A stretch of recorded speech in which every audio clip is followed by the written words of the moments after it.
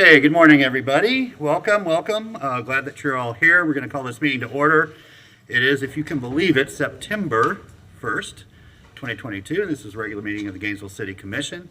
Madam Clerk, I'll turn it over to you. The first order of business, I don't know if we have anyone here for the invocation. We do not. All right. Next, we have adoption of the agenda. Okay. And we do have several modifications. Yes. I think broadcast will work on pulling those up, but if you're watching online, you should be able to see. There we go. Okay, so under the consent agenda, item F3, the First Amendment to Agreement with Alachua County Board of County Commissioners for age-based fare fees and fare-free transit pilot program. That item was moved from the consent agenda to the regular agenda. The next item, K3, the request to amend the Jasper Sherman Landscape Maintenance Services contract, also moved from the consent agenda to the regular agenda. Item K4, approval of Joint Food System Policy Board term extension and member recruitment. That item was also moved from the consent agenda to the regular agenda. Moving on, under the irregular agenda, the first item, the recruitment plan for charter officers. There was an updated presentation submitted by staff. The next item, Commissioner Duncan Walker requested to add the Empower program discussion item. And then finally, item T1, the proposed yearly budget Human Rights Coalition of Alachua County. There was additional backup submitted by Commissioner Ariola. Okay, thank you very much. Turning to Commissioner Duncan Walker. Thank you, Mr. Mayor. I would like to request to have D15 moved to the regular agenda for discussion. And because I have some constituents who would like to hear and possibly be a part of that discussion, I wonder if we might be able to put that at the end of the afternoon or somewhere where they have adequate time to hear and participate. Yeah, I'm worried about the afternoon not being completed. This afternoon, we do have a lot of items on there. Mm-hmm. Let's see here.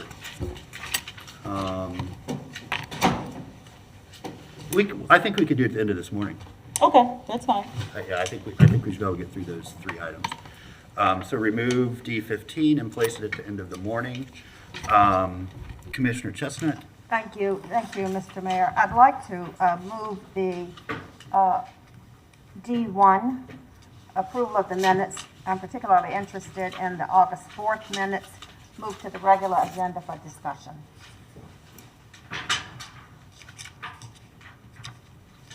The August 4th City Commission meeting. Okay, move the minutes for discussion Thank you. to the regular agenda. Commissioner A. Santos. Thank you, Mayor. I move that we adopt the modified agenda with moving D5 to the end of the morning and D1 to the end of the agenda. D15. Sorry, D15, sorry. No, D15 to the end of the morning and D1 to the end of the agenda. Thank you. Okay. Second. Motion and a second to adopt our agendas with these modifications. Any members of the public signed up to speak to any consent items, Madam Clerk? One moment. Yes, Tana Silva. Okay.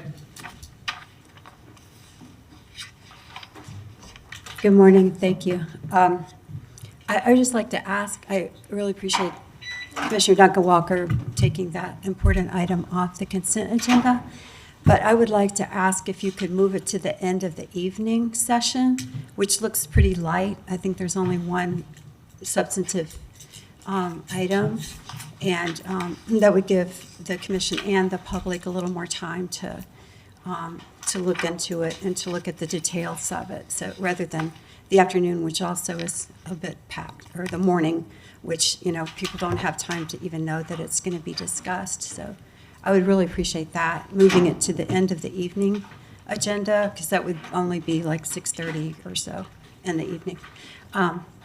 This is just a comment that I'll talk to the clerk's office about it, but it's a little different now with a different server and all of that to go through the agenda and look at the items and all of that. And so I thought I was downloading the regular agenda that it used to be with links to the different items background, but it turned out it just went on and on and on downloading, and it turned out that it was the merge, what they're calling the merge agenda now. And it's not a problem, but I just need to figure out how to get the old way back of just linking to the items. But it turned out to be 1,176 pages on this agenda alone, including all the backup materials. And that's just staggering. I mean, it's a load for anybody to have to try to keep up with. And I realize some of that is very detailed stuff about the annexations and so forth, but seriously, 1,000 pages for one meeting is a lot. Thank you. Thank you. Yeah, that's pretty typical. Commissioner Duncan Walker, do you have people here now for that item?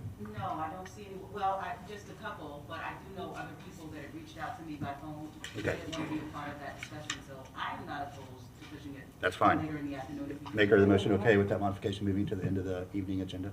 End of the evening, sure. D15. Seconder? I agree. Yeah, okay, fine. Then we'll move that item to the end of the agenda. Commissioner Chestnut? Thank you. Mr. Mayor, I don't know when or who decided to change to eScribe system, or this new system of the agenda, but I wanted to get information printed, and I too found out to get the agenda printed would be 1,000 pages. I don't think we've had that situation before.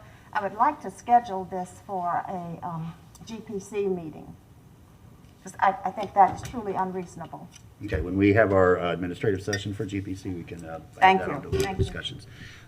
Commissioner Sacco? Thank you, Mr. Mayor. Just wanted to tell Commissioner Duncan Walker, if some of your constituents are here, we do have that early one. So if they don't have to stay the whole evening, we do have early public comment in case however many folks are here. Thank you, Mr. Mayor. Thank you. Commissioner Jesus Santos? Yep, thank you, Chair. Just on the agendas, there's summary agenda.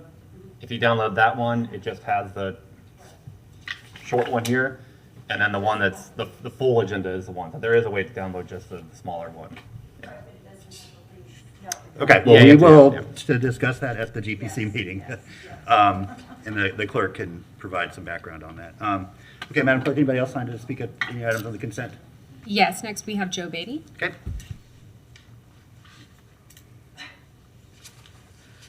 Good morning, Commissioners. And, well, you finally succeeded in really doing what you started marching to do in 2018, and you've put more and more of the information that should be readily available to the public, and that has been, you've put it less and less accessible. And I concur with Commissioner Chestnut. This agenda eScribe thing is crazy. I didn't know until just now that there was a way to get backup. It doesn't say on the, I guess I got the summary agenda, it doesn't say what your asterisks on there refer to. But speaking to the adoption, especially the consent agenda, I really suggest that you remove all of these and put them on as items. These things are not regular, ordinary business. You've got, as I could ascertain from here and doing a little research into the court records, you have a minimum of up to $4,117,015.59 on the consent agenda. I hope the public is listening. This is how your money's being spent. There are numerous items. I have made a spreadsheet. There are numerous items that have no backup, no number in this summary agenda that was available. I was looking all over for the backup. I didn't realize there was another. Then we come in and you change the agenda once again. Could you show this, please? Can we have the overhead, please? I went to effort to show all these items don't even have a dollar amount listed. You're authorizing people to sign contracts and enter into contracts, and the public needs to know that there is this much money minimum, or up to this minimum amount, being spent. You have 2 lawsuits being settled, one of them for $759,815.59. That's one of them. It's for city negligence. I think the other one is two. I could not find in the court record because you're authorizing them to enter into a settlement agreement without a number, without anything. Negligence. You spend so much time doing new programs, spending new money, and you're not even taking care of our infrastructure. We shouldn't have to pay money for city negligence. And I hope that the people out there will pay attention to how our information is being removed from our view, and don't vote for anybody who has been sitting up on this dais Thank you, Mr. and has allowed this to happen and Thank- hasn't thank you, Mr. defended this Beatty. public's right to know. Thank you. Thank you. Appreciate your comments. Madam Clerk, anybody else signed up? Okay, thank you very much. So we have a motion on the floor to approve our agendas with some modifications. All in favor of the motion, say aye. All opposed? The motion passes unanimously with Commissioner Ariola absent. Madam Clerk, next item, please. The next item is early public comment. Okay, anybody signed up for early public comment? Not that I'm aware of. Okay. Or, I'm sorry. Ms. Beatty wants to speak at early. Okay, so, and while you're coming up here, Ms. Beatty, just anybody who wants to speak to any items that are on our agenda, on our regular agenda, this is one of your opportunities to do so. If you're going to speak to one item, you'll get 3 minutes. If you're going to speak to more than one, you get up to 5. And just let us know which items you're speaking towards so we can make a record of that. And if you wanted to speak to items on our agenda at this early time, there's a slip of paper over there, actually on both of these tables over here. So you just fill that out and give it to the clerk here, Ms. Kessler, and she'll call you up when it's your time. With that, Ms. Beatty, which items are you speaking towards? Well, you've changed the agenda now. I had questions I'd just like to know, because I don't know if I'll be here or not. I would like to know a little bit more about Commissioner Duncan Walker's item and exactly what that is, and I'd like to know, I guess you did something with the recruitment plan. You've moved that, and when will that be? The recruitment for the charter officers? That's Yeah. the first item on the agenda. That's the first item now? Correct. Okay, then I won't speak to that. I just wanted a little clarification, because I'm not going to be able to stay, and I just want to know what that item was, since on this agenda there was no information. So if I could just have a summary of what that's about, I'd appreciate it. Okay, we can ask Commissioner Duncan Walker to do that. Okay. to- And then I do want to talk to early public comment. Okay. Which items? Huh? No, that was just, that's all I had on. Oh, okay. On the items, and then you're going to have early public comment if you can't be here at 1, is that correct? Correct. Okay, I'd like to speak to that too. Okay, so you could, this is your opportunity. This is early public comment. Okay. I think the public needs to know, as I alluded to earlier, how much has been removed from our view, including your city commission emails. I went to look at the city commissioner emails. Excuse me. I think the question is, are you speaking to general public comment or items that are on our agenda? No, I told you that I just want to know what the empowerment thing was. That was the only thing on the agenda. This is general public comment. Okay, so that you'll need to come back at 1, yes. What Early is- public comment is for items that are on the agenda. It's your. So if you're not able to be here at 1, you lose all opportunity to speak to general public comment. You can contact us in many other ways, but that is our No, general. you lose any opportunity to come and stand before you and speak at general public comment if you cannot be here at 1 o'clock. Is that true or false? Our opportunity for general public comment is at 1 o'clock. Yes. So once again, you have reduced the public's ability to be involved, and you all commissioners have allowed it to happen, and I hope that you start sticking up for the public. Thank you. Thank you. Anybody else for early public comment? No? Okay. Then we will go ahead and move to our next item. Our next item is F1, the recruitment plan for charter officers. Okay, thank you. Ms. Gretz, welcome. Good morning, Mayor and Commissioners. My name is Laura Gretz. I'm the HR Director here at the City of Gainesville. I'm happy to present to you today a recruitment plan for our charter officers. I have to get used to the clicker again, so bear with me for a second. So just a bit of background for you all and for members of our audience. We currently have 4 of our charter officers that are serving in an interim capacity. Our city attorney has been serving in that role for approximately 10 months. Our city manager for about 9.5 months. Our director of the Office of Equity and Inclusion for about 11.5 months. And our general manager of the utility for about 7 months. A little while back, the commission had requested that we come to you today with a recruitment plan that helps you address these vacancies and allows for incoming commissioners to also have input into that process. And the request was made to begin with the Equity and Inclusion Director, since that is the charter officer that has been serving the longest tenure in an interim role. So at a high level, each recruitment plan for each of the individual charter officers will include at a minimum the following. So obviously a discussion with each of the commissioners about your desired traits that you would like to see in each of the charter officers and the requirements that you would like to see. The recruiting firms will use that information to develop an advertisement and then reach out and seek qualified candidates to apply for those roles.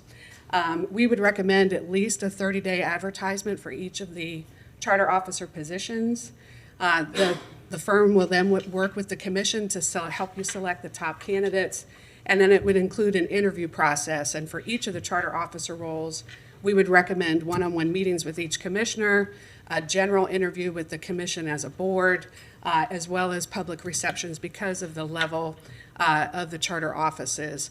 I didn't include this on the slide, but I would also recommend, and we can talk through the details as we get closer to it, but for the general manager position, because you have the utility advisory board involved, we'll want to talk about ways that we include them as well. So we have 4 executive search firms that we currently have on retainer here at the city.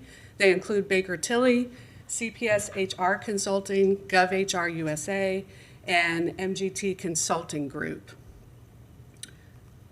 To give you an idea, we've poured through their contracts and their services. What you see here is a list of general activities that would take place on average, depending on which firm we select for each of the charter officer positions. We're probably looking at about 14 to 16 weeks, maybe a little less, hopefully no more, in order to run the full recruitment for each charter officer position. So what you see before you, and I apologize, it's a little bit small, this would be our recommendation. So rather than doing all of the charter officers at once, that we stagger them based on the tenure that the charter officer has been in the interim role. So you'll see at the top, let me see if I have a laser here. So at the top, I'll do this for you all. Our recommendation would be as soon as the runoff elections are completed, we would launch. Now we'll be doing work in the background to have everything ready, but as soon as the runoff election is done and we have our elected officials selected, we would get them involved and start working with the recruitment firm to start building out these first few steps. And then that process would run from November to mid-February. And then about midway through the recruitment for the Office of Equity and Inclusion Director, we would then start with the city attorney. So that would run from December to about March. And then city manager would start recruitment in January and then run and hopefully have a selection by end of April. And then general manager would start in February, March, and end by June. So anyway, so any questions so far? Yes, Yes. Commissioner Chestnut. Thank you, Mr. Mayor. So you're looking at probably a 6 to really 8 or 9 month process. Is there, did you consider trying to do the recruitments concurrently? We certainly could. Go ahead. Because I'm concerned that we would go this long. It seems like a long period of time to me, that's one. And then on the, do you have a ranking as to your recruitment firms? Tier 1, Tier 2, Tier 3. Could you share that with us? So my recommendation would be that we'll look at each of the search firms, which we've done some research on which ones specialize or have more experience in placing the certain positions. For example, out of all of the search firms, Baker Tilly is the one that has any kind of remote utility placement experience. So that would be the one we would select for the general manager position. So I don't have that prepared for today, but our thought would be that we would certainly review that and then match the expertise of the search firm with the needs of the position. Okay, I had a former commissioner share with me that it is important that we look at the tier of the recruiting firm that we use. We have somewhere along the line, we have used Tier 2, and you get Tier 2 candidates. So I'm just interested in what their ranking is. So if I may, Mayor and Commissioner, in terms of tier, do you know what the definition of a tier was? I guess it would be performance and results. Yes, so that, we can definitely bring that back to the commission, and that was our intent, is to engage with the firm that makes the best sense to match with the experience needed for each of the positions that are out there. Okay. But we could bring that back to you with a recommendation. I don't have it for today. Today, we focused on the timeline for you to get a feel for Okay. how that feels for you. All right, so just to end my comments, I'm interested in recruiting concurrently. Thank you. Thank you, Mr. Mayor. Thank you. And I'll go to Commissioner Hayes Santos next. I think it's a really good question on, whether we kind of go with the staggered timeline or a concurrent timeline.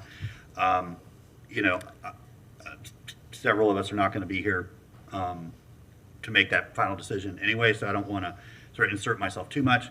But I would like to hear from Ms. Gretz or anybody else that might have some perspective on this and what the advantages and disadvantages of both of those approaches are, just so we're kind of looking at the whole field there.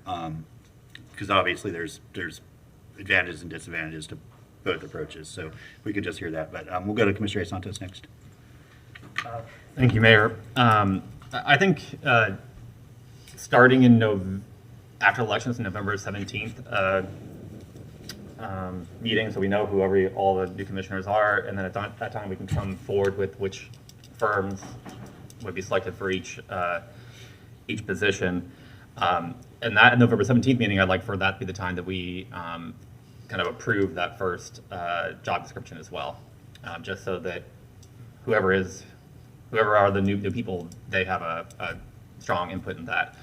I won't be here for the hiring them, but I would strongly suggest not doing them all at one time. It's a lot. I've hired, I think, 4 or 5 while I've been on the commission, and it's a lot just doing all 4 at a time. I think it'd be hard. And also one thing that you might get different people who apply to a different position, or not different position, but depending on who you hire for a position, you might have charter officers who don't want to work with that person or something like that too. So that might be, you might get different people for each charter position. But that would be my suggestion that we start on November 17th. Thank you. Thank you. Commissioner Ward. So, along the lines of what Commissioner Santos was saying, I would say my experience has been that every time we hire a charter officer, it's the search process requires 40 to 60 hours of each commissioner's time. So if we do 4 of those all at once for a month and a half, the commission's not going to do anything but hire charter officers. And I'm also not certain, and this is a guess, but I'm not certain that our staff can that we have enough staff to effectively manage all of that at once. We could certainly give it a shot. I will say, though, I don't want us to do this at all. I want us to hire who we have, and I have lots of reasons for that I'll talk about later. But, we should go into it with clear eyes, and our candidates watching should all be very aware that this is not just show up to the meeting and make a vote thing, or at least it shouldn't be. There's many hours of going through CVs and recommendations and making our own calls to talk to references, et cetera, that'll be involved in the process. So this is an enormous amount of work, mostly for staff, but also for the next commission. So thank you. Yeah, thank you. So, Ms. Kress, can you maybe just, as an HR professional, talk about the advantages and disadvantages between sort of spreading them out and aggregating them all into the same schedule? Certainly. Thank you, Mayor and Commissioners. And I think Commissioner Hayes Santos spoke a little bit to it, and Commissioner Ward, those of you who have experienced this understand it is a tremendous lift on your behalf as well as staff. And thank you, Commissioner Ward, for acknowledging that. So the cons with running them concurrently would be the lift, I think, for the commission in terms of the amount of hours that would be dedicated and time meeting with each of the candidates all at once. There's a lot of information that you take in, and to keep it all sorted and separate. I mean, these are critical positions, as you all are very aware. So we want to make sure that we give each of the candidates the proper time to vet and really consider all that they bring to the table.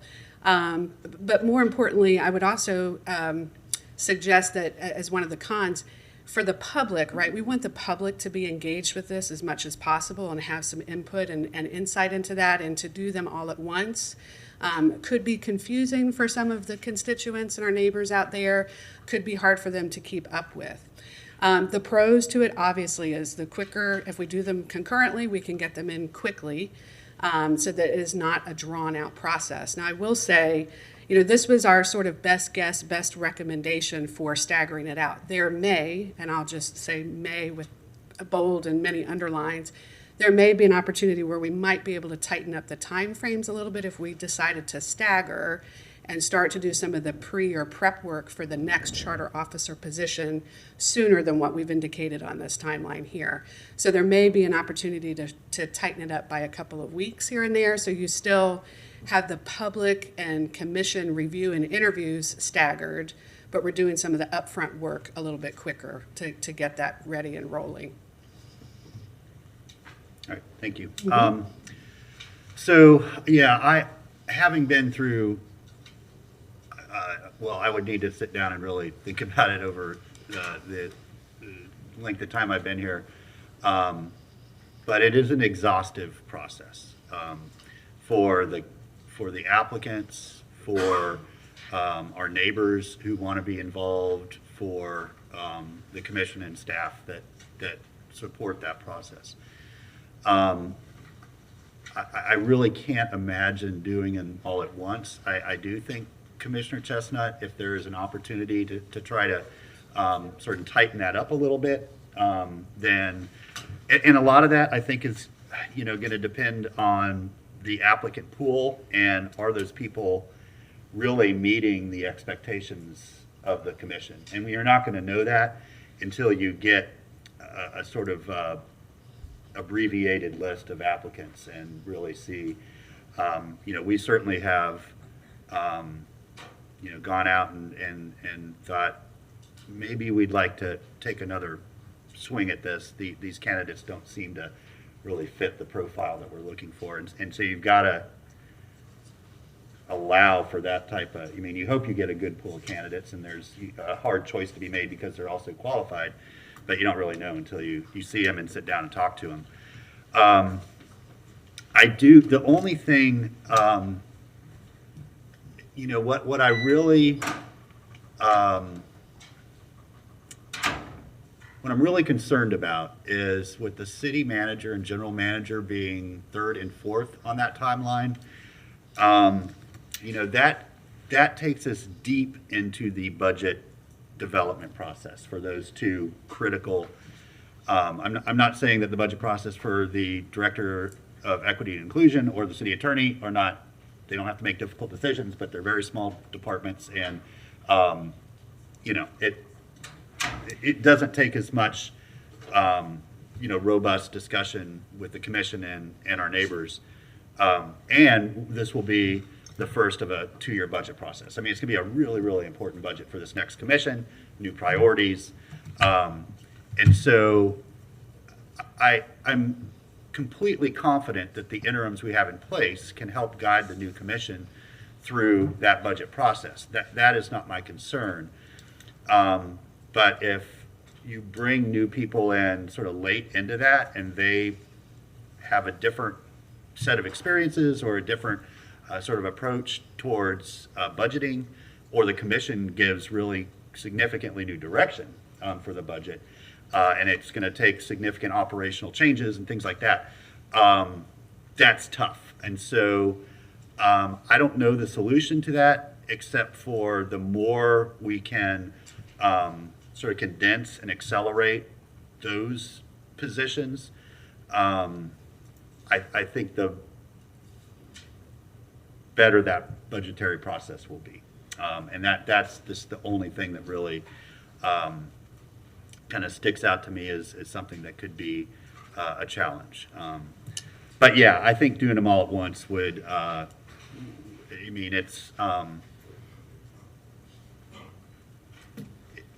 lot. And really, I will tell you, because this sort of takes over your life for a couple weeks.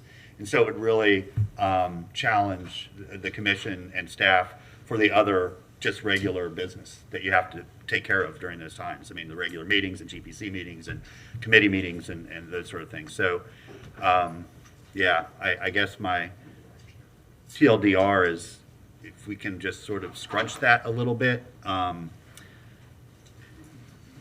try to get those GM and CM positions hired, onboarded in time for any final sort of budget discussions. That would be in everybody's best interest, I think. Commissioner Chestnut, back to you. Thank you, Mr. Mayor. Well, I certainly appreciate the comments shared by you all on the concurrency, and then I would agree that we not take that route. However, I think we should consider flipping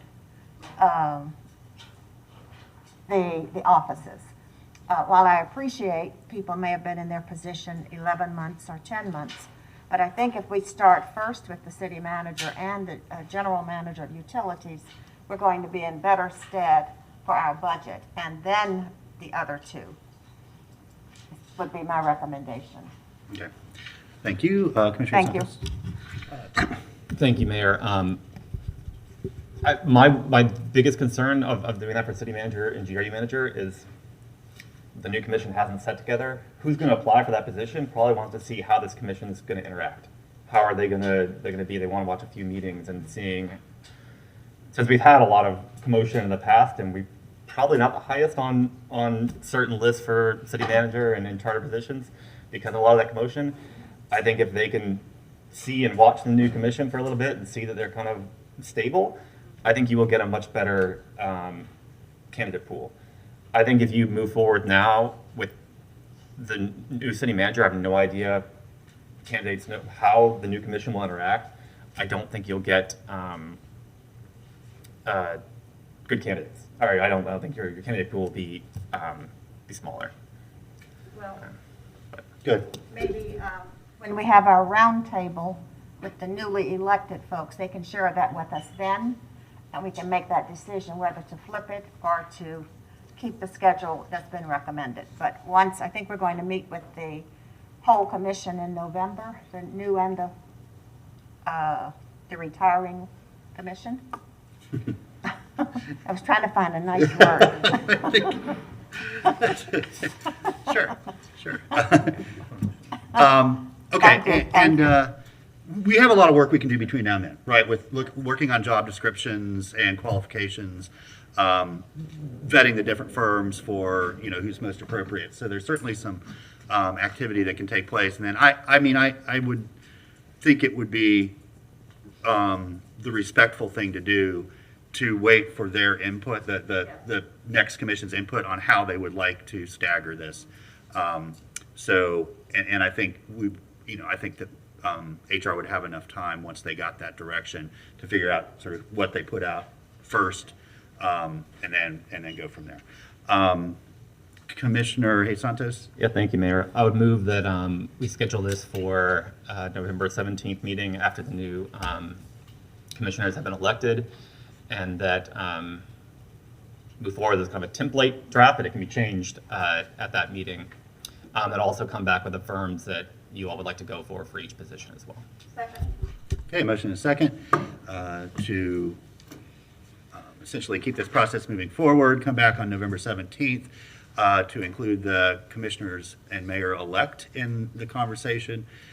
In the meantime, HR will be working on firm qualifications and job descriptions with,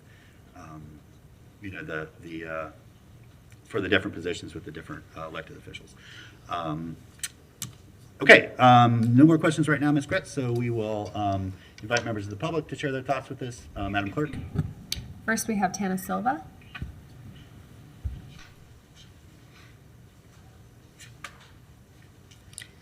So I'm relieved to see the process being laid out so carefully, and I appreciate the comments from Commissioner Hayes Santos, the mayor, about the staggering of it and the sequence of it. I think that's very important, and especially including the new incoming commission.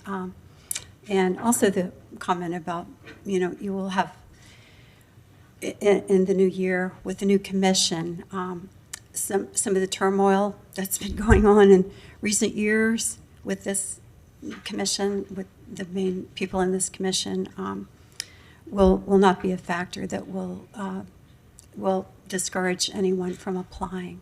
And these are super important positions, as we know. And someone has pointed out that the salaries that Gainesville pays for 140,000 population city are equivalent to San Francisco.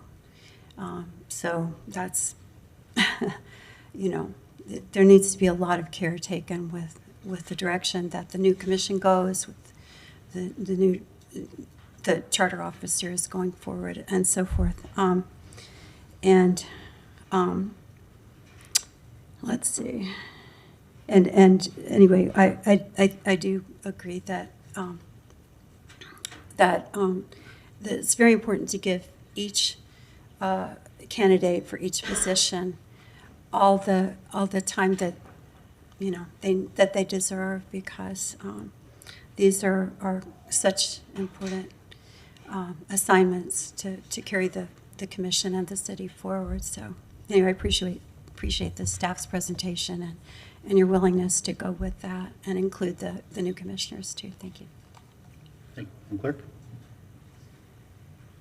So we have Brian Eastman. Hi, thank you, Commissioners. I'm Brian Eastman, the newly elected Commissioner for District 4. I'm really looking forward to serving with you all, and I really appreciate the thought you've put into bringing in the newly elected commissioners as we come in here. It's going to be an interesting transition. We're going to have 4 new seats that are coming in, and the thought that you and staff have put into how this timeline is going to be coming through and how we can make sure this transition happens smoothly has been really good, and I really appreciate that. I've been mostly listening to the conversation here today. I've not gone through this process, and I think it's worth remembering that 3 commissioners who are coming in, at least my 2 fellow ones, will not have gone through this process. So we're leaning on you all a lot, but this is the most important thing that we will be deciding: who we pick for our general manager, for the utility, who we pick for our city manager. This is going to be incredibly important. We're not going to have gone through this before, so making sure that we have a little bit of breathing room here to allow us to really get to know who the folks are that we'll be interviewing and doing all that's going to be important. So I think I liked some of what Commissioner Chestnut spoke about, of tightening up some of these timelines, but I think it's worth actually waiting for some of us to be seated before we move forward with that. But yeah, thank you all so much for everything you guys have put into this, and I really appreciate the time and effort that has been put into it. Thank you. Thank you. Next speaker is Joe Beatty.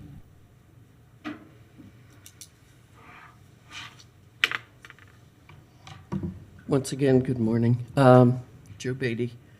The one thing I want all of you, I hope, to change in this from your past practice, which I think was wrong. As you know, I always speak about the process and involvement of the citizens. There should be no one-on-ones with you all to decide what each of you thinks is important, both at the point that you're giving direction to the search firms and then when you are interviewing the candidates. Every part of the process should be open to the public. And so when you do these things behind closed doors and you start giving your own personal direction, you know, that skews the process. The public isn't able to know. I would hope that all of you sitting up there, and whether you're going to be here or not, then would agree and would say that when you are giving direction to the search firms, that should be done up here, all 7 of you together. Saves time. You want to save time, that's great. But even more importantly, it puts the process out in front of the public, and we know what you're telling them. You know, you may be giving direction that the public doesn't want, and that's wrong. And then when it comes time to interview them here openly. You should each be able to hear each other's questions. You should be able to respond to it, and more importantly, once again, we, the public, should be able to do that. Mr. Eastman, I hope you're hearing this and pay attention. I think it's very important, and this has gone on too long with things being done behind closed doors. You won't allow the public in to witness them. You don't record them, and especially with 4 of you leaving, you should be setting the direction should be open and in the public. And I hope you all take this to heart, because we'll know who is looking out for the public interest. Too long, as I said earlier, you've been working to cut the public out of the process and find workarounds and hide your emails, and it's about time that you started protecting the public and including us. We are your employers. Just remember that. And I guess it doesn't matter to some of you who will be leaving, but, you know, if you really are for the public, you mouth the words all the time, but your actions belie your words. Thank you. Okay, Madam Clerk? I don't believe we have anyone else signed up to speak. Okay, thank you. Commissioner Duncan Walker. Thank you, Mr. Mayor. I did not want us to move beyond this conversation without me at least saying something that is extremely important to me, and I was grateful to see at least one of my new colleagues that will be joining us very shortly. I hope that as those new individuals who are coming to the commission do so with excitement and fervor, that they not just look towards the future. One of the things that I have gathered is it's important to have a vision and an idea, but also particularly consider where we have been as a city. Let's all go back. Let's do some homework. Let's see where we were. Let's see the changes and the decisions that have been made to turn a ship around that was headed in a certain direction. One of the things that is particularly concerning for me is stability. And without trying to influence anyone's decision-making or ideas, I will simply say that that is one thing that is extremely important to me, and I will, as I undergo this process, be prioritizing that. But I would say to my new colleagues that are coming on, I would stress the importance of taking a really deep dive into the inner workings of the city, our financials, etc. Taking a look at some of the changes that have been made and understanding just how important and critical those things are. And stability is really, really key as we move forward. I'll conclude with that. Thank you. All right, thank you, Commissioner. So we do have a motion on the floor. Ms. Gress, is there any further clarification you need? I just want to make sure before we go to a vote here. Thank you, Mayor and Commissioners. No, I think it's clear. I'll look forward to seeing you all again in November. Okay, great. So we'll pick this discussion up again on November 17th. Thank you all for sharing your thoughts and input on this important process and ultimately decision. With that, all in favor of the motion say aye. Aye. All opposed? Motion passes unanimously with Commissioner Ariola absent. Madam Clerk, next item, please. The next item is Commissioner Duncan Walker's Empower Program discussion. Okay, Commissioner Duncan Walker. So much, Mr. Mayor. I see here that towards the end, it says that the commission, exact any decision, I did not envision, honestly, this conversation leading to a decision for us. But really, this is about us having the opportunity to hear about some amazing work that's been done by some of our community members and our organizations. I got a phone call a few weeks ago from Ms. Nkwandajah, who shared with me a very exciting opportunity that the NAACP's Environmental and Climate Justice Committee had through their Empower program. And so I won't belabor the point at all. I wanted to extend this opportunity to them to have a chance to tell us a little bit more through their presentation, which we can see on the screen. So without further delay, I'd like to invite Ms. Nkwandajah and those who are with her to come and tell us a little bit more about an exciting grant that they've received. All right, welcome. Good morning. I'm Nkwandajah. Thank you so much for having us. I am the chair of the NAACP's Environmental and Climate Justice Committee. Almost a year ago, in September of last year, we had a community-wide discussion on how we in Alachua County will be moving towards 100% clean energy. It was very well attended, and we had city officials, county officials, community organizations, individuals who took part in the event. After the event, we were given a heads up on a grant that was going to be becoming available through the Department of Energy. We applied for the grant and we got it. There was only 23 of these technical assistance grants given out through the Department of Energy, through the whole country. There was only one given out in the state of Florida, and that was us in Alachua County. And the City of Gainesville is a partner and have had a presence in our meetings. I'm not the technical person, so I'm gonna let Mary Ann do the technical explanation of what we're doing here. So thank you. Great, thank you. Thanks, Nkwanda. My name is Mary Ann Schmink. I represent the Community Weatherization Coalition. We're the other community partner in this team. As Nkwanda said, we're one of 24 communities in the country that were able to get this grant. It's not a funding grant, it's a technical assistance grant. So this is a partnership between community, city, and county. And, and our team represents, we have 11 people who've been participating actively in our meetings.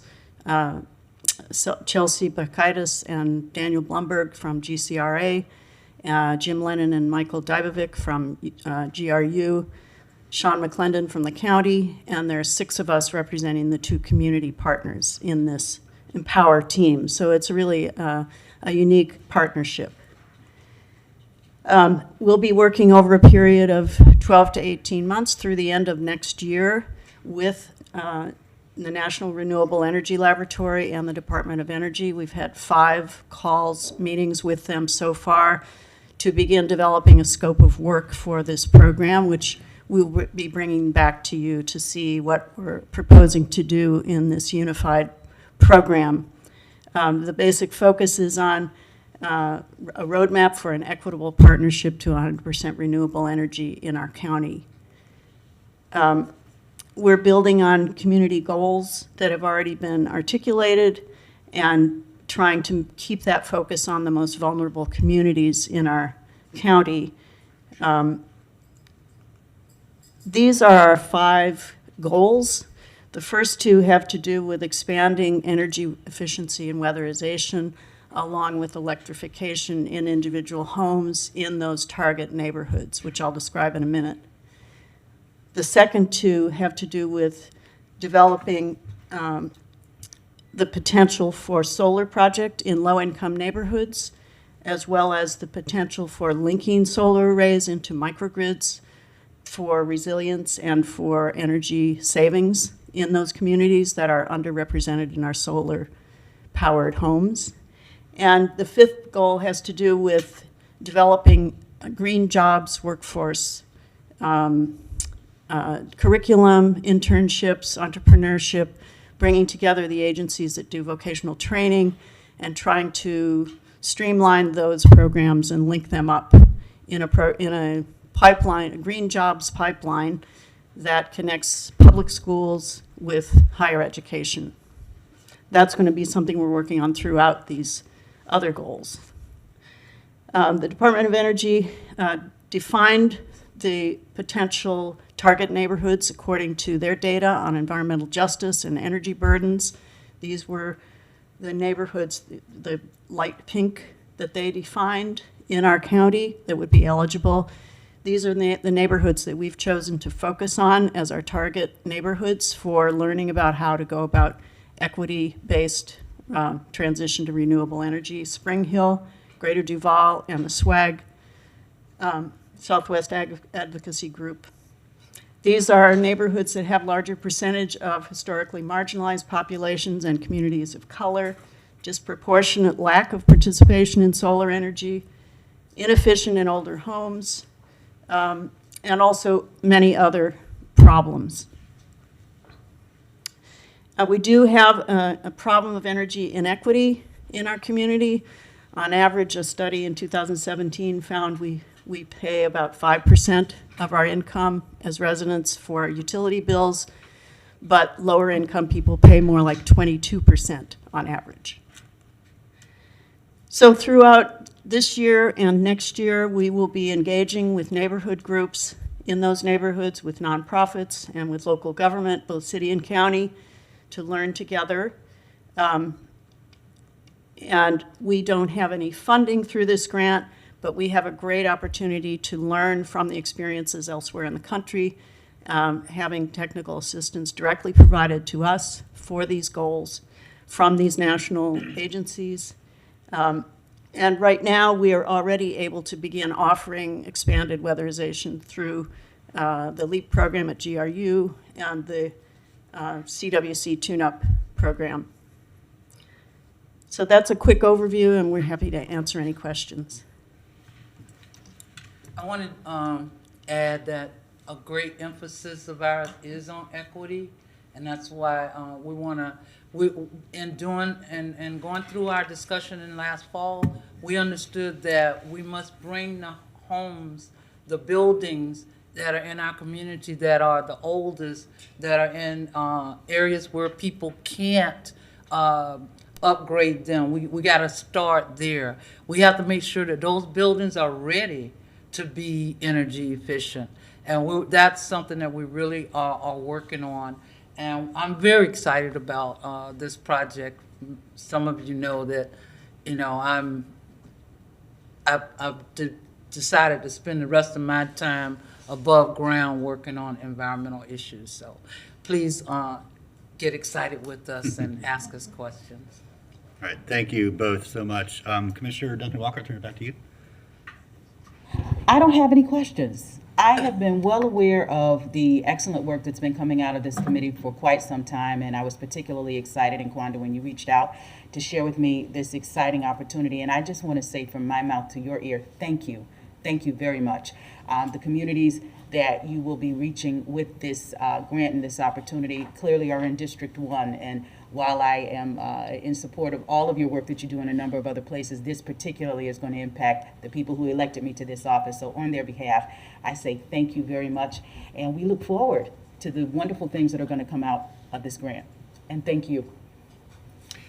Thank you, Commissioner. So I do have I think you addressed this, but I just want to make sure I understand sort of the outcomes of this process. So over the next, I think you said about year to year and a half, right? This work is going to be done. And then at the end of that, the outcome will be, and correct me if I'm wrong here, but this is what I'm hearing, that the outcome will be a set of recommendations to the governing bodies that have an opportunity to address those 5 goals. So it might be the city and GRU, it might be the county, it might be the school board, but you're going to come up with, here's how we think we can achieve these things if each of you do this. And it might be operational, it might be money for more enhanced programs, that kind of thing. Does that kind of, am I reading this right? That's kind of it, but you left out the main partners there. So this is a team, and the City of Gainesville and the county and the school board, they are team members. The other part of the team is NAACP, is community weatherization.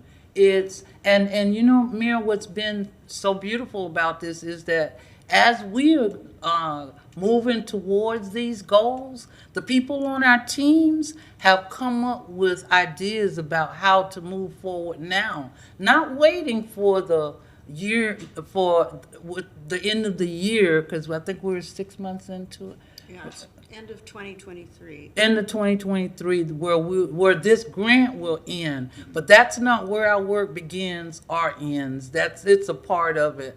The Department of Energy is providing us with opportunities that we can go after now.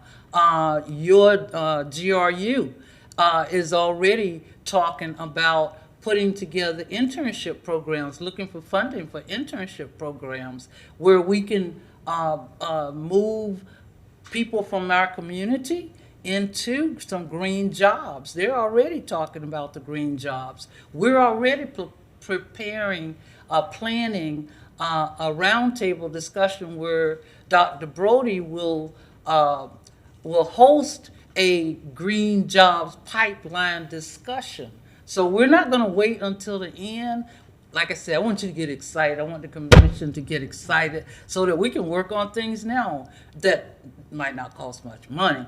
But even with that, along the way, we're looking for funding opportunities, and we think being connected with the Department of Energy and with the monies that the president is sending down to do green work, that all of that will intermingle. And we already got our team together.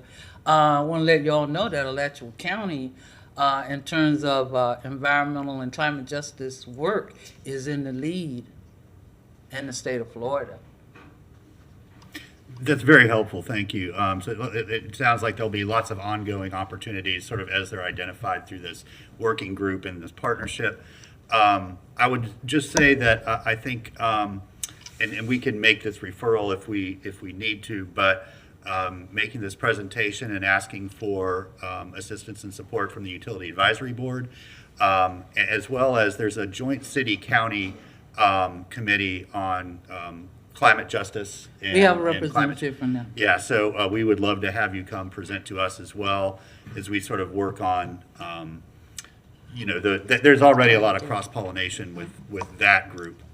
Yes, and we have already I've made a presentation to the Climate Advisory Committee already.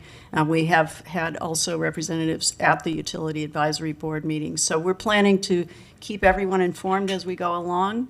I think it's really important to emphasize, we know there are a lot of policy issues that are going to be at the heart of this, and we would like to keep a dialogue with the city and county commissioners and provide opportunities for you all also to be learning about experiences elsewhere and some of the issues related to the policies that are going to be needed to support some of the work we're proposing as we go forward.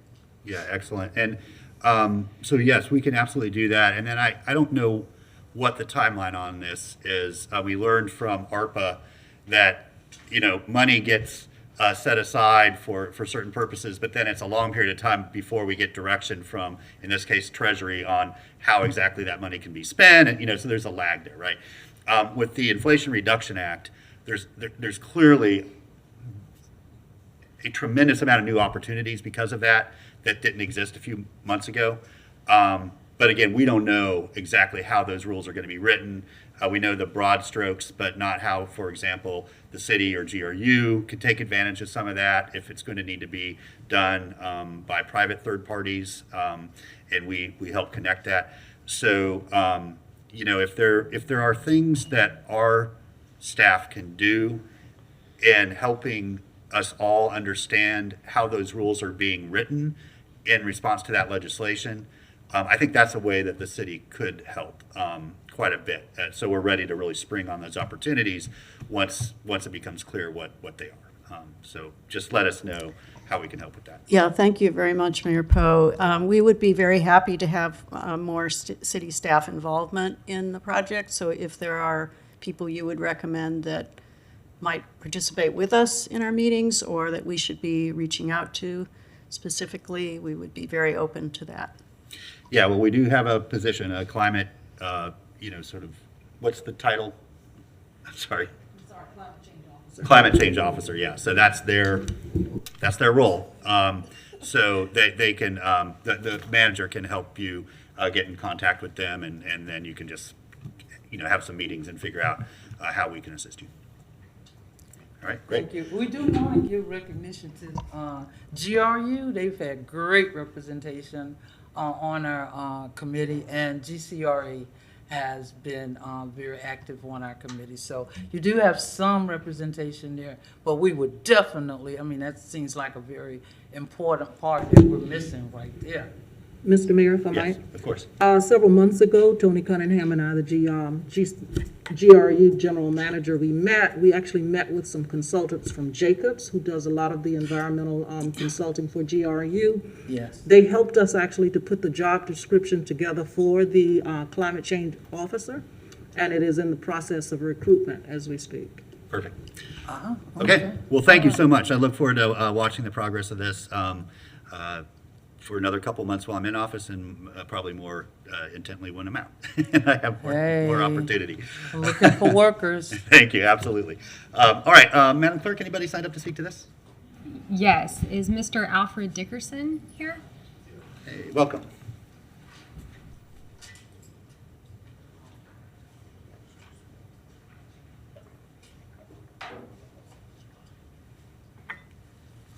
Good morning. Morning. Mr. Mayor, Madam Commissioners.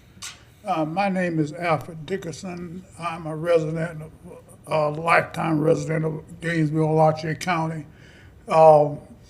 We have been in the process of developing some property in the Duval neighborhood. We're having some problems with getting some permits. We have the project manager here who could go into more detail, but to give a little history, Duval area, which was northeast Gainesville, has always been on the mind of the former commissioners like Commissioner Cow and Turleton. They always wanted some kind of development to come to northeast Gainesville, which had been overlooked. The structure of that area, the configuration of the lots as well as the streets, restrict certain things that can go on in that area. One of the things that is being asked by Public Works is that we put a sidewalk down. We can't do that because from the street, there's no room. Okay, they also was asking that we raise the elevation of the second lot that we're building on, which would cause flooding on the first house. So I'd be shooting myself in the foot. So I would lose the use of both houses because of the flooding.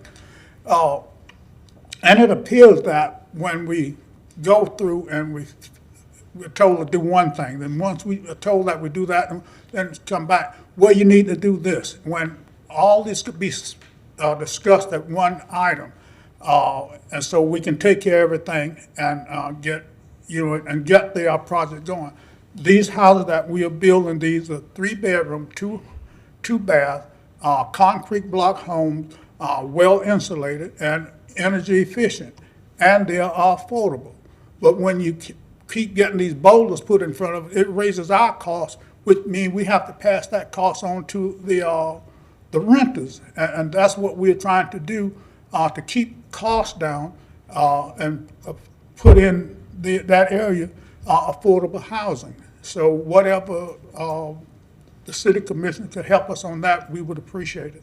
Thank you. Thank you, Mr. Dickerson. And I think the emphasis with this grant will be mainly on existing older housing stock, but we can certainly have conversations about how the city can promote more energy efficient, affordable new housing as well. And Mr. Mayor, if I may add, I believe that Mr. Dickerson also is actually here to speak to item K1 that's after the break. Oh, okay. So I don't know if he'll have the ability, thank you so much for your comments, Mr. Dickerson. I don't know if he'll have the ability to stay. Perhaps he will need to leave if we can just consider his comments in the event that he is not here. I do know that there will be additional individuals that are going to come to speak to that issue, but I believe that that's what those Okay. comments were for. Okay, so yeah, we would invite anybody speaking to K1 to stick around till after the break, but if it is an issue of how can we encourage new development to be more energy efficient and therefore lower the ownership costs to our neighbors, then we certainly can ask for that discussion to be had in this process as well. Madam Clerk, anybody else to speak to this item? No one else has signed up. Okay. Then we'll move back. There's really no action to be taken, but I really want to thank you two for presenting this to us and your ongoing work on it. And I'm really hopeful for some of the recommendations that are going to come out of this and really help quite a few people. So thank you. All right, Madam Clerk, our next item, please. Next item is F3, the First Amendment to Agreement with Alachua County Board of County Commissioners for Age-Based Fare-Free Transit Pilot Project. Okay, Commissioner Chestnut, I believe you asked for this to be removed. Thank you, Mr. Mayor. At our MTPO meeting last week, we received information on the bus fares, on the fare program. And the Chair Wheeler had a concern because she was concerned with what appeared to be low ridership and what we're redoing to promote the fares, or to promote the program. So I just wanted to get an idea if the manager could share with us and the public our efforts in trying to promote the adult and the student fare. Sure, thank you. Madam Thank you. Manager? Yes, Mr. Mayor, we did, at least I know staff had an opportunity to speak briefly with Commissioner Chestnut a day or so ago. Mayor Wheeler did, Chairwoman Wheeler did have the conversation at the MTPO. Staff is here to talk about it. The ridership is actually doing pretty well. There was a slowdown during the COVID period. But it is well between the quarters. I don't know if it's Jesus or Melissa. Jesus, would you come forward, please? And give some more specifics about how the program has been marketed and where we are now, probably in the third quarter of the fiscal year relative to ridership. Mr. Gomez, welcome. Commissioner. Yeah, the program is working really well, and the ridership since we started has increased about 30%, and compared to the first quarter. The idea of the program is to have a cost per trip between 38 cents to 75 cents. Anything under 75 cents is less than half fare, so it's gonna be good. And on the first quarter, we started with, I guess, 73 cents. So already from the beginning was a success. The issue about the low ridership is not low ridership. It's when we did the estimates for the program, we used 2018 numbers. Of course, our number was before COVID. We're still trying on that recovery phase. We have done not as what we normally do on outreach, but we did significant outreach. I can mention things that we did. Of course, we did a press release when we did that. At the city communications department did that. We put it on social media, the RTS website. We still have it to the present. Even though you see on the digital signs here, you see that popping up still. Interior cars on the buses. We did even a bus wrap, a queen size bus wrap on the buses, advertising the service. We did went to the library, the senior center. We're doing quarterly meetings, and I believe the Commissioner Ward was once that we have the seniors driving the bus, so they and explain the program. Gainesville for All is always talking about that. We gone to some even churches to bring brochures about that information. So it's well marketed, I would say, the program, and it's continuing to improve. So if it goes down to 38 cents, we probably need to ask for additional funds because too many people will be using it. But right now, we're projecting to be close to 50 cents per trip. So he's doing really well. Thank you. Thank you, Mr. Gomez. Commissioner Ward? Thank you, Mr. Mayor. So, yeah, I think we should have, we should talk about this, more often. And we put a lot of really great programs into play. And they happen and we say, okay, we did that, we can move on. But we do have to keep talking about them, and we do have to ask questions about them and move them forward. When I was able to go out to the senior center for the I don't know what to call it, the ride along, there were probably 20 folks who were eligible to ride free, who took a special ride on the bus, and most of them had never ridden RTS before. And it was really eye-opening for them how easy it was to use and how worthwhile it was. And I followed up with a couple of them, and they're consistently using the RTS system now. I would like to see us find a way to do that more often, and not just from the senior center, but spread around the city, and find a way to more directly interface with the school system to particularly let high school students know that this exists and it's possible. Because I'll promise you, most of them, I see pretty good ridership when I'm on the bus from younger people, but I'll promise you most high school students don't know that it's free to ride the bus. So I'm really pleased with the results. I look forward to being able to do more with the program. Thank you. All right, thank you. Good. Did we send, or are we sending this report, the report that you submitted to us, to the county commission? Yes, ma'am. Well, thank you. Mr. Mayor, Yes. I've asked Mr. Persons, who has oversight now over transportation, to capture this in a report, not only to send it to members of this commission, but also send a copy to the county as well. Yeah, as a part of the agreement, we have to do quarterly reports to the commission. Very good. Mr. Mayor, I just also wanted to add that we actually reached out to the county commission chair about setting up a tour of the RTS facility and having a little bit more regular dialogue with them so they understand operations and a little bit better since it's slightly removed from the county. So.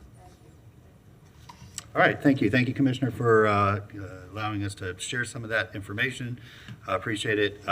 Really want to, encourage just the, continuous monitoring to see what we can do to keep working, but it's definitely trending in the right direction. Commissioner A. Santos. Thank you. I move staff recommendation. Motion and a second to approve the recommendation. Madam Clerk, anybody signed up to speak to this item? Okay, then we'll move back to the commission. All in favor of the motion say aye. Aye. All opposed? That motion passes unanimously. And we have reached the end of our morning business, but I did want to. No, we got one more.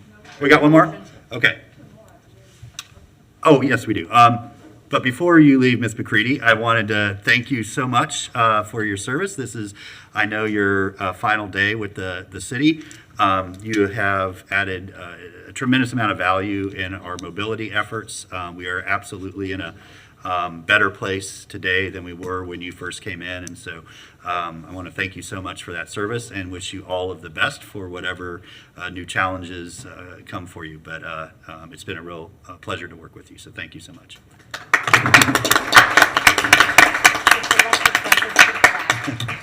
Okay, and that way you don't have to stay with us if you don't want.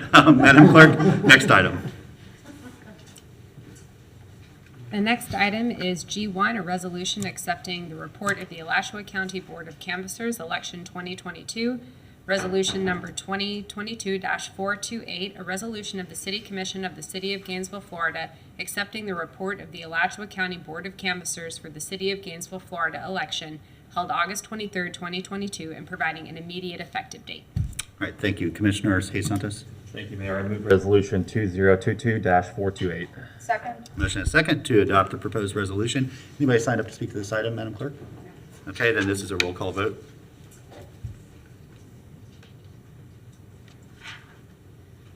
Commissioner Sacco? Aye. Commissioner Ward? Aye. Commissioner Duncan Walker? Aye. Commissioner Chestnut? Commissioner Ariel is absent. Mayor Pope? Yeah. Yeah, me too. Oh, sorry, Commissioner Hayes Santos. Aye. Overlooked your name, sorry about that. And Mayor Pope? Aye, that motion passes unanimously with Commissioner Ariel absent. Did we want to, we could take up the food policy item now if you wanted? That's fine. Because that was just a, yeah, that,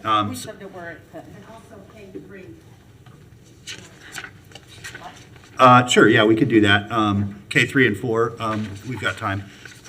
So let's get, Madam Clerk, let's go ahead and take up K3.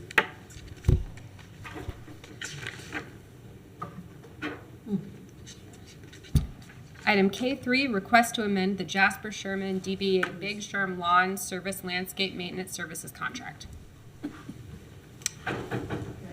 Yeah, Commissioner Chestnut? Mr. Mayor, it wasn't to, I don't want to amend the contract. I was looking for information on the contract. And this is part of the whole issue I have with reaching out and minority contracting. But I was interested in how many total years has this firm had the landscape maintenance contract with the city? Because we're looking at not only giving this contract, but perhaps extending it another 3 years, which I think are 2 years. It would be an additional 5 years. But how many total years to date has this firm had the contract? Madam Manager? Mr. Foster is here.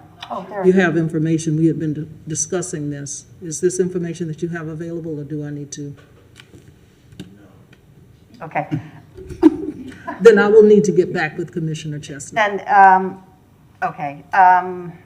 We can delay that. I mean, it's on our We can afternoon delay agenda. it, thank Yeah, okay, we'll come back to that, Madam Clerk. K4, then, Madam Clerk. K4, approval of Joint Food System Policy Board term extension and member recruitment. Okay, Commissioner Sacco? Thank you, Mr. Mayor. So I had the pleasure of serving on this board, the first round of appointments. I had asked the clerk to provide the resolution creating the joint board to kind of see what the goals were, because I know that they're looking to extend the time that the board exists. My concern is we haven't seen a lot come out of it. And from my time on it, it seemed that there wasn't a lot of clarity as to the end goal or the mission of the joint board beyond conversation, which can be done by staff, can be done by individual commissioners. And I do worry about the amount of work being put on city staff at the request of the county commissioners. This is meant to be a joint enterprise, not making the city the pack mule. So I have some serious concerns about extending this further without clarity, and very, very black and white clarity on as to the purpose, as to the goals, and as to the division of labor that we are meant to have. And I think the manager had some concerns brought to her by staff before, just about the workload aspect and how that's being divided and where we're heading. So if you don't mind.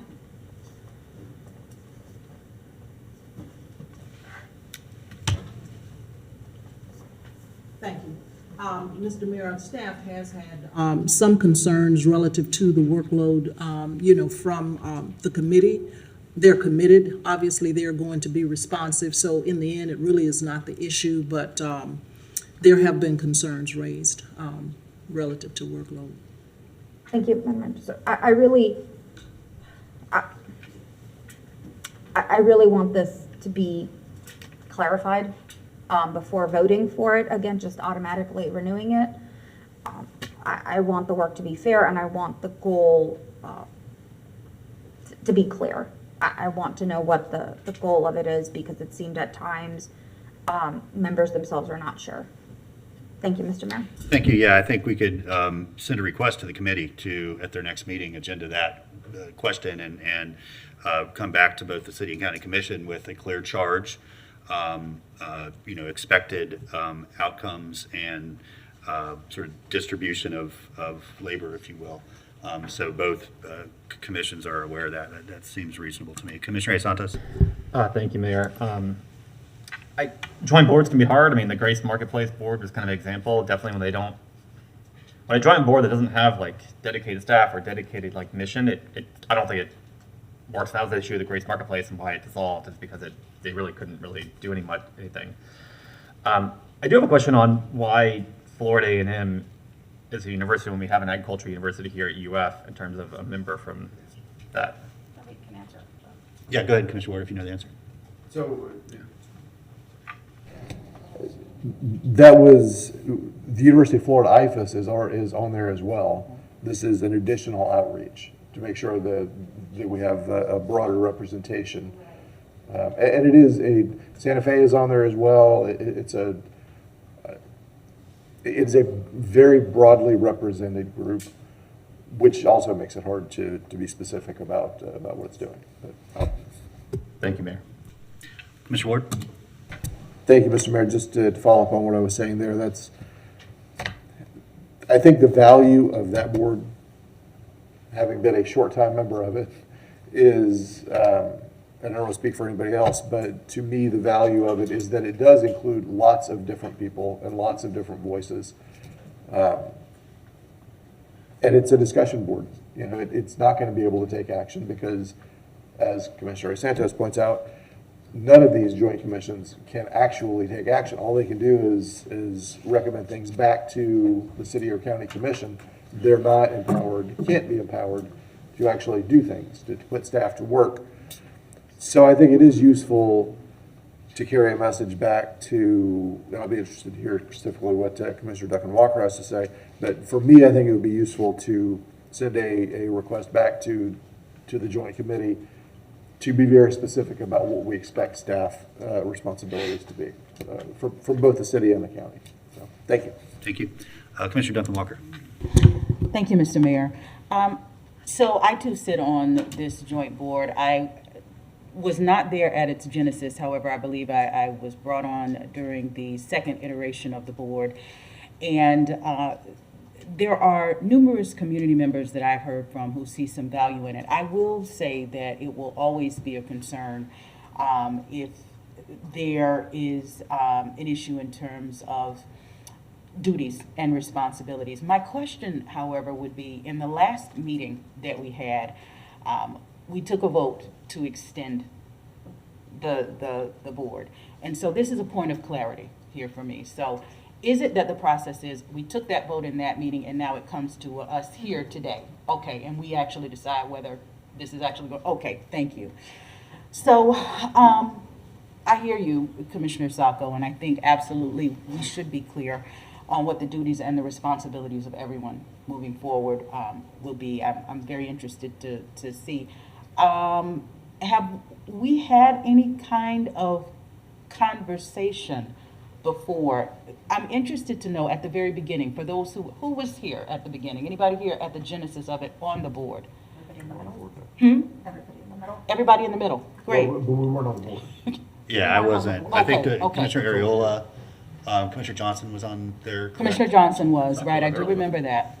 Okay, Vaguely for the last meeting. 'Cause it was okay, COVID. okay, all right. I was just wondering if anybody who was currently here could kind of speak to what was laid out at the very beginning and at the very onset.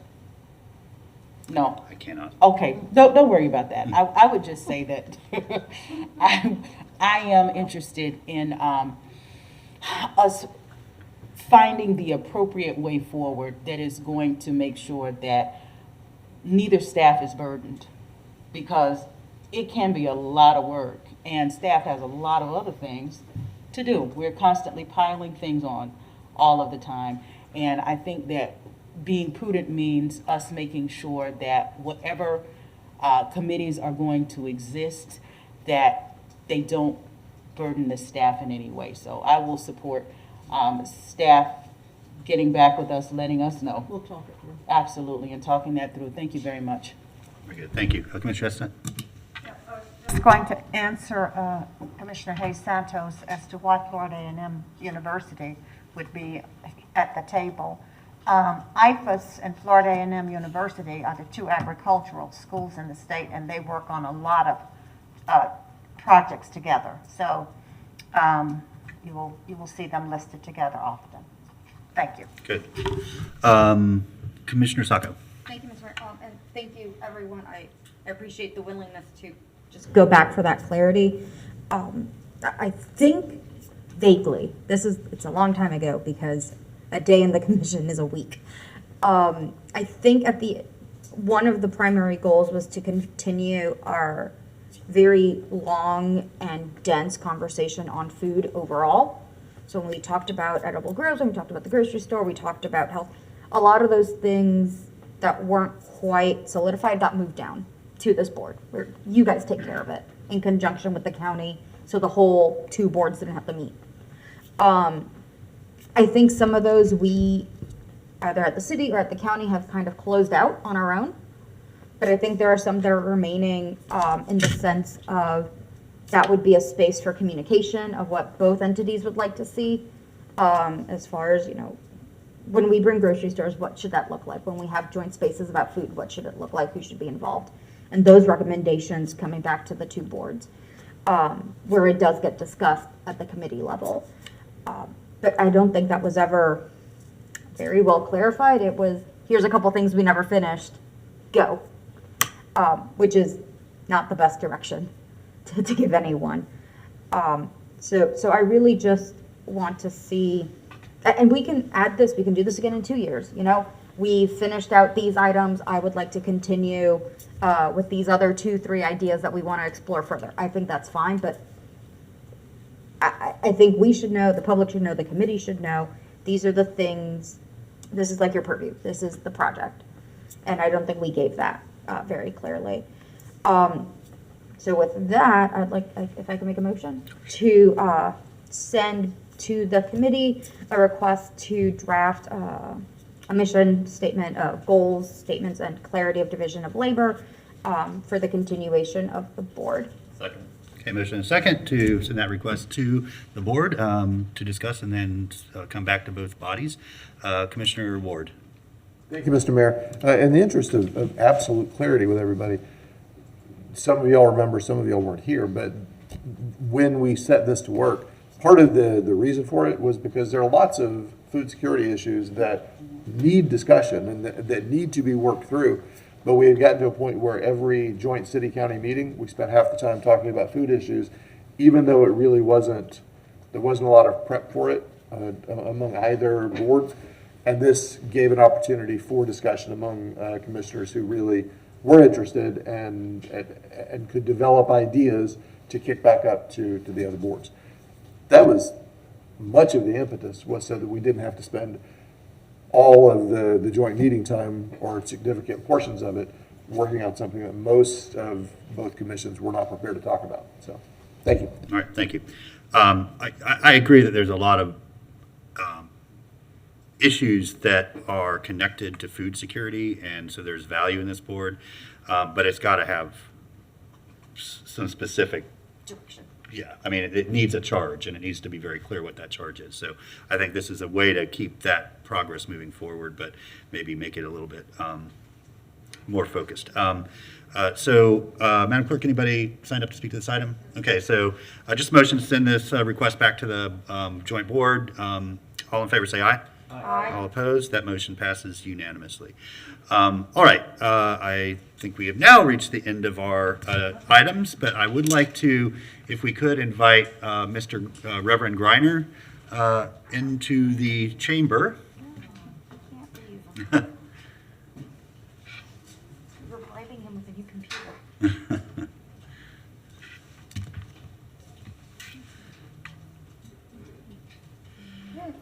Rev, get up here on camera. Please. Thank you. Mr. Greiner, we have all known you for an incredibly long time. I think all of us feel incredibly privileged and blessed that we got to spend your final portion of your career together here at City Hall. Of course, all of us knew you long before you donned this uniform and helped keep our public space safe. I have many, many incredible memories and good stories of time that we've been able to spend together, and have been such a great and positive influence on me. But you are a true community servant. You have never asked more from others than you give of yourself. You have created a permanent, lasting, positive impact on Gainesville and our surrounding community. And there is not a single person that exists in our community that would not give you the highest praise that they give any person. You are a treasure, and I just feel so fortunate to have been able to get to know you and spend time with you over all these years. And so you have retired before. I'm going to make that clear. This might be your third or fourth retirement. But you have earned, and you absolutely deserve to get to choose how you spend your days. And because you're no longer here at City Hall, greeting us with a friendly face and helpful action, we all know that you will continue to be actively engaged in helping make Gainesville a better community. That's the part of your life you're not going to be able to retire from, and I know you don't want to. So we would all just like to thank you so much for your service here, and I am looking forward to continuing our service out there as we both look for other ways to occupy our time in just a few months here. So thank you, and if you'd like to share any thoughts or words, we'd love to hear them. Yeah, well, thank you. Thank you, Mr. Mayor and the Commissioner. Tomorrow's my last day, but my career in law enforcement and security work goes back 44 years. When I first began at Santa Fe, member of the first and original Santa Fe College Police Department. Then a police officer at the University of Florida, 14 years at Oakhammock. And after all of that time, my plan was to retire after leaving Oakhammock. But then when this position was advertised in 2018, I thought about it and said, well, I can do a few more years, and what better way to end my career as a public servant uniform than to come to City Hall and be in charge of protecting you all and all the staff and employees here.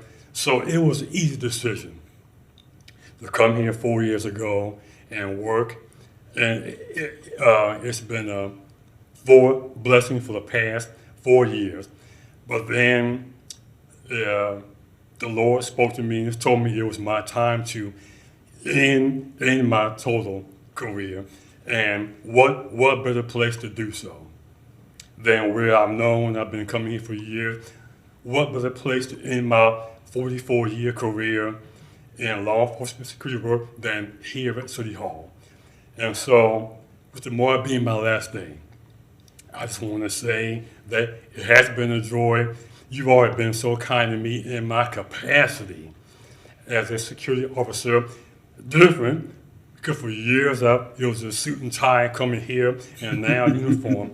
But I do want to say that I will always be grateful for the opportunity to serve as a protector of these buildings and you and all the other staff for the past 4 years. It will be a very important and blessed highlight of my total 44-year career. So thank you for this recognition today, and I'll leave tomorrow with much appreciation for the past 4 years and what all of you have done and said and have meant to me in this capacity wearing this badge. So thank you all so much. Much appreciated.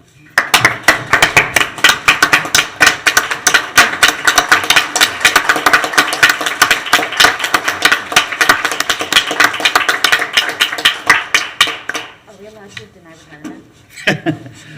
Thank you, Reverend, and blessed are the peacemakers. Keep on doing what you're doing. Okay, thank you all. With that, we will be in recess until 1 o'clock.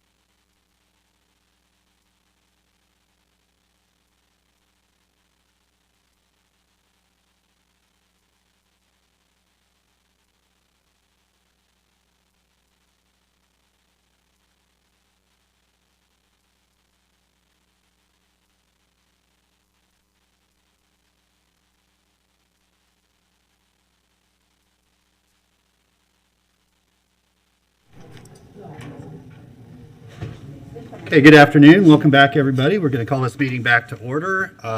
And Madam Clerk, our first order of business this afternoon.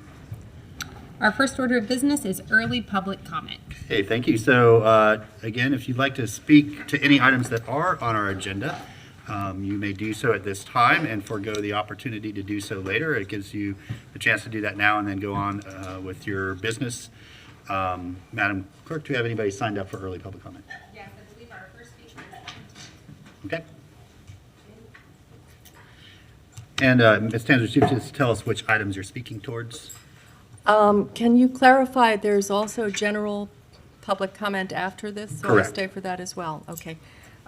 The adoption of the minutes of the August 4th meeting.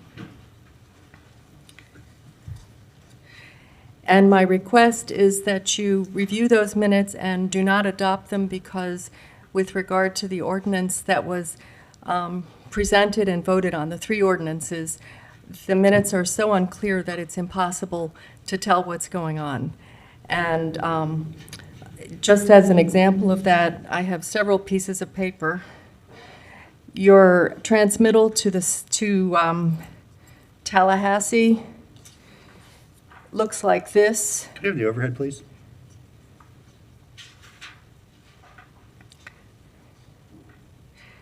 Which is the backup document labeled Agenda 211357C.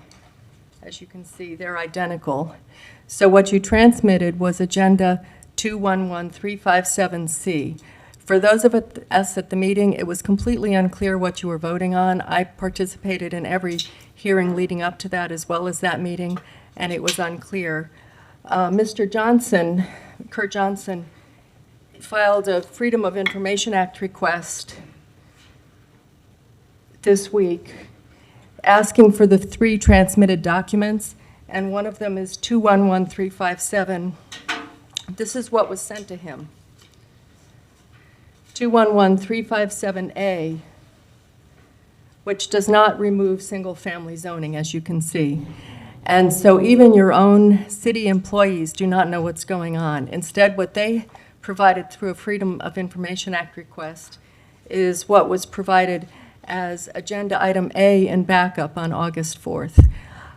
It's really beyond the fact that obviously you know I don't support this item. It's really disturbing that the city is operating with this level of procedural flaws in anything, but in anything this important in particular. So I hope that you will not adopt the agenda and bring this back for a real vote where people can understand what you're talking about at 11:59 at night. Do it at a time when people are able to understand what you're saying and to push back or offer alternatives to the many new things that were thrown in at the 11th hour and transmitted to the state of Florida. Thank you. Thank you. Madam Clerk, anybody else signed up for early public comment? I don't have anyone else signed up. Okay, then we'll go on to general public comment. And I will say, Madam Clerk, if we can just verify that the public records request made, the documents that were sent back in response to that were what the requester was asking for. But yeah, we'll move on to general public comment, and Madam Clerk, we'll turn it over to you.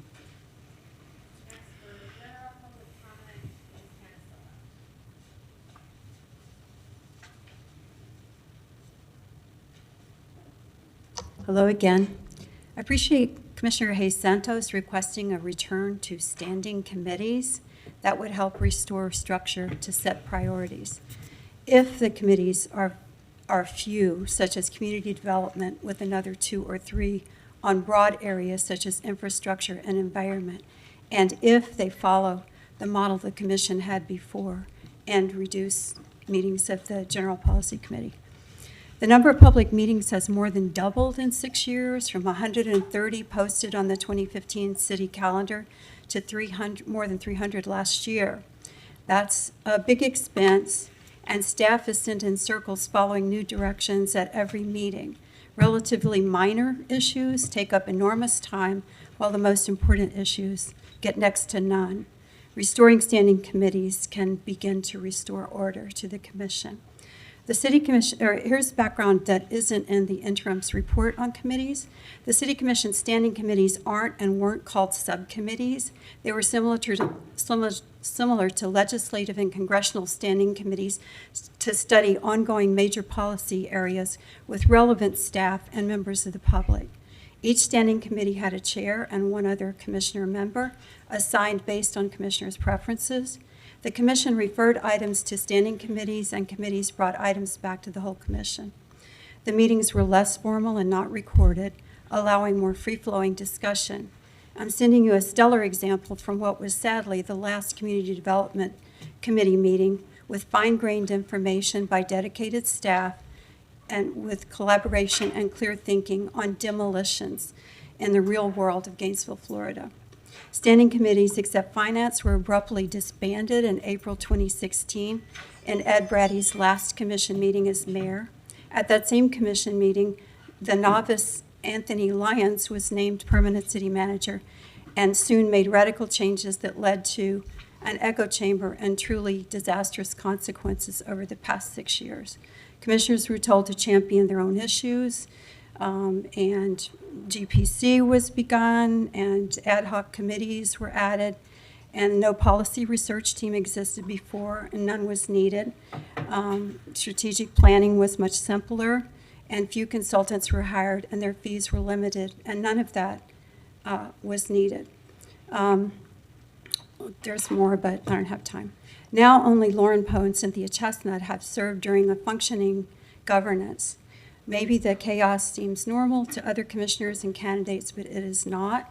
Please take time to set the commission up for this move, this more effective way to set priorities and make better policy decisions. Thank you. Thank you. Madam Clerk? Next person for public comment is answer.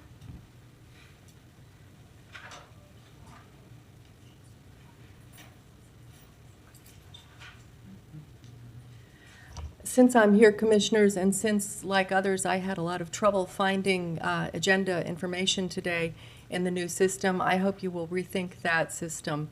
Having to download 1,100 pages and then scrolling through page by page to find the agenda item that you're looking for is really not user-friendly, and it's like something out of, 20 years ago or something. I don't know how we came to add a new system and to go backwards, but it's really not working out very well.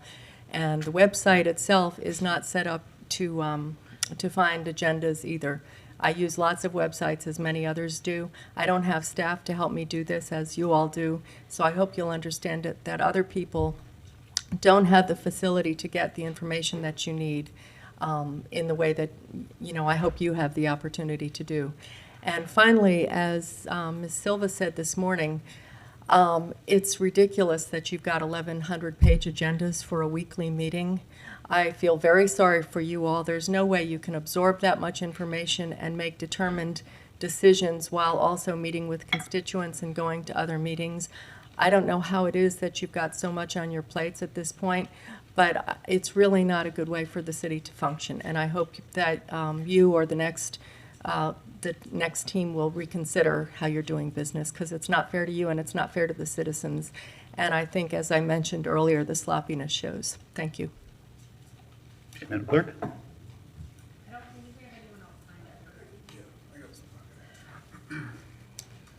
Yeah, hi, Kurt Johnson. Yeah, I was having trouble Madam Clerk, understanding I'm sorry, Mr. Johnson, can we please restart the clock? Oh, yeah, okay.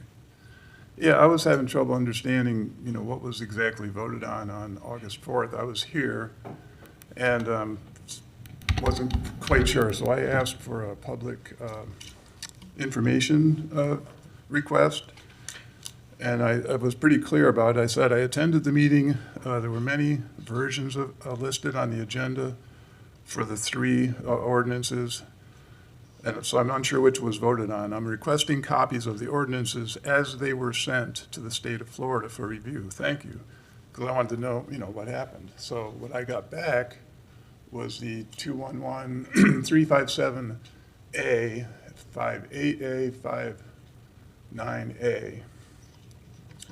And so, I found out subsequently that that's not what was sent, and it was actually C on the 57 part for the comp plan.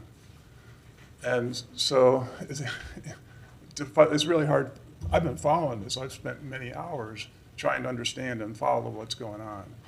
The average person who doesn't have that much leeway or time has no hope of knowing what's going on and what they might be in favor of it, but there's no way of knowing what you guys are actually, or it's very difficult.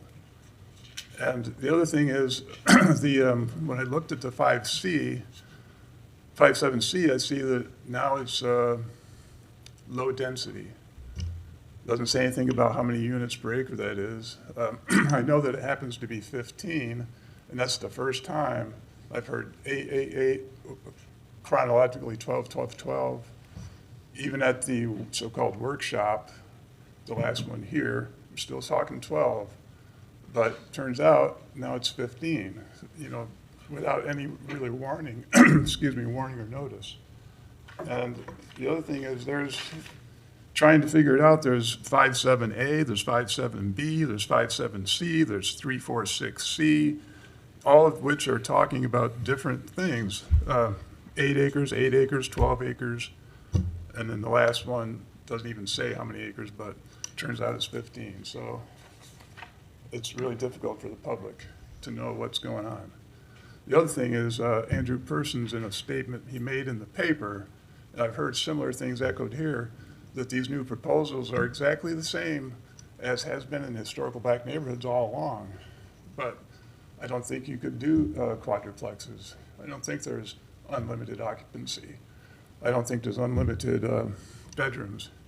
And the other thing is, if it's the same, why are you exempting historical black neighborhoods from this? It can't be the same. Why don't they get the same benefit of this wonderful plan? If it's so good, why are you exempting? Thank you. So that's Right. my 2 Thank you. cents. Yeah, and again, right before you came in, we will, if there was an error in the documents that were responsive to your public records request, we will definitely correct that. We'll just need to go back and check. And so I apologize on the behalf of the clerk's office and city staff if we attached the wrong documents, but we'll make sure that's corrected. Anybody else for general public comment? Good afternoon. I'm Antonio DeSue. I'm a resident of East Gainesville. I've lived in East Gainesville for all my life, and this is the worst that I've ever seen. I was real sad, and I took lots of photos. Almost every avenue, street, and road in East Gainesville has at least 10 potholes in the road. I've replaced 2 tires from the potholes. I've sent emails to the commission. We're not getting the attention we deserve. Our property taxes are steady going up, but our neighborhoods does not reflect the amount of property taxes that we're paying. The tree limbs are hanging very low. You can't even see the power lines. I was glad to wake up this morning to see the tree trimmers out trimming around the street lights. We haven't had street lights in a long time. That was good to know that that was being taken care of. But I'm asking my commissioners if you would ride through our neighborhoods, if you would observe the storm drainage. The water can't even run off the road because the drains are all clogged up with hay and leaves, and all it takes is a good rain to come through and we'll have sinkholes in the road because the many potholes that are in the road. You ride down 8th Avenue, potholes, 25th Street, potholes, 3rd Avenue, potholes, East University, potholes, 18th Terrace, potholes. Every avenue, every street, every road has potholes. One of the biggest potholes was just on 25th and 8th Avenue in front of Mount Carmel Baptist Church. Luckily, they paved it about a week ago, but pretty soon it was near the ditch. You was gonna have a big sinkhole right there. So I would appreciate if the commissioners would ride through our streets and observe our roads. We don't even have decent roads to ride on. We can't even ride on our roads without popping a tire. It's ridiculous. Please give us the attention we deserve. Thank you. Thank you. Madam Clerk? The next speaker is Sovereign Despot HDC King Johnny Hall. Hi, nice to meet you. Southern Despot, King Johnny Hall. Okay, I hear all the other situations that the people are complaining about, but since the whole new government came in, I wrote down a couple of things. Like, we're supposed to be working on independence, interdependence, intergovernment, along with the We the People Party, self-governance, training government to teach others about self-governance, such as GSA.gov, SAM.gov, families, community, working together as one. As you know, I'm the Freedom Commission, Freedom Platform. The true course for a true future which starts in the present. I understand about like all of the other stuff that's got to be fixed. That's going to be fixed in the future when government and people finally decide to work together instead of against each other. Because the people is a part of the government too, regardless of how much time they say, oh, I don't like the government, I don't work the government, I don't know nothing about the government. And then now my constituents, you got to work with the public in a different kind of way than the way that you worked with them in the past. Because in order to have a future, you have to declare things right now in the present and move forward within the present. As far as the budget goes, like my appropriations in the minutes that I'm going to put on my part, I'm going to do my part on regulations.gov and the Federal Register. I'm just trying to figure out like all of this complaint and stuff over money that doesn't belong to the constituents. It doesn't necessarily belong to the people. It was just startup money called Federal Reserve notes to get the people started up. Now we're in a situation where we done came out of startup and we're a real government. So as a real government, you can no longer just do things as the acting government left out. Okay, thank you. Thank you. Madam Clerk? Anyone signed up for general public comment? Okay, so thank you all very much for coming down here today and sharing some thoughts with us. We do appreciate that. Madam Clerk, we'll move on to our next business discussion item. This gentleman on the first row looks troubled. I don't know if he was trying to speak down. Looking troubled when he's. Sir? No, not. Yeah. Were you here for general public comment or an item on our agenda? A different item. Right on, yeah, thank you so much. Yeah. Madam Clerk? Our next item is business discussion K1, center line of street setback measurement. Okay, Madam Manager, any introduction here? Yes, Commissioner, Mr. Persons is going to come up and speak to this item. Okay. Welcome, Mr. Persons. Thank you. Mr. Mayor, members of the City Commission, Andrew Persons, Special Advisor to the City Manager. It's fun to say. This is an item that actually staff put on the agenda for discussion. It is something that has come up recently with a handful of properties, some of which are being developed by Habitat for Humanity, some are being developed by the city. For housing. We've also had several private builders come to a few city commission meetings. They also attended Commissioner Chestnut's town hall and spoke about some issues. There's actually two issues that have been spoken about. The first is the setback measurement from center line of streets. And I apologize, we're going to delve deeply into some code issues, and these are important. We have in the city's land development code a current standard that when we encounter streets that are considered substandard, meaning they don't have enough right-of-way width to meet current city standards or standards that were in the code at the time. What happens in those instances is we basically throw out the zoning setback for the structure on the lot, and we apply instead a measurement of setback from the center line of the street. In our smallest streets, and these are streets that are located primarily in the core areas of the city that have largely built out, where we have maybe odd infill lots, and these are the lots that I mentioned that either Habitat is building on, we're building on through HCD, or in the case of some of the private builders that have come and spoken to you recently, there are maybe some infill lots. In those instances, the city would measure the street, the setback for the lot from the center line of the street.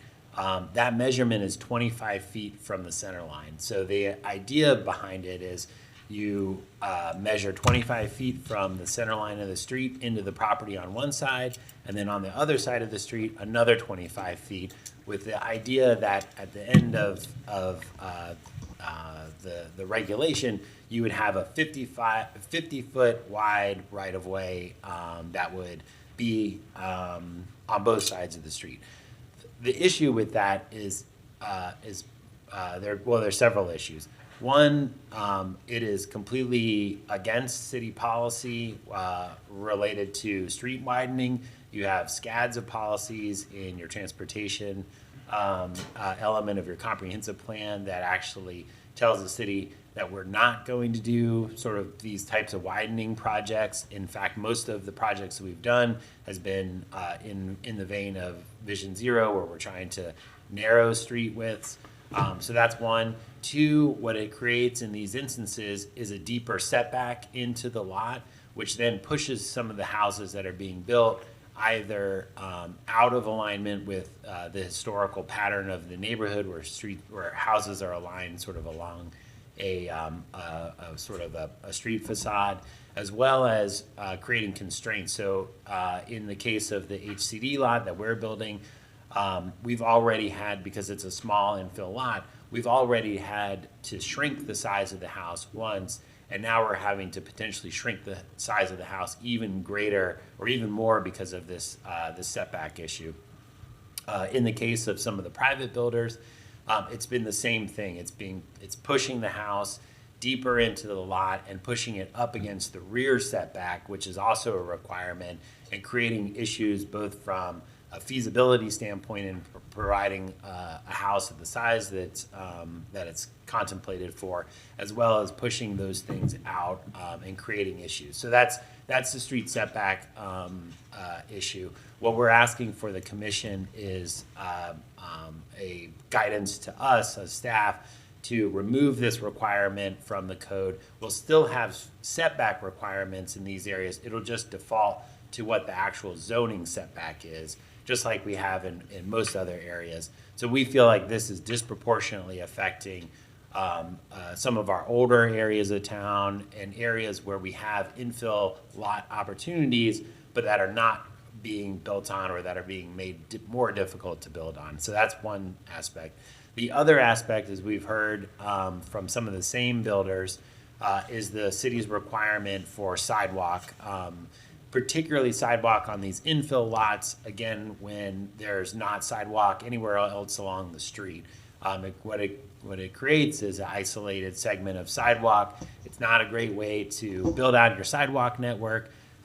If you recall, we brought last year some code amendments forward to you to consider a different approach in those instances, where that if we had an isolated sidewalk segment along a street that there wasn't immediate plans or there wasn't sidewalk to connect to, rather than have that sidewalk segment be constructed, the builder could then in turn pay into a sidewalk mitigation fund that the city could use to build out a network of sidewalks in and around the neighborhood in a more cohesive and complete way, as opposed to how it is now with like sort of little segments getting built here and there.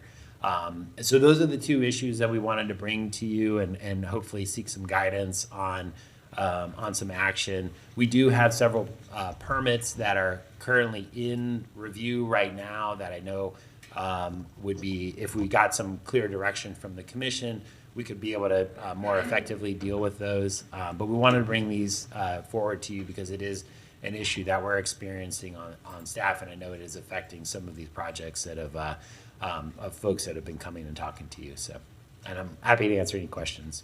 Okay, thank you very much, Mr. Persis. Commissioner Santos. Thank you, Mayor. I support staff recommendation on the setback, that we remove that section. On the sidewalks, though, I think if we remove the requirement for sidewalks, they just won't get built. We don't fund it necessary. And if we want to move towards a more walkable city, we need sidewalks. And I don't believe that we will actually build the sidewalks. And I think having a little bit of sidewalks, at least it takes a while, but it takes decades for stuff to happen anyway. And I think this would move forward. So I would like for us to move forward on the setback or the center line setback issue. Thank you, Mayor. Thank you. Commissioner Chestnut. Thank you, and I support that, but I'd also like for us to move forward on the issue of the sidewalks and the recommendation that staff is making. I think one of the issues that came up at the August 8th town hall meeting, was that one developer was required to put in 60 feet for a sidewalk, and then there was no sidewalk anywhere else on the left or the right. We want to talk about economic development and helping minority businesses be able to function in the city. To put that kind of impediment on the builder was just, I think, unreasonable. So I think that you can't make it incumbent upon one developer to try to build a sidewalk for the neighborhood and do their business as well. So I would support, I'll make a motion after we vote on this one. My motion is going to be to remove, I need the language. I did not print out all of this because I didn't want to print out 1,000 pages. So I don't have the language here for that one, but I need the language to make the motion to remove that from the code. Thank you. I'll come back when after we vote on Commissioner Hayes Santos' motion. Sure, and we can also split a motion to do those two parts, because they are two separate things, yeah, but we could do that in two separate votes on the same motion. And I'll get that language to you in just one sec. Commissioner Duncan Walker. Thank you, Mr. Mayor. Should we split this motion, I certainly hope that it will be the will of this commission to address both parts, removing the setback requirement on the initial one, and then with regards to the sidewalks, I do agree with staff's recommendation on that as well. I had a chance to go out into the community and stand with some of my constituents who are the smaller home builders. And first of all, my hats are off to them for the work that they're doing in East Gainesville and trying to help us to address the issue of affordable housing. And it is no light task. It is a daunting task. And unfortunately, the way that our requirements are laid out right now, it is making that task a lot more difficult. And that is something that I believe we need to take into account. As I stood along an area of Southeast Gainesville, please excuse me, I can't remember the exact street, but I stood there with the Gainies, who are working on a lovely home that they're going to put onto the market, and it will be affordable housing. And there was a tiny piece of sidewalk that was in front of the house, nowhere else on that street. And it was even impossible to see how in the future more sidewalk might be able to go along that street. All of the streets in East Gainesville are old, all of them. You heard Mr. DeStew stand up here and tell you about even the condition that the streets are in. So I think that we have to be very, very mindful and considerate of those individuals and not impede the progress that they are trying to make in terms of creating housing. I think also that the sidewalks as they stand now with one sidewalk in place, that really was like a hazard. If someone is walking along, or I can envision children trying to play on a piece of sidewalk where in just a matter of seconds, there's no more sidewalk and now you have an injury. I want us to be really mindful about how we don't prevent affordable housing from being built or make it more burdensome on particularly the smaller companies that are trying to do that work, how we don't create hazards in the community, and how we address equity. I think that larger companies who are trying to do this work can much more easily adhere to the creation of sidewalks, but our smaller companies are having a difficult time. And I want us to really, really think long and hard about how we can make sure we are able to mitigate that for everyone. And for me, I support removing the setback requirement as staff has suggested, and also the recommendation for staff with regards to the sidewalks. I thank you so much for bringing this back, Andrew. Should we be able to move forward on staff's recommendation, we'll be able to make a big difference in the lives of both business owners, small business owners who are trying to do this work, as well as community members who need the affordable housing and infill housing that we're creating. Thank you. Thank you. Commissioner Santos. Thank you, Mayor. Though for the sidewalks, it's still going to have to pay for it. I mean, they still have to, a fee will still be collected, so it's not really, correct? Correct, Yeah. right. There would still be a payment into the mitigation program, and then the city could pool those resources and then build out the length of sidewalk along any given street. And the idea is that the idea from what we had presented before was essentially creating a hierarchy about where that money could be spent, with the intent on that money being spent as close to where the fee would be collected as possible. So within the neighborhood, essentially. My worry, I mean, if you see one house get built a block, I don't think you're going to have enough money to be able to build out whole areas. So that's why I still don't think we should move forward with sidewalks. Thank you. Commissioner Ward? Thank you, Mr. Mayor. So that was one of the clarifications I was looking for, was that we're not talking about eliminating the fee altogether. We're talking about changing it from you have to build the sidewalk to you pay into a fund. Correct. Or do we have an option? That's the way that it was drafted when the ordinance came to you guys. So I'm for giving that option and allowing the planning to take process at a higher level, so that Public Works can say, oh, this neighborhood nearby has a mostly complete sidewalk structure but needs to be completed, and then we'll have a fund from which to work to make that happen. It is frustrating to see a new home built with a 40-foot stretch of sidewalk and a block on each side with nothing. And that happens in neighborhoods across the city. That's not endemic to any particular neighborhood. So yes, I'm in favor of moving forward with that. So thank you.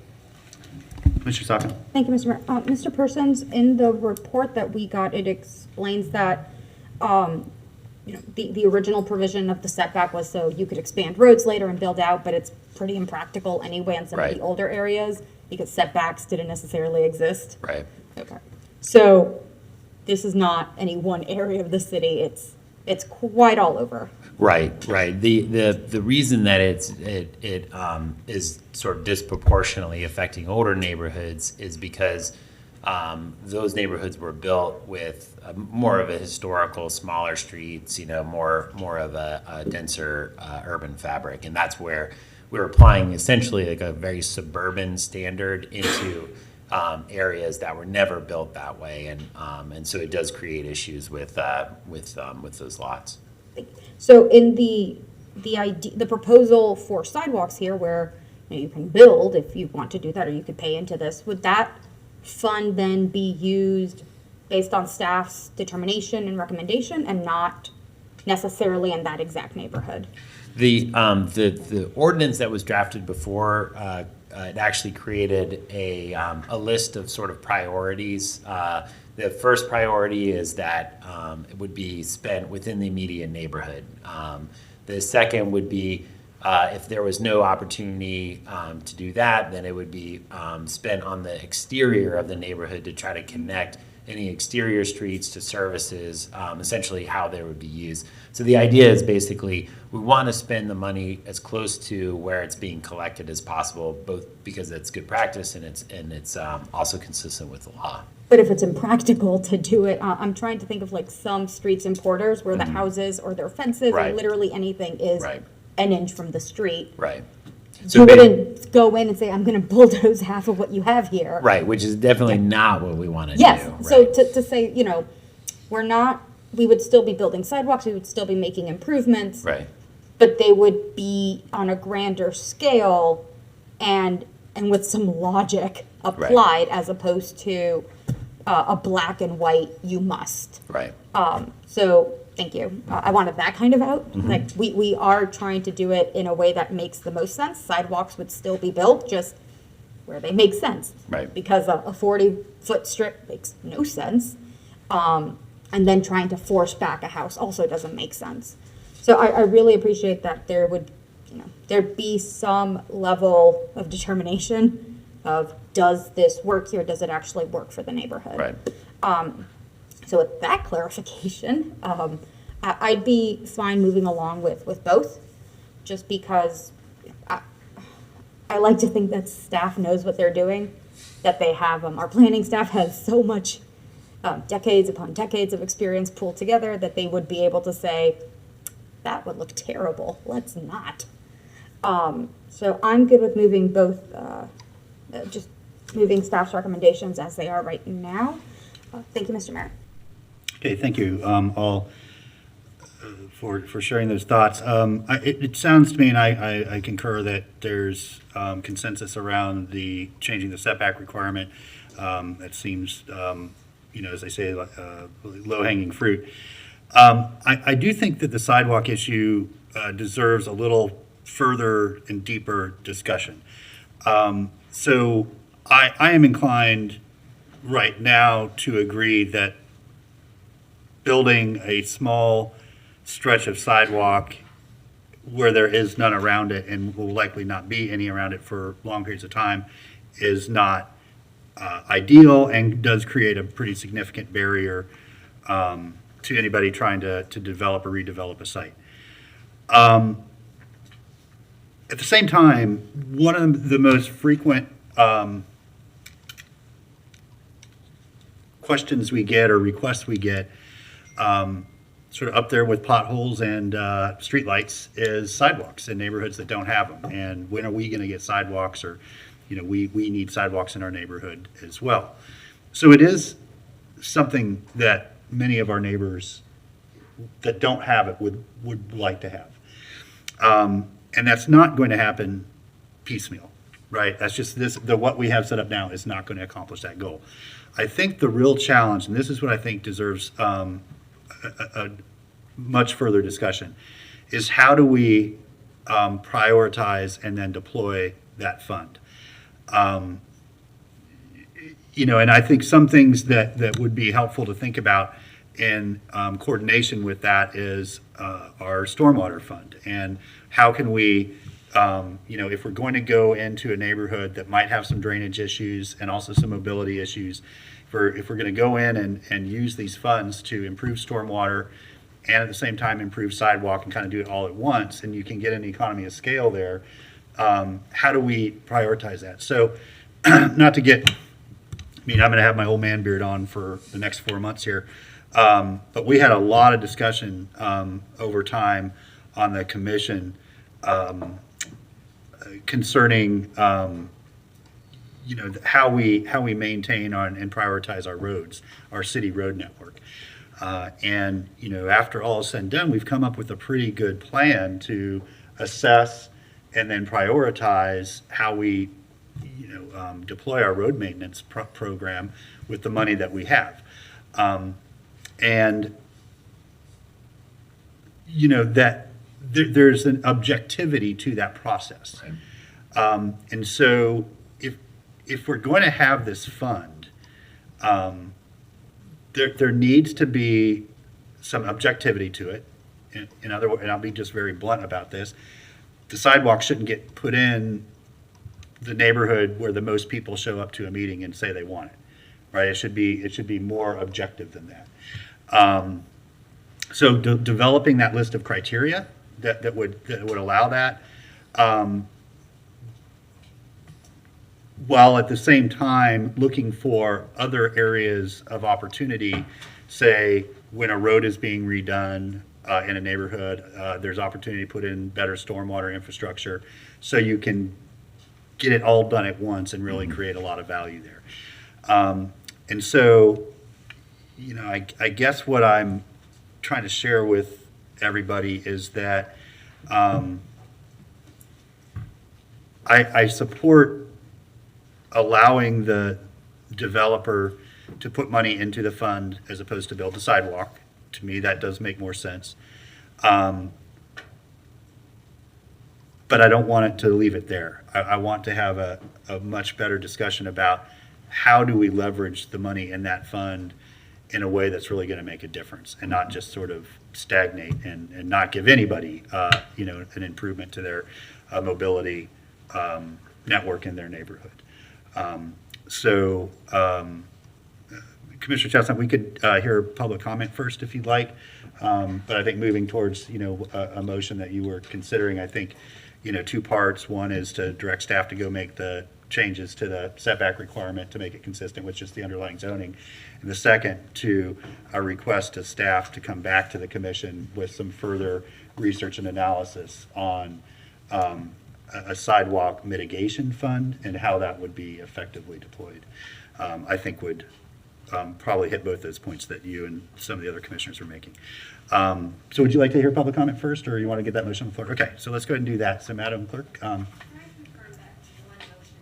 Well, it hasn't been made yet, so yeah, when we get to there, but I think it will be one motion, yeah. And then I'll just split it when we vote. Okay, our first speaker for public comment is Tamar Jones.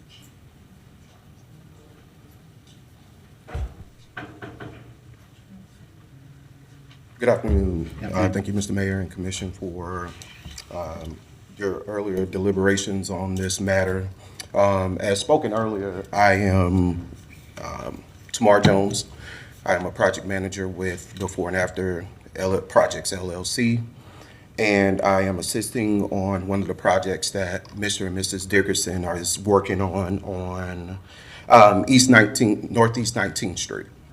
And I also represent one of those smaller companies, as Commissioner Duncan Walker has alluded to, as facing the issue of the sidewalk and the setback issue, which is kind of pushing the project and everything going forward as far as getting the permit.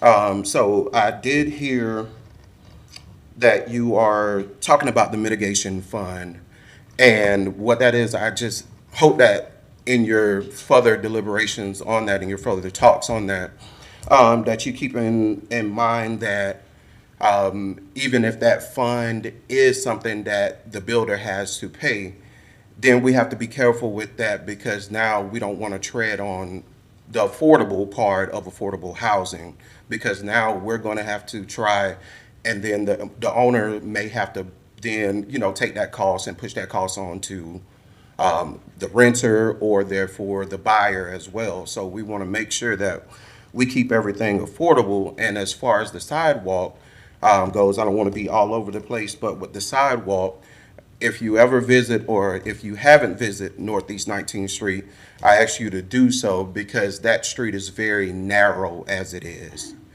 And if that is, again, we are requested to put in a 5-foot piece of sidewalk.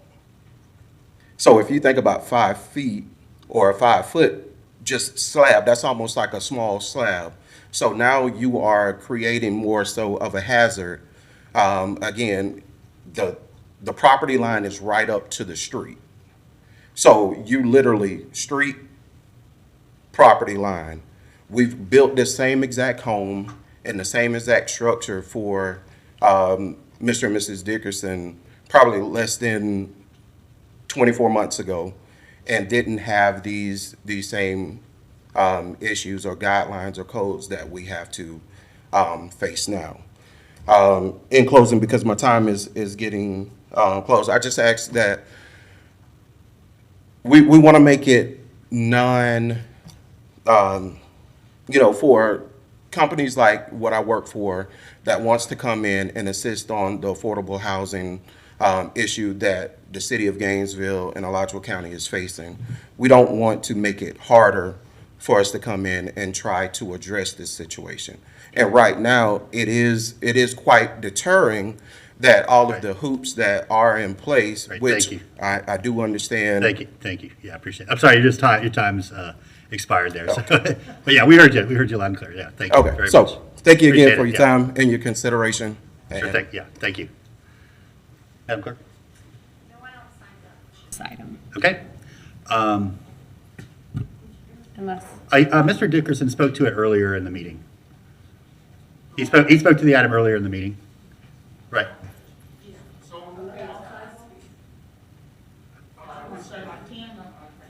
I believe you spoke to this item earlier in the meeting, sir? Yeah, this morning, right, yeah. Yeah, so everybody gets one shot to speak to an item. It's fine. Ma'am, yeah, go ahead, come down.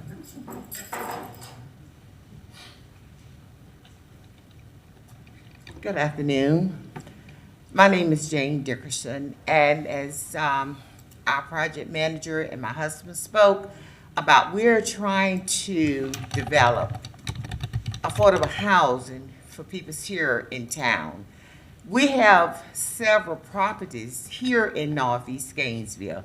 And as my husband said, we was born and raised here in Gainesville. I've lived in Northeast Gainesville all my life. In order for us to do this, if we keep having setbacks for the last almost 4 months, it's been one thing to another with the codes about changing this, that, and the other for the same identical house that we are trying to build. And if this continue, we're gonna have raw property that's been sitting for over 75 years to sit another 75 years that if you all do not change this. Right now, on 19th Street, 2 cars, it's hard to go down that road. And God forbid when you meet a truck, you got to pull over to the side. And then to elevate a house, it's only 10 houses on that particular street. And if you elevate it, you're gonna cause flooding there on 19th Street also. So I wish that you all would consider it. And also when they're talking about a sidewalk, we don't even have street lights on 19th Street. So how you want a sidewalk for somebody to walk in the dark when you don't even have street lights there? And I would assume that before you talk about a sidewalk, commissioners, you ought to consider putting street lights up there. Because with all our properties that we're developing, we are putting floodlights and we're putting solar lights out there so that when people pass by, they can see it. Thank you. Thank you. And after we're done with public comment, I'm going to ask Mr. Persons to come up and just give us a real quick update on the lighting study that's coming back to address some of that street lighting issue as well. Ms. Tanzer. Kim Tanzer, I wasn't here to speak to this issue, and it's really 2 issues, and I would love to spend 6 minutes, not 3 minutes, speaking to these 2 complicated issues. To the sidewalks first, though, I agree with the people who have spoken. It's not possible to build out a sidewalk network 1 house at a time across the city. Virtually none of our neighborhoods have sidewalks at all. And as we heard at Commissioner Chestnut's presentation, town hall, it's a real expense for these small houses. I don't think they should be required. It will never become sidewalk networks. And in addition, paying into a fund for somebody else to use is the opposite of providing affordable housing. I think the whole plan should be rethought, including what we do with where people walk in our city, because there are virtually no neighborhoods that have sidewalks, virtually none. I think that just needs to be rethought. And if you were to apply them somewhere else, you would have to either by eminent domain take someone's front yard or convince 100 people in a neighborhood to give up that 5 feet of their front yard, which is not going to happen. Because in the inner city, the front yards are quite small already, and nobody wants to give that up for public purposes. It's just not human nature. Regarding the setbacks, I hope you'll consider that more carefully. I think that Mr. Person said it was 25 feet from the center line to where you could build now. Is that correct? 25 feet on each side, so 50 feet total. So once you take out 20 to 25 feet for a road, you've got about 12.5 feet from the street to a house, which is about here to there. It's quite small. And while there may be some exceptions where it's appropriate to just eliminate that citywide, I think is a step that will cause more problems than it will solve. And especially in the older neighborhoods, there's now some new houses, as you've probably seen, where the houses somehow are right on the street on 5th Avenue with no yards whatsoever. And it's not just people wanting to not live in suburban places. A 50-foot setback is not a suburban setback. Maybe 100 feet from a center line is suburban. These are small lots with small houses, and there's a sense of privacy that one needs, whether it's a brownstone in New York or here, to separate people from the public right-of-way. And so while I don't necessarily oppose it, I think it takes more consideration than what you've been able to give it today, and I hope you will have discussion maybe with the plan board before moving forward. Thank you. Anybody else, Madam Clerk? Okay. Commissioner Duncan Walker. Mr. Mayor, I just had a question with regards to the current motion that's on the floor. There's not a motion on the floor? Oh, okay, the motion that I think, well, I'll wait, because I have a feeling that I know what the motion is. Mr. Chestnut, did you want to put a motion on the floor? Yes. I want to talk about it for a minute. Of course. I think we need to resolve the issue facing the citizens sitting out here. And to resolve that, we don't have time to send this back to staff for research on mitigation methods. I think Commissioner Sacco made a lot of sense in saying that we just need to use common sense here in some instances, because if they have to put in a 50-foot sidewalk and it's nowhere else around them, it's holding up their project, and then we're asking them to pay into a fund that they may not ever be able to benefit from. So that's not fair. So if I could have so what I'd like to do is to move staff's recommendation on the sidewalks that will address the issue that is before us now. And if we could have that, who has the language? I don't have the language. Is it in the backup? That's okay. Is that clear? I just want to be sure that it is clear. So, yeah, I do want to clarify. So the first part, so we need to ask a clarifying question too. This is in code, correct? So there's got to be a. Correct. So, we can't unilaterally. That's what I'm asking. Yeah, we can't unilaterally change that today. We can only give direction for staff to initiate a petition. And to bring it back. Yeah, and to bring Right. it back, yes. And But for the sidewalk part, your direction is to ask staff to come back with a code change to eliminate the requirement to build a sidewalk and instead use the fund? Or have a further discussion? Yeah, I think maybe I can help. I think if we get direction from the commission to basically bring back what we had presented to the commission before, that will essentially let these folks move on. There will be a payment component to it, but I think they're all still early on in the construction process, so I think we would have a little bit of time to do that. I think that gets to the priority. That was part of what we had presented before, and we can kind of flesh that out as we go through. But what we're looking for the commission is basically direction today and that would allow us to basically apply zoning in progress, meaning that you, the elected body, has given us clear direction to fix these things, and then that as we work through that process, we'll be able to apply that direction. That new standard to Correct. these developments? Correct. So allow them to get going? Allow them to Right. continue. The sidewalk part is a little bit more complicated than the street setback issue, but I think that's where if you tie it to what we had already presented to the commission, that'll be clear for everybody. Okay, all right, because I just want to be sure that the clerk has a clear motion. That's what I'm. Well, yeah, but we don't yet. So there's two parts, Commissioner. Let's deal with the setback issue first. The motion would be direct staff to bring back an ordinance amendment to eliminate the centerline setback requirement and revert to underlying zoning, right? So just base zoning. Correct. And the second part would be to bring back some options for the commission to, in lieu of requiring a sidewalk to be built, to provide some alternative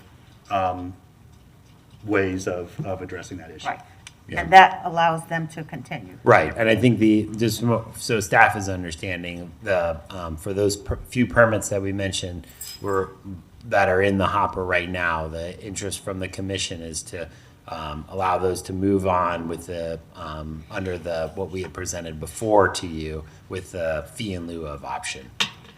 Okay, and I think the important part there is to allow the current petitioners to continue moving forward. Right, that's our understanding as well. Okay, thank you. Is there a second to the motion? Second. Okay, motion is second. Commissioner Duncan Walker, back to you.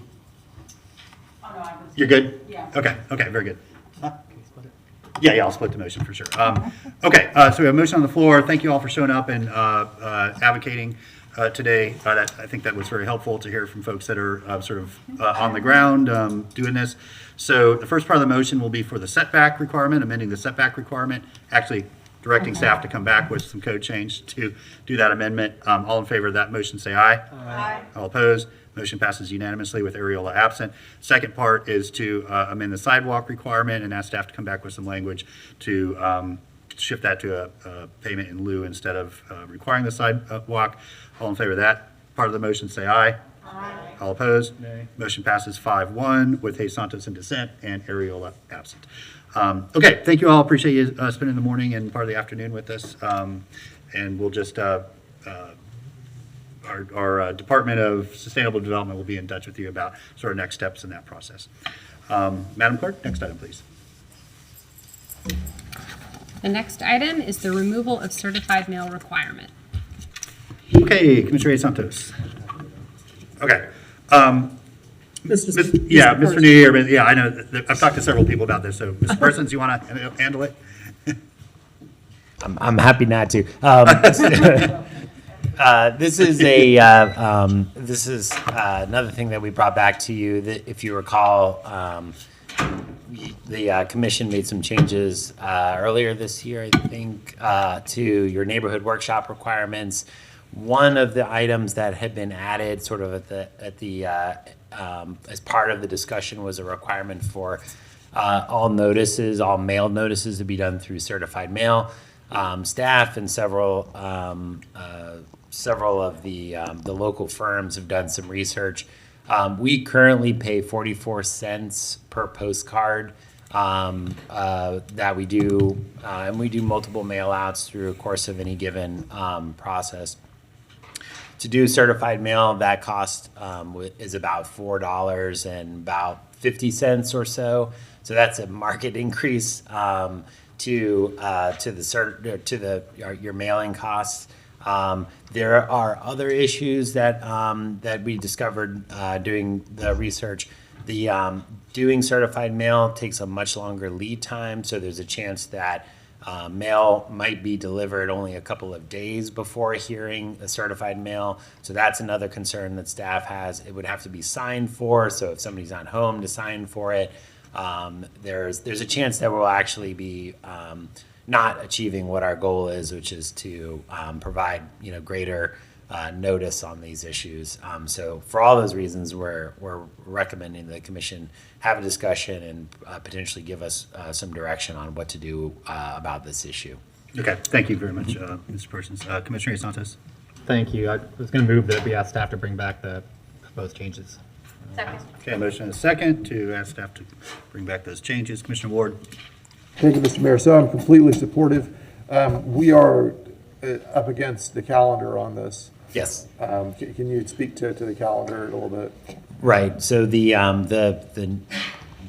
original effective date of the ordinance was the beginning of October. So this is so we're looking for direction, to fix this before we start having to shell out lots of money and hopefully not make a bunch of people mad that they didn't get their notice in time. So I can direct this to the attorney.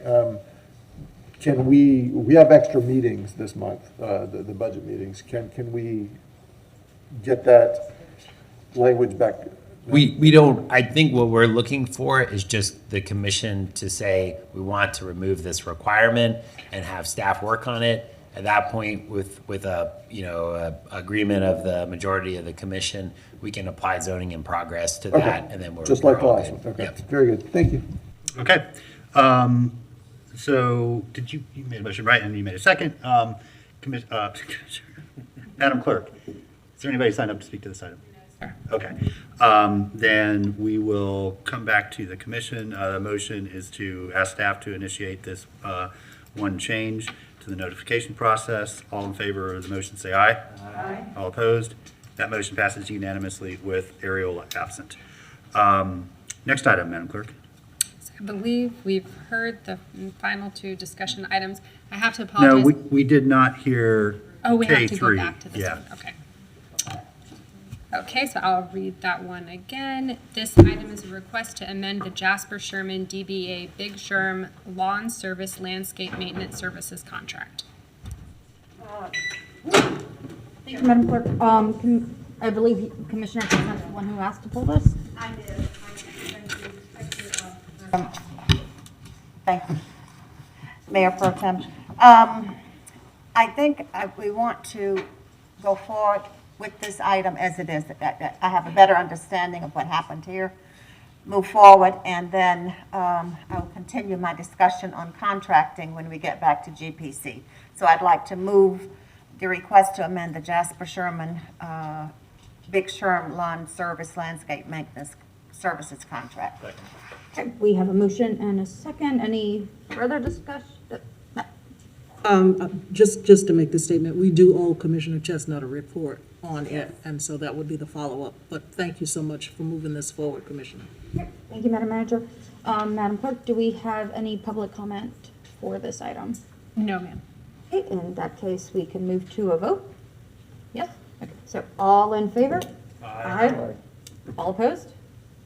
Okay, that passes 5-0 with the mayor and Commissioner Ariola absent. Madam Clerk, next one. Okay, I believe that would take us into the ordinances. I have to apologize, Madam Mayor Pro Tem. During general public comment, I neglected to go to broadcast. They do have 2 recorded voice comments. If the commission would like to hear those now, or we can hold them till later. I think that's fair. We can go ahead with that. Thank you, broadcast. Hi, my name is Ruben Kibernell. I'm a recently retired new homeowner in Gainesville. We moved here in February 2021. And my issue is with GRU's abuse of services. GRU has the highest kilowatt charge in the state of Florida.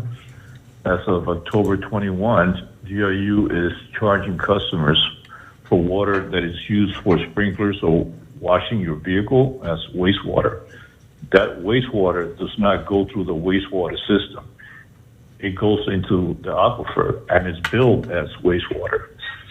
Also, surplus charges are confusing and not properly explained. GRU billing is a guess estimate billing system. I've never seen a meter reader in my neighborhood since I moved here, ever. And I'm retired, so I can see people all day walking up and down, but that's never happened. An oversight committee with no financial ties to GRU needs to investigate what is going on. Most GRU customers, like myself, are retirees on a fixed income or lower income families who cannot afford this sudden bill hikes. I would love for somebody to look into that, and any comments, welcome. My number is if you want any more feedback. Thank you. Hello, Gainesville City Commission. I'm Giancarlo Rodriguez, a current student at the University of Florida.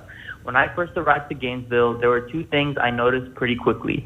One, that Gainesville has a housing crisis with a large unhoused population, and 2, that the current housing system pits U.S. students and other Gainesville residents against each other, usually with non-U.S. students being most negatively impacted. Exclusionary zoning has contributed to these conditions, and I'm here to show my support for the Commission's motion to end exclusionary zoning. Florida is now suffering a housing crisis. We do not have the supply to meet the demand, and this is because a majority of what we've been building in Gainesville has been single-family homes. By allowing Gainesville to build beyond the single-family home, we will be able to house more people, lower rent by meeting and going beyond demand, and allow folks to build wealth by giving them more affordable options compared to the single-family home. We can build denser and more tight-knit communities where you can walk or bike to get groceries, eat, play, work, etc. Multi-family homes are more sustainable as well, being more water and energy efficient by preventing environmental sprawl. By passing this, you will all also give freedom for people to build extra units in their own property, whether it be for a family member or a friend, or even to get a little extra money. Living inside a single-family home is not the only way to live, and I'm glad the Commission will allow for more types of living to happen that will accommodate for more people. Once Gainesville is free from exclusionary zoning, I ask the Commission to continue to be brave for us, to end parking minimums, to negotiate the best deals with developers that won't increase rent or cause gentrification, and to take full advantage of our RTS system and consider increasing capacity and building bus-only lanes. Eliminating exclusionary zoning won't solve everything, but doing so, along with taking on the issues that intersect, will allow Gainesville to be everyone's city, not just the college student city, not just the property owner's city, not just the car owner city, not just the rich people city. Thank you so much.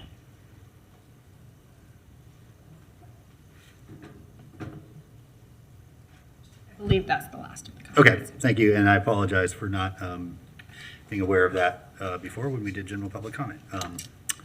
I will be more attentive in the future. Okay, Madam Clerk, our next item, please. Okay, our next item is in the ordinances. This is the ordinance amending the city's election districts to include the portion of Alachua County precinct number 63 that lies within the city limits of the City of Gainesville.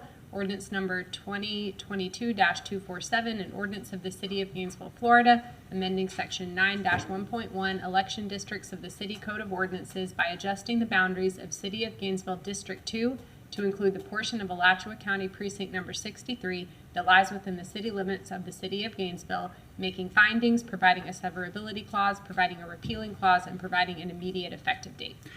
Thank you, and just to remind folks, this is on second reading, but there are no residences in this affected area. It's a little geographical nugget that we had to adjust based on the county's adopted map. But again, no households are being affected by this, by this minor change. Commissioner A. Santos. Thank you, Mayor. I move ordinance 2022-247 on second reading by title only. Second. Motion is second that we adopt the ordinance on second reading. Madam Clerk, anybody sign up to speak to this item? One. No, I believe they're for the next one. Okay, then it's a roll call vote. Okay. Commissioner Sacco? Aye. Commissioner Hayes Santos? Aye. Commissioner Ward? Aye. Commissioner Ariola is absent. Commissioner Chestnut? Aye. Commissioner Duncan Walker? Aye. Mayor Poe? Aye, that motion passes unanimously with Ariola absent. Next item, please. The next item is repealing the Student Community Relations Advisory Board, ordinance number 2022-343, an ordinance of the City of Gainesville, Florida, repealing Division 15, Student Community Relations Advisory Board, Chapter 2 of the City Code of Ordinances, providing directions to the codifier, providing a severability clause, providing a repealing clause, and providing an immediate effective date. Okay, thank you. Commissioner Santos. Thank you, Mayor. I move ordinance number 2022-343 on first reading by title only. Second. Motion is second that we adopt the proposed ordinance. Any members of the public signed up to speak? Yes, we have,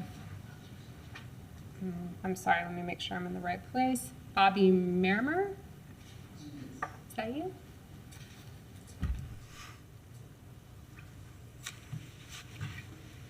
Thank you, Mayor and Commissioners. I'm here today to speak on the ordinance amending the residential rental unit program. Could you it's the next item, yeah, and just pull that down a little bit too. Oh, but yeah, sorry. this is that is the next item up.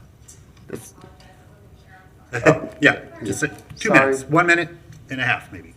Okay, then we'll come back to the commission for a roll call vote. Commissioner Ward? Aye. Commissioner Chestnut? Aye. Commissioner Sacco? Aye. Commissioner Duncan Walker? Aye. Commissioner Ariola is absent. Commissioner Hayes Santos? Aye. Mayor Poe? Aye, that motion passes unanimously with Ariola absent. Okay, next item, please. Okay, the next item is the ordinance amending the residential rental unit permit program, an ordinance of the City of Gainesville, Florida, amending the residential rental unit permits program by amending Chapter 14.5, Article 1, titled Residential Rental Unit Permits, providing directions to the codifier, providing a severability clause, providing a repealing clause, and providing an immediate effective date. Okay, Commissioner Hayes Santos. Yeah, thank you, Mayor. Supportive of the changes that we have before us, but I also think we should, we gave direction multiple times in the past for a mediation program, and I think we need to put that as part of the ordinance that the City of Gainesville will create a rental mediation program.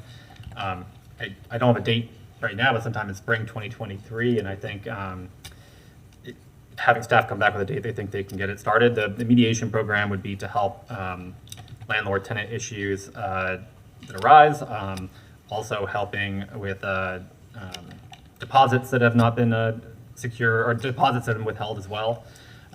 It's one of the recommendations coming out of the rental housing program, but it seems like it just got missed as part of the ordinance. Secondly, I think in the or removing the yearly inspection. But I do think it's part of the tenant bill of rights and responsibilities that landlords have to give tenants before they can sign the lease. I think there should be some information on, like, on that checklist, or what has to be working at those minimum standards, so that a tenant knows kind of, hey, there shouldn't be a hole in the wall, or these things shouldn't happen. I don't know if the complete list needs to be there, but I think some thought into how that can be added to that, so that tenants know what they should be expecting. Because I think a lot of people don't know what to actually expect in terms of safe and healthy housing. Thank you.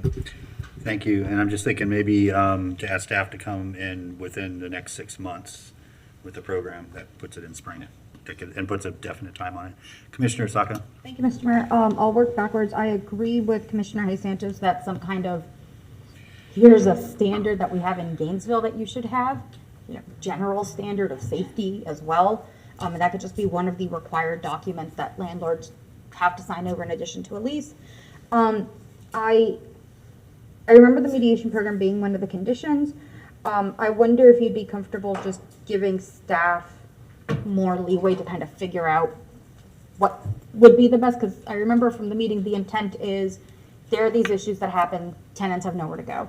And if it's just, I don't want to tell them this is exactly what you must create. I want to give them the flexibility to figure out this is our intent, what gets us there.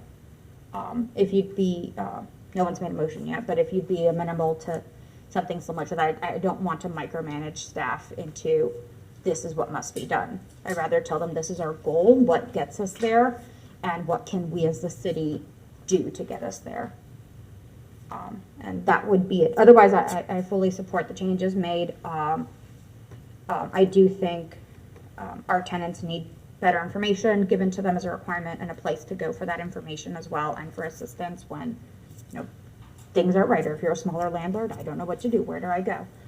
So I do think there should be somewhere for folks to figure out those troubles, and that's about it.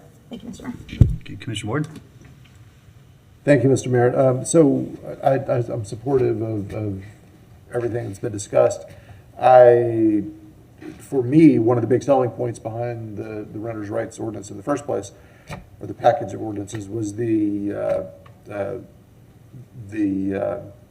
was this opportunity for people to have a place to go and work out the issues without going to court. I prefer that. I think it's a great consumer protection move, and that was one of the things that was most interesting to me about this in the first place, so I'm definitely supportive of getting that moving forward.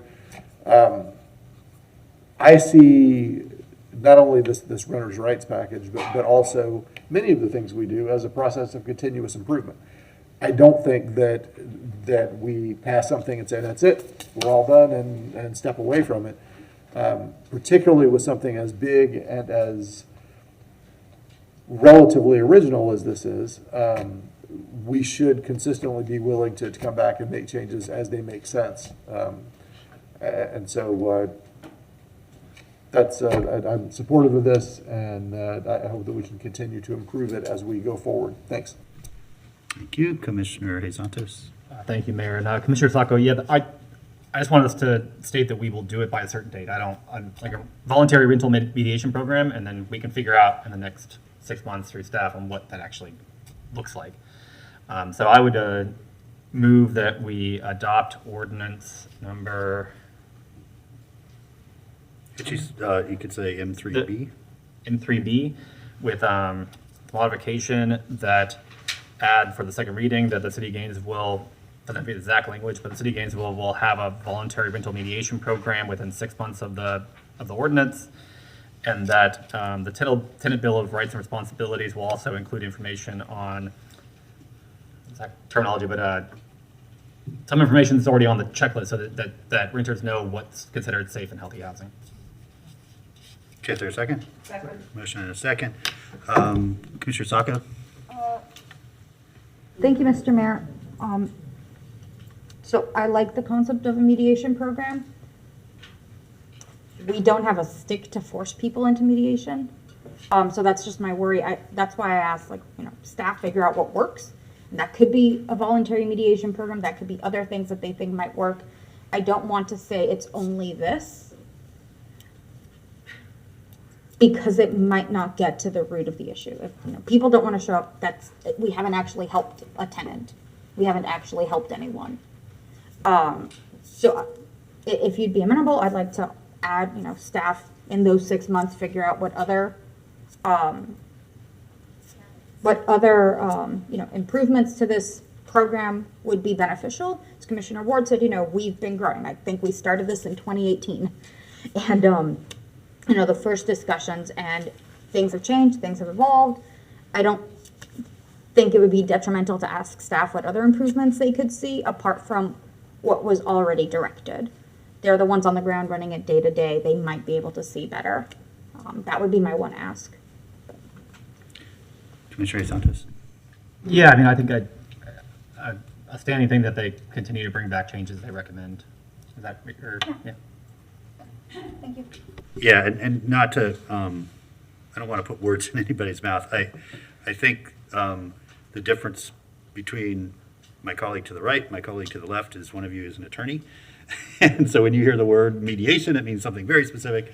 And I don't know what you are, my friend, many things, but mediation has a broader definition. And I kind of equate this, and again, I'm not trying to determine the outcome, but the county's wage theft program, I mean, it could be very similar to that, where they are compelled to come and sit from across from one another and work on a resolution. So I think there's some models out there that can work. But anyway, staff has some time to look at those options, and if there are several good alternatives, they can bring all those to the commission and get some more specific direction at that time. Okay, so we do have a motion on the floor.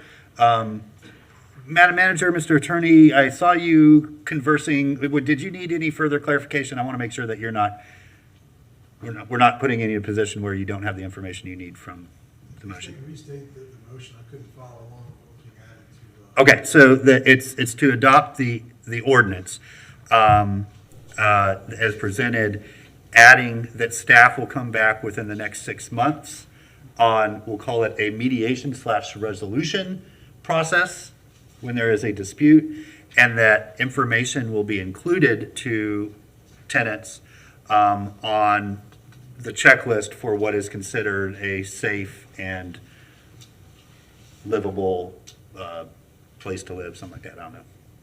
Yeah. Yeah, so it was that a program would be, in the ordinance, that a program will be created within 6 months of signing the ordinance. That would just be in the... Okay. So does that give you what you need? Yes. Okay, good. Okay, Madam Clerk, over to you. Our first speaker for public comment is Mike Wright. Actually, I owe you an apology. I filled the card out incorrectly. I'm here for M. I believe it's 3F as opposed to It does, yeah. So I apologize. 3F, okay. We are all getting used. This is the first meeting with the new system, so we're all getting used to it, and we appreciate your patience. Thank you. Y'all are doing a good job. Yeah, stay all day. He wants us to come in the city. You gotta be Of course not. Madam Clerk? Okay, I believe now we have Bobby Merrimer. Okay, very Sorry good. for skipping over that before. We took the circuitous route, but you're here, and we're glad. All right, I think I belong here now. Yes. Just double checking. All right, so I'm here to speak on the amendments to the rental unit permit program. I want to say that we understand, sorry, my name is Bobby Murmer. I'm with the Alachua County Labor Coalition, and we understand, as Harvey Ward mentioned, that you need to tweak policy as you learn and as the city grows, as the policy climate grows, and as the facts on the ground change. But here, I'm mostly here to talk about Adrian Hayes Santos's motion to create a voluntary mediation program. This is a good start for now, and I'm looking forward to seeing it created in 6 months. But we need to explore stronger programs that'll compel landlords to return security deposits and punitive fees when they are withheld unreasonably in the future. So this is a good first start, but I hope that we do not lose sight of the need to have stronger protections and ways to basically recover ill-gotten gains from some bad actors in the rental market. Secondly, since we're abandoning the mandatory checklist, self-inspection checklist, we need to mandate that the health and safety and the efficiency requirements are clearly delineated in the tenant's rights and responsibilities brochure. As Commissioner Hayes Santos mentioned, and I thought he made a motion, although I don't think it was put in there, but. It is, yeah, we have one. Yeah. Renters need this list so they can verify that their homes are up to the appropriate standards. So, thank you. Thank you. Next, we have Sheila Payne.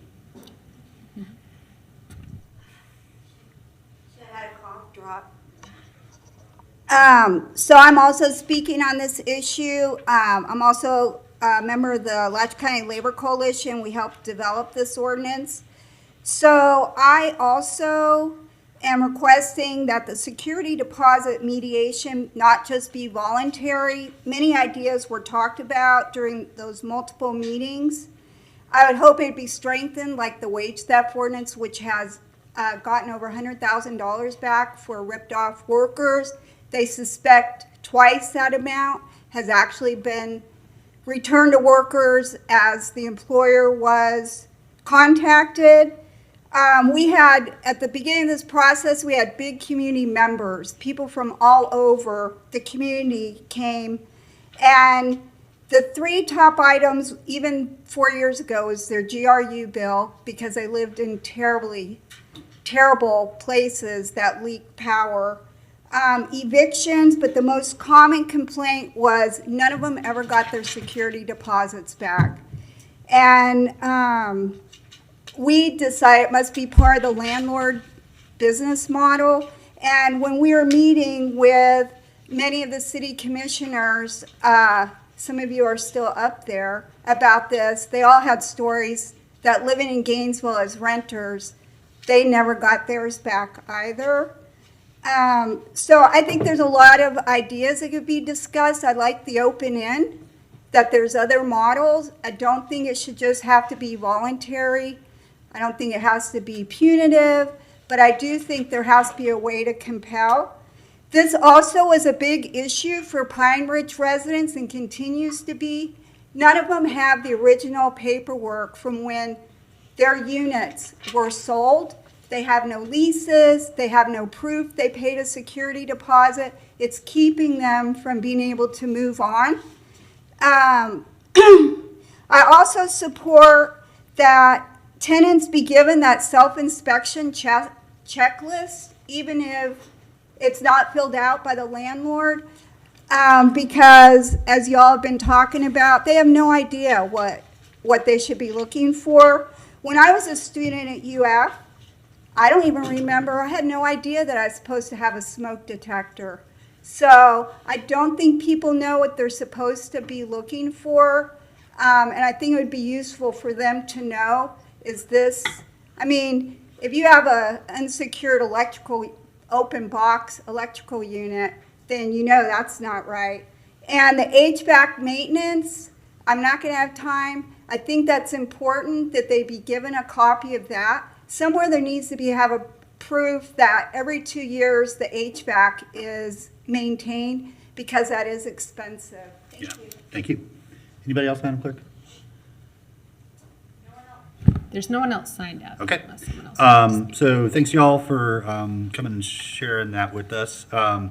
So essentially, we'll move forward with the ordinance if approved in a second by the commission, but we'll expect staff to come back within the next 6 months for that. Sort of, we'll just call it conflict resolution process, as well as the information will be given to tenants, so they know what they can expect, the conditions they can expect to live in. Commissioner Santos? Thank you, Mayor. Just to clarify, that language to create the program will be in the ordinance and come back on second reading. Okay, yeah, but the program's not going to happen. It'll come back, the program. No, I just want to make sure that there was clarification. Okay. Mr. Person? I'm not going to speak about the ordinance, or I'm just going to use this opportunity to tell you that staff is really excited. We're starting to already do some of the re-inspections as we're transitioning away from the vendor into in-person, in-house inspections.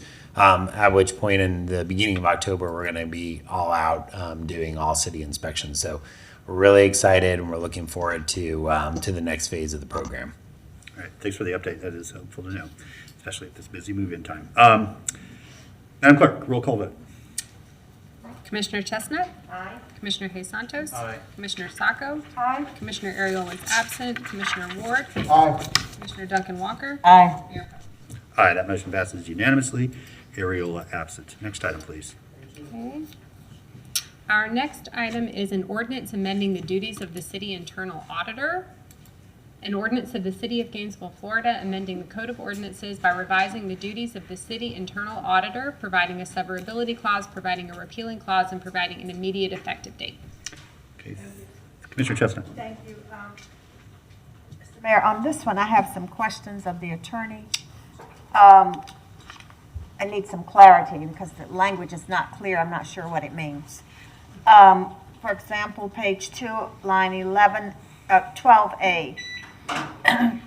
If that could be, could you tell me what that means, 12A and B, or if that could be stated in a more plain English? And what I can tell you is that the changes here were explicitly at the request of the auditor to make the language in the ordinance, I think, more closely follow the language of the professional organizations that certify the auditor. So that's what, so if she's available, she could certainly address this much better than I could. It's just not in plain English. That was the point, I think, was to put it in language of auditors. But then in the language of one of 7, I'm one of 7 that must vote to pass this. I have no idea what this means. I understand you. So I'm looking at it now. What page? Where is she? Okay. Yeah, Ms. Bigby's right here, if you want to come forward, Ms. Bigby, and translate from auditor and legal speak to citizen servant speak. Yeah, if you could put it in citizen speech, that would be much better. Hi, Mayor, Commissioners. So basically, the ordinance that was there, it hasn't changed, just moved around a little bit. We followed the recommendations of the city attorney's office for how to word things. But what I would like to explain, the difference of the risk-based audit plan, that term is new. And that follows the international standards for internal auditing. And it means that when we allocate audit resources towards audits, we want to allocate resources towards things that matter the most to the city. For example, you wouldn't want to do a repeat audit every year that has no findings for 5 years. And then you have maybe a process that has high risk that you haven't audited in 20 years. So risk-based means that the things that end up on the audit plan, after an enterprise risk assessment, after commissioner input, after charter officer input, discussions with management, then you all help us rank what those things are that we would add to the audit plan. That process is called risk-based audit So that would plan. be prioritizing. Yes, ma'am. So could you say that? That would be up to the attorney. Because somebody whatever, say that. whatever words the commission and the auditor wants are perfectly fine with me. These are changes that are all, like I said, at the request of the auditor Yeah. to comport with whatever your certifying agencies expect from you. So I'd be more than happy to make whatever changes that you want. Would it be okay then if we keep that language and just add No. prioritizing in what that means? The Not risk-based? unless you're going to explain it here. Yeah, In Yeah. if I could, I think the issue, Commissioner Chestnut, is that the term risk-based assessment or risk-based audit plan is the Professional language. yes, it's accepted by the international governing body that sort of determines that they do their job in a certain way. So that language, I think, is important to have in the ordinance because it says this, we are going to comply with this international professional standard. Now, we could add, I think, perhaps an addendum to the ordinance to say, you know, what this means is that we are going to prioritize our audit plan in accordance with you know, through what, and I think maybe you could write something up for second reading that was just an attachment to the ordinance that said That that would this be is good. what risk-based means for And the commission in the enterprise, process. and- Yeah, that would be Yeah. helpful.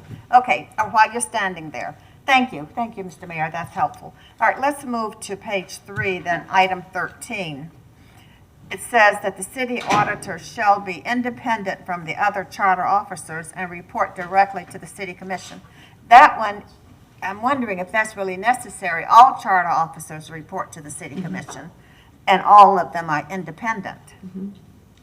Mayor, commissioners, Commissioner, exactly, that's already there. It was already in the charter, but it's specifying that for professional standards so that it shows that we're not reporting directly to another charter officer, so it's just making that clear.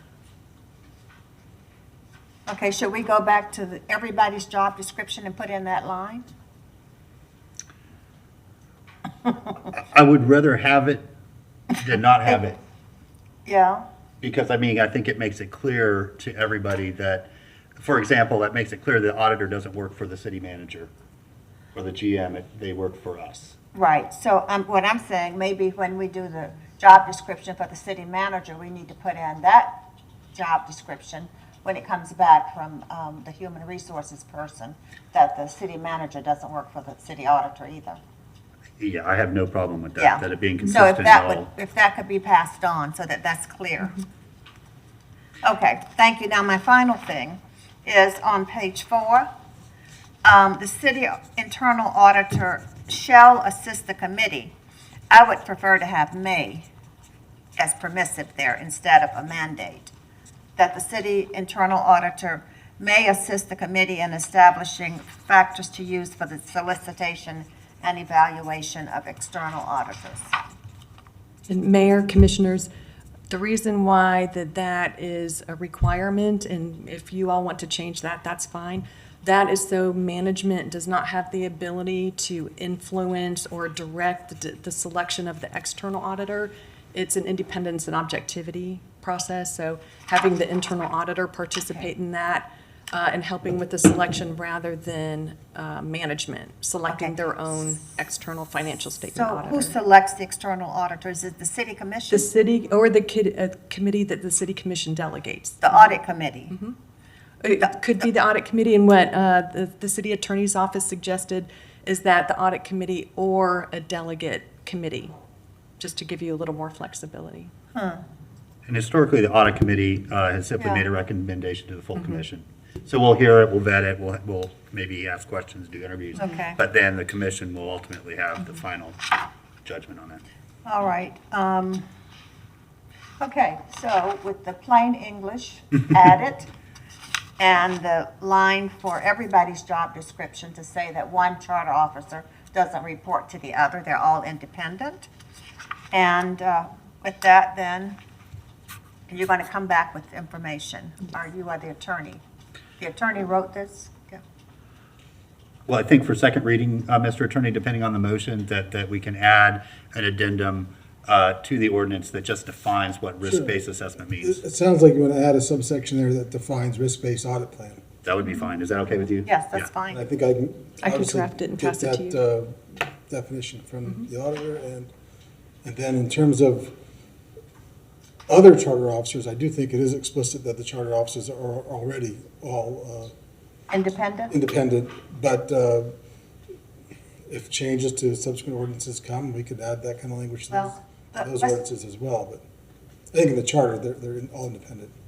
Well, let's just, since it's stated here, I would prefer to have it stated in everyone's job description that one does not work for the other. Yes, and I think what Mr. Nee, forgive me, I'm trying to kind of read through your comments here, but But I'm asking when Joe we to- find those ordinances where there is absent that language, that it would be added. Absolutely. And you bring those back to the commission as you identified where that was absent in an ordinance. Absolutely. Thank you. Okay. All right, then, Mr. Mayor, then I need to move the ordinance and- because we understand what he's coming back with on second reading. All right, move ordinance number 2022-366. Okay, Okay, motion On is first sec- reading, on first reading. Yeah, thank you. Motion to approve the ordinance, and I'm going to go ahead and clarify that on second reading, there will be added to the ordinance another section that clearly defines risk-based assessment, and then there's also direction to the attorney's office that when ordinances come back to the commission that are absent the clarity of the charter officer's independence, that will be added to those ordinances at that time. Okay, thank you. Thank you. Okay, and who is the seconder? We don't have one yet. Commissioner Ward. Thank you. Commissioner Ward. Commissioner A. Santos. Thank you, Mayor, and I'll support the changes that are on the floor. I do have a question. I think it's on page 3, where we're striking the language, internal auditor shall appoint and remove all subordinate employees in the internal auditor's office. And I don't really see that language being added back in. I want to make sure that you have the ability to hire and fire as necessary. And I don't know if That that's is in needed or there, not. Mayor, Commissioners. Yes, and I can find that real quick. Dan, help me if you see it first. Yeah, I'm looking through the new 2177 right now. Yeah. Well, where it's stricken, right? It is on, it's B on page 3. Some of the stricken language was just moved from other sections, so there's very little added. But to delete the resolution, there were just a couple of things added in to strengthen it, including our professional standards. Okay. So under B on that page, that's where it says that you have the ability to hire and fire? Or? It doesn't explicitly say that, the ability to allocate audit resources, that would mean our human resources. And then set the frequencies for the audit and scope and all of that. Would you rather have that more I'd explicit? rather it be explicit so that sometimes we've had issues where people say that managers can't hire and fire in the past, and I think that might be a good thing to add. So add that as well. I think audit resources, including personnel. Okay. Just add including personnel, make that specific. Okay, maker of the motion, okay with that? Yes. Seconder, okay with that? Yes. Okay. Commissioner Sacco. Thank you, Mr. Mayor. So I have a question. I'm looking at Unicode and it doesn't look like we just have a definitions for some of these duties. Like we don't have a section for definitions, would that be easier to just create one with terms that we seem to need clarity on? Yeah, I Like think either that's, for this one specific or in future for most of these, would a definition section under the administration one be more helpful? So we can outline everything there for clarity's sake of what we mean, and that way we can go back and see everyone's description and just come back with one section for that as a separate thing, rather than shoehorning one definition for you, another definition for someone else. Just make a definition section, which I don't know why there wasn't one to begin with, but maybe people before us didn't need it. So I don't know if Article 3 could just use a definition section somewhere. That would be my suggestion from legislative drafting, that we move forward with these things, but as far as defining, rather than an addendum or adding something somewhere else, review Article 3, see what we need to clarify or could be helpful to clarify, and add a definition section. That would be my suggestion, if the motion maker and the second would consider that. I think it's a neater way than defining terms in each charter's section. That's just me. Thank you, Mr. Mayor. Okay, thank you. That's certainly can be something that gets worked on. In the meantime, do we have anybody from the public signed up to speak to this item? Anyone signed up? I'm sorry, was Commissioner Sacco's officially part of the motion, and that was just? It was a suggestion. I am not the motion maker. Thank you. Yeah, well, so that's sort of a whole separate thing. What I would suggest, Commissioner Sacco, is you can possibly work with the clerk's office and the attorney's office to bring an item back, probably for GPC, to talk about adding a new section that would be a definition section. I just think that's probably a longer conversation and want to involve all the charters in that. So Yeah, I think that's something good to work on. Okay, so then it'll be a roll call vote. Commissioner Ariola is absent. Commissioner Chestnut? Yes. Commissioner Sacco? Aye. Commissioner Duncan Walker? Aye. Commissioner Ward? Aye. Commissioner Hayes Santos? Aye. Mayor Poe? Aye, that motion passes unanimously with Ariola absent. Next item, please.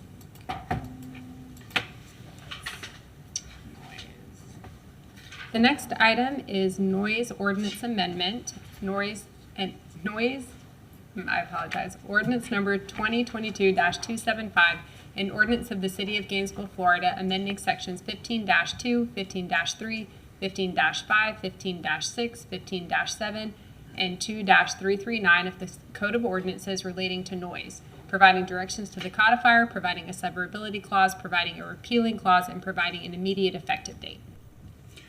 Okay, thank you. Commissioner Hayes Santos. Good after. Oh, I'm sorry. Chief Inspector, welcome. How are you? I'm a mythical creature, sir. Not at all. You're a legendary person. We know that. Please. Yes, sir. We just wanted to bring a little bit of statistics. Chief Scott apologizes for not being here himself, but he's under the weather. So since the Florida State Statute 316-3045 has been enacted, the police department practiced our community policing efforts that we normally do when a statute becomes new or we have a new law that comes up. And basically what we've done is we've done a series of warnings on each of those citations. So since that came into effect in July 1st, we've done 13 warnings throughout the city of Gainesville, and 7 were done in the month of July and 6 in the month of August. We do anticipate those to pick up now that the fall is in full effect, and of course we have football games and many other things that are happening. And we know that the ordinance is mirrored right after, of course, the Florida State statute, with a little bit different of a fine and also no warning being necessary. So we are here to answer any questions, or I'm here to answer any questions and anything that you might need. All right, thank you very much, Chief Inspector Koenig. Back to Commissioner Santos. Thank you, Mayor. Supportive of us moving forward in the ordinance, but I also want to bring up, we talked about it briefly the last time we discussed this, but noise cameras that give automatic tickets.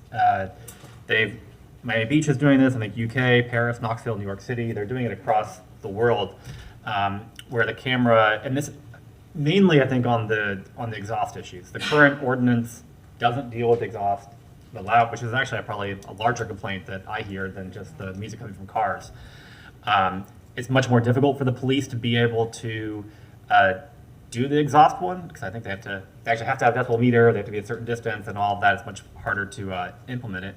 And I know we have personnel issues of just number of people being able to get out there and having to get underneath the car and things like that to check the exhaust.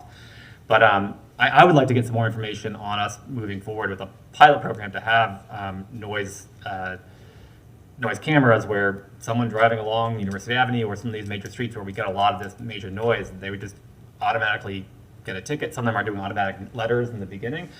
And I think that would be I don't think there's anything else that can allow us to actually address that issue. And that is one of the biggest issues that I've heard on the commission.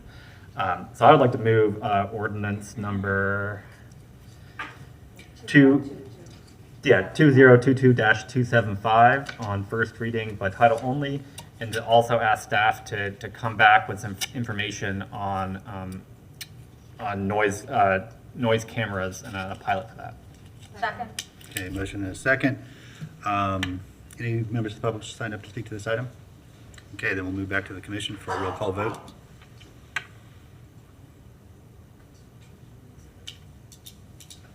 Commissioner Sacco? Aye. Commissioner Hayes Santos? Aye. Commissioner Ward? Aye. Commissioner Ariola is absent. Commissioner Chestnut? Aye. Commissioner Duncan Walker? Aye. Mayor Poe? Aye, that motion passes unanimously with Ariola absent. Next item, please. The next item is voluntary annexation, 9.945 acres of privately owned property generally located northeast of the intersection of Southwest Williston Road and Southwest 13th Street. An ordinance of the City of Gainesville, Florida, annexing approximately 9.945 acres of privately owned property generally located northeast of the intersection of Southwest Williston Road and Southwest 13th Street, as more specifically described in this ordinance as petitioned for by the property owners pursuant to Chapter 171 Florida statutes, making certain findings, providing for inclusion of the property in Appendix 1 of the city charter, providing for land use plan, zoning, and subdivision regulations, and enforcement of same, providing for persons engaged in any occupation, business, trade, or profession, providing directions to the city clerk, providing a severability clause, providing a repealing clause, and providing an immediate effective date. Simmons, welcome. Thank you, Mr. Mayor, Commissioners. Jason Simmons with the Department of Sustainable Development. This is a combination of two separate voluntary annexations where folks have requested annexing into the city. If you look at the pictures on the right-hand side here, one of the requests was from Dr. Ibrahim. Now, this is Southwest 13th Street. South is to the right here. So this was one request for voluntarily annexing into the city. And to the south of that property with this office building with the blue roof, that's UF Shands Health, which has all three of these parcels to the south here to Williston Road. This is the old Residence Inn, which is currently the UF Health Florida Recovery Center. And then further to the south is a vacant land down to Williston Road. This is just a generalized highlighting of the area on the northeast corner of Southwest 13th Street and Southwest Williston Road. You see 13th Street here and Williston Road to the south. So the general location, the east side of Southwest 13th Street. The size of, there's four parcels in general. The approximate size is just under 10 acres at 9.945 acres. Currently, they have the Alachua County land use and zoning designations. 3 of the parcels have commercial land use.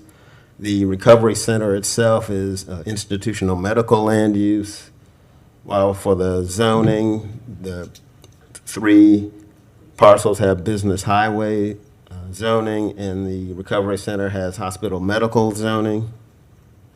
If these were to annex into the city would be able to provide city services.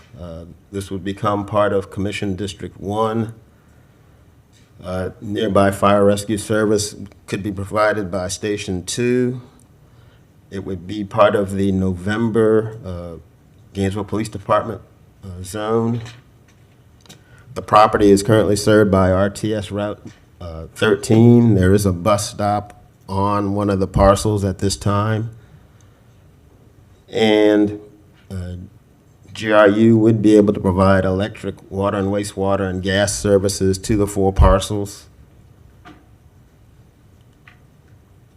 So with that, staff is recommending approval of this voluntary annexation because it does meet the legal requirements in that it is contiguous to the City of Gainesville, it's reasonably compact, and it does not create an enclave.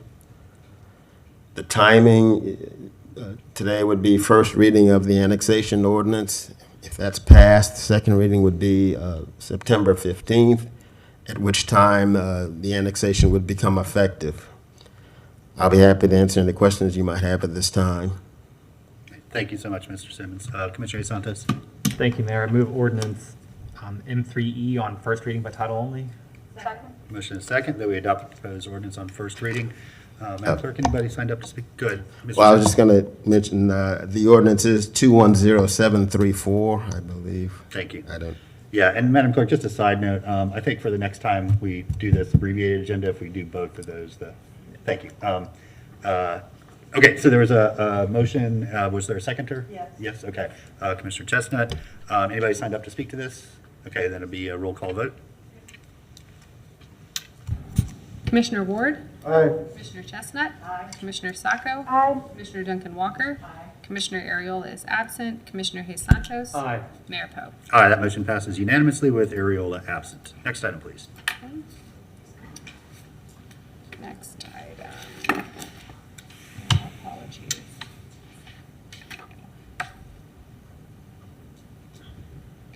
The next item is voluntary annexation 29.869 acres of privately owned property on the west side of I-75 and north of Southwest 8th Avenue. An ordinance of the City of Gainesville, Florida, annexing approximately 29.869 acres of privately owned property generally located on the west side of Interstate 75, north of Southwest 8th Avenue, as more specifically described in this ordinance, as petitioned for by the property owners pursuant to Chapter 171 Florida statutes, making certain findings, providing for inclusion of the property in Appendix 1 of the City Charter, providing for land use, plan, zoning, and subdivision regulations and enforcement of same, providing for persons engaged in any occupation, business, trade, or profession, providing directions to the city clerk, providing a severability clause, providing a repealing clause, and providing an immediate effective date. All right, Mr. Chan, welcome. Hi, good evening, sorry, I'm used to good evening. Good afternoon, City Commission. My name is Nathaniel Chan. I'm a planner for the City of Gainesville, Department of Sustainable Development. This is the Star Voluntary Annexation, ordinance number 210956. This annexation is located west of I-75 and north of Southwest 8th Avenue. So, the proposed area for annexation is approximately 25 acres. There is a scrivener's error that I will address at the end. The current zoning is Alachua County multifamily, residential, and Alachua County manufacturing mobile home park. Current land use, Alachua County high density and Alachua County medium density residential. The subject area for annexation is currently vacant, and city services are available to serve the subject area. City Commission District 3 will be extended to this area upon annexation into the city. The closest fire station is Station 19. This will be part of GPD Zone Delta, and electric, water, wastewater, and gas are available to serve the subject property. Commissioner Saka, you have a question at this time? Quick question. Sure. For the GFR station, as much as I'd love to have 19 fire stations, we don't. Is that Station 9? Is it meant to be? And I just want to make sure we have the right number. Great question. I have the Urban Services report on my computer. I can check for you if you'd like right now. If we could just review it before, the second reading. Sure thing. Maybe during the course of this presentation, Mr. Persons, if you can just double check that for us. Thank you. Might be another scrivener's error. Might be a typo. A lot of things came up today, so I apologize. Well, with that being said, staff recommends approval of the voluntary annexation. The proposed annexation meets all of the legal requirements for annexation per state statute in that it is contiguous, reasonably compact, and does not create an enclave. This is first reading of the annexation ordinance. Second reading is on September 15th, in which the annexation would become effective. A couple things before I end my presentation. Staff has received a letter from the Alachua County Board of County Commissioners regarding this annexation. I received the letter yesterday, so I apologize that it's not part of the backup. I have a copy here if you'd like to review it. The letter was forwarded to the city clerk for inclusion into the public record. The second thing, the legal description and sketch attached to the ordinance included a scrivener's error in the stated acreage and area for annexation. I recommend that if the City Commission chooses to move forward with adoption, that you include in your motion that the legal description and sketch be fixed and attached to the ordinance when it comes back for second reading on September 15th. That's the end of my presentation. I'm happy to answer any questions. Okay, thank you very much, Mr. Chan and Mr. Persons. Did you get your eyeballs on that one issue? It is Station 19. Yep, it's the Forest Park one. GFR? Mm-hmm. So that's a yeah, that's a county number, not a GFR number. That is the station that would respond. The county would respond. So it's ACFR. Correct. Yeah. ACFR Station 19. Correct. But it would. It's in their zone. Their response. I've got a map on my computer if it would Does be it helpful. still count as a city service, or is it just through our interlocal that they would then respond? That I don't know. I think it's through the interlocal or yeah. Yep, a reciprocity thing. Okay. Okay. It is the closest station. I can confirm that. Yeah, and who responds depends on the call load at the time. So it could be a city station if those, units are all out on another call. I mean, so I think the point is it's the closest station. Has fire. Yeah. Yes, it is. It does have fire protection. And it is a vacant property too, so that we don't expect any calls for service right now as well. Okay. Thank you both. Commissioner Jesus Santos. Thank you, Mayor. I move ordinance 210956 on first reading by title only, but also modified as staff brought forward during the presentation. Correcting that Correcting scrivener's the error. scrivener's error, Yeah. Okay. Motion and second. Second was by Ward. Madam Clerk, members of the public that wish to speak to this? I believe one member of the public, Mike Wright. Welcome. I wanted to clarify one thing. When I said y'all are doing a good job, don't report that back to Orange County, which is where I'm from, because that might imply that they're not, so No, appreciate sir. We'll keep that. it a secret. No, we were here on behalf of the ownership and just wanted to convey our support of the petition, and we look forward to being included in the City of Gainesville and to answer any questions that may come up. Very good. Thank you. Thanks for spending the morning with us. Okay, anybody else? No? Okay. Mr. Persons? I just wanted to reiterate, so I did look it up, and it is part of the automatic aid agreement. It is a county station, and it would be basically based on the call load first response. Thank you. All right, thank you. Excuse me. Yes. Chief Dixon also responded. He also said that it will impact the AAA and they will be paying the county, so. Okay. Thank you. Okay, with that, we'll move to a roll call vote. Commissioner Jesus Santos. Aye. Commissioner Ward. Aye. Commissioner Chestnut. Aye. Commissioner Ariola is absent. Commissioner Duncan Walker. Aye. Commissioner Sacco. Aye. Mayor Pope. Aye, that motion passes unanimously with Ariola absent. Okay, we're to commission comment, our afternoon portion. Any commission comment at this time? Mr. Chestnut? Yeah, thank you. Mr. Mayor, you were going to have I think Mr. Persons address the issue on street lights on. Oh, yes, thank you. Just an update of where we are in that process. We have a sort of broad, I'm sorry, I didn't bring that up when the gentleman was here. But we can reach back out. We have his name, so. Thank you. So we are currently working with the Public Works Department on the larger lighting study. I believe the final report should be due, I want to say either end of November, early December. We are working on the interim measure with lighting, if you recall. That's going to the September plan board meeting, and it'll come to the commission very soon after that. So that's essentially the update. We've seen the mid-level report from the consultant, and it's looking good. And so we're going to be bringing the final report to you after it's ready. Great, thank you. Thanks for that reminder. I appreciate that. Any other commission comment at this time? Okay, we will be in recess until 5:30.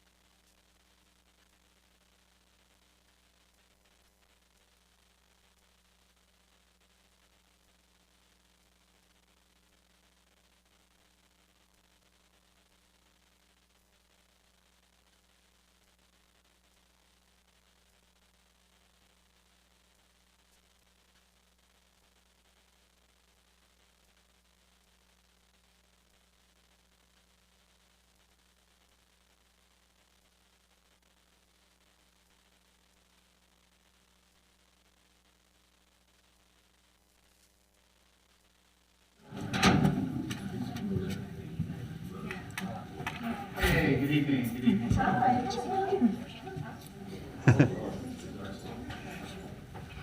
Okay, we're going to call the meeting back to order. Thank you all for being here. We are going to start off, Madam Clerk, I believe, with our Pledge of Allegiance. So if you'd all please stand if you're willing and able, and join me for the Pledge of Allegiance. I pledge allegiance to the flag of the United States of America, and to the republic for which it stands, one nation, under God, indivisible, with liberty and justice for all. Thank you. Please be seated. Madam Clerk.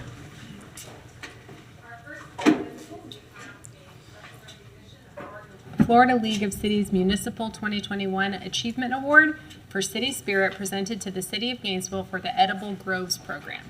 Okay, and so from the Florida League of Cities, we have Aaron Russell, Ambassador, who is going to kind of explain this award and what led to our consideration for that. And so I'll introduce Ms. Russell, and then I'll bring up the city manager to tell us a little bit more about how the city worked on achieving this incredible project. Ms. Russell. Thank you,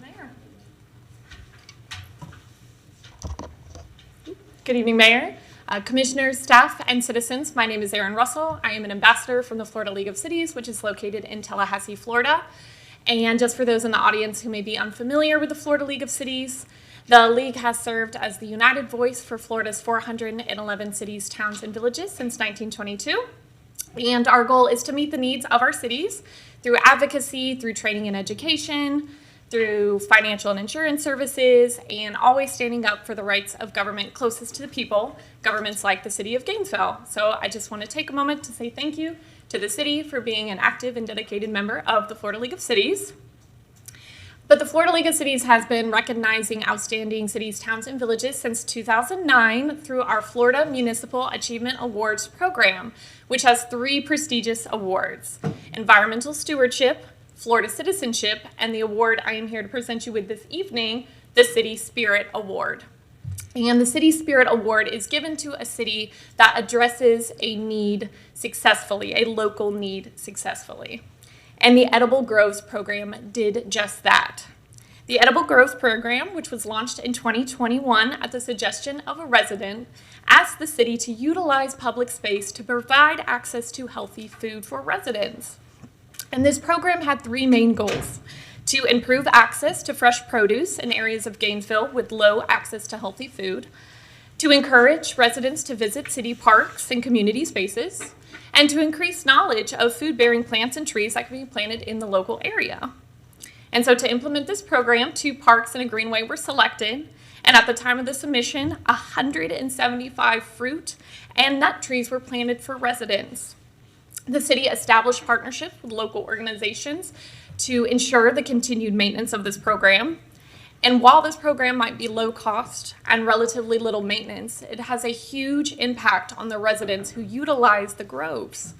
The Edible Groves program continues to provide fresh, free produce to residents who need it. And this program also shows that their local government listened to the suggestion of a resident and implemented a program at the benefit of all residents. So to conclude my comments, I did want to give a special shout out to some of the individuals who were part of this program. Carissa Raskin, Eric Conan, Dave Conzer, Chelsea Proia, Brandy Stone, along with the mayors and the member of the commission, and along with the city manager and her team of staff.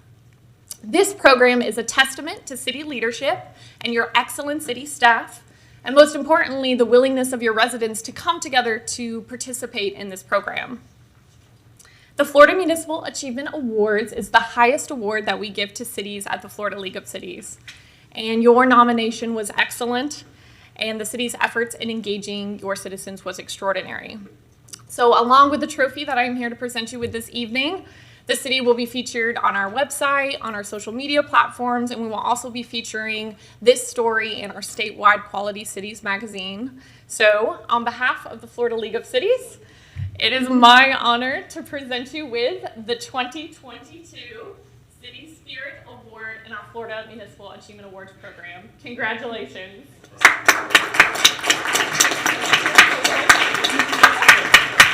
I've been nervous.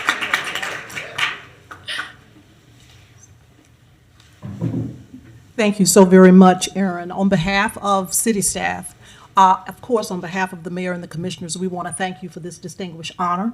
Carissa Raskin, who really is the person who kind of kept everything afloat, is not feeling well. She's not here.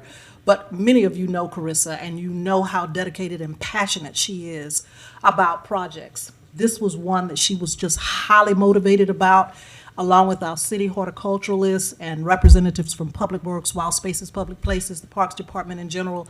A lot of internal involvement to make this happen, working with our partners in the community. But again, on behalf of the entire city, we want to thank you for this honor. I understand there were only 3 awards in the state. This is one of them.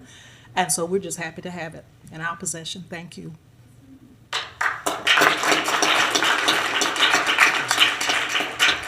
So Ms. Russell, thank you so much. This, of course, belongs to our entire city. It was a complete team effort inside and outside City Hall. So we will display it proudly and look forward to continuing to work with the league and all of your advocacy on behalf of our cities around the state. So thank you so much, Ms. Russell. Why don't you put that right up there? Keep looking at it. All right, Madam Clerk.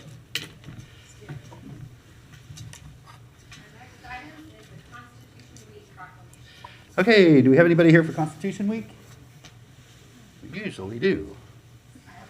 Okay, I'm a little wistful because when I was still teaching, this was always the week I was teaching about the Constitution in my government class, and it would always coincide with the proclamation. So I get to only do one of those things this year, so we'll make the best of it. Whereas the Constitution of the United States of America, the guardian of our liberties, embodies the principles of limited government in a republic dedicated to the rule of law.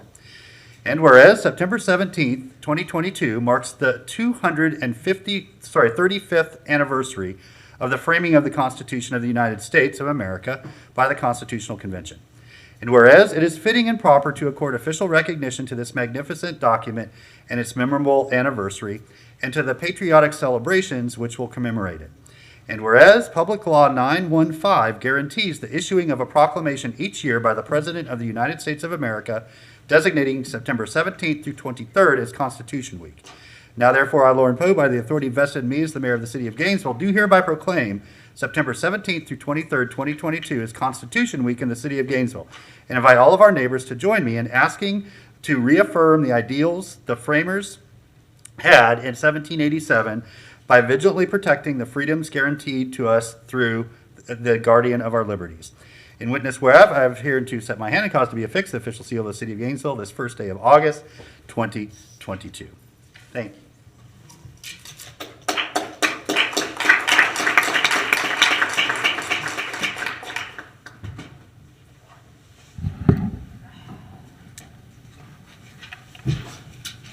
Okay, Madam Clerk. Next item is early public comment. Okay, so we've got a couple items on our agenda this evening, and so if you'd like to speak to any of those and then leave, well, you don't have to leave, but forego your opportunity to speak on them when they come up for discussion, you're welcome to do so now. Do you have anybody signed up for early public comment? Not that I'm aware of. Okay, then we'll go to the next item.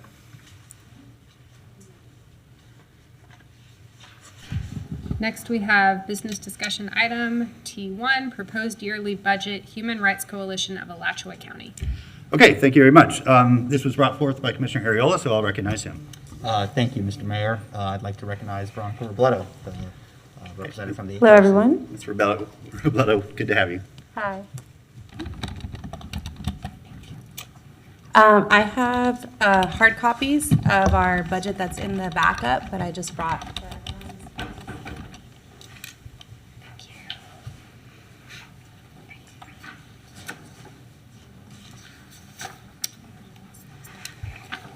Good afternoon, everyone.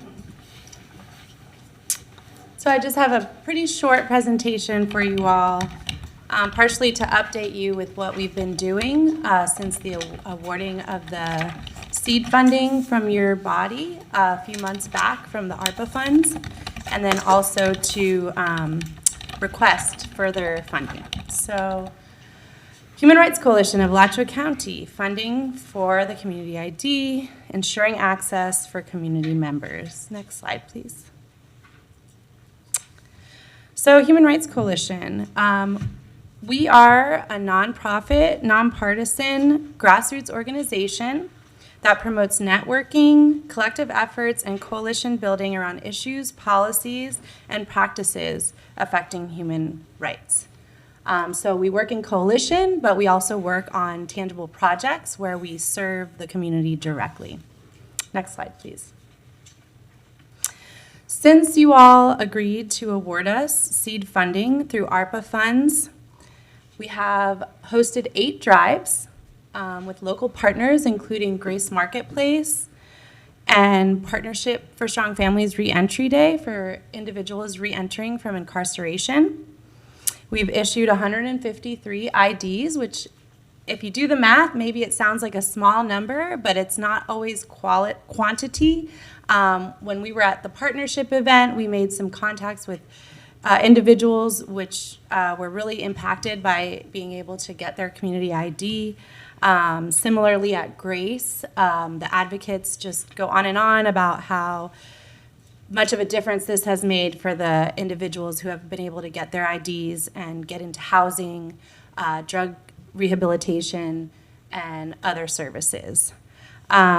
We also have provided legal navigation for 33 individuals. So part of my role as program director and legal navigator, I've been assisting foreign-born individuals impacted by the criminal, legal, and immigration systems. So I take calls, I help connect people to attorneys, I help explain individuals of their rights and responsibilities within those systems. And just also to keep in mind, the decision was in April. I was hired at the beginning of June. We've been very, I guess, conservative with the funds because we are, working on getting more consistent funding. So I've been working at 30 hours a week, and we're hoping to get me full-time and some other staff. Next slide, please. So just talking a little bit more about the other services provided beyond the community ID. We have an immigrant helpline. So this is answered by myself during working hours, and then outside of working hours, we have trained bilingual volunteers that connect immigrants with information about the community ID, addressing legal needs, health, and social services. We connect them with other resources within the community. Legal navigator. So we are also in partnership with the Rural Women's Health Project. They're providing us a small grant, which goes towards part of my time with the legal navigation work, where I'm informing immigrants in our community about their rights and responsibilities, providing assistance, helping them understand what to expect in those systems. So someone calls and says, my husband was arrested, I don't know what to do, I don't know how to set up phone calls to communicate with my loved one. So I help individuals with those sort of services. I also coordinate our accompaniment program. This connects individuals with volunteers that will accompany our foreign-born neighbors to court events. It could be an immigration court event in Orlando, where the nearest immigration court is, ICE check-ins in Jacksonville or Orlando, or sometimes local court events as well. So when you're not from here, it's extra scary sometimes to go into those spaces, and so we have volunteers that accompany individuals to those appointments. Next slide, please. So we've gotten some good feedback from the community. Like I said earlier, Grace Marketplace, they've invited us back for a second drive, and we're actually going to be going back there next week to help an individual that didn't make it to the drive, who's really close to getting into housing. So something as simple as an ID, can really prevent someone from accessing resources. And so we're really excited to be able to partner with them to help people overcome those barriers.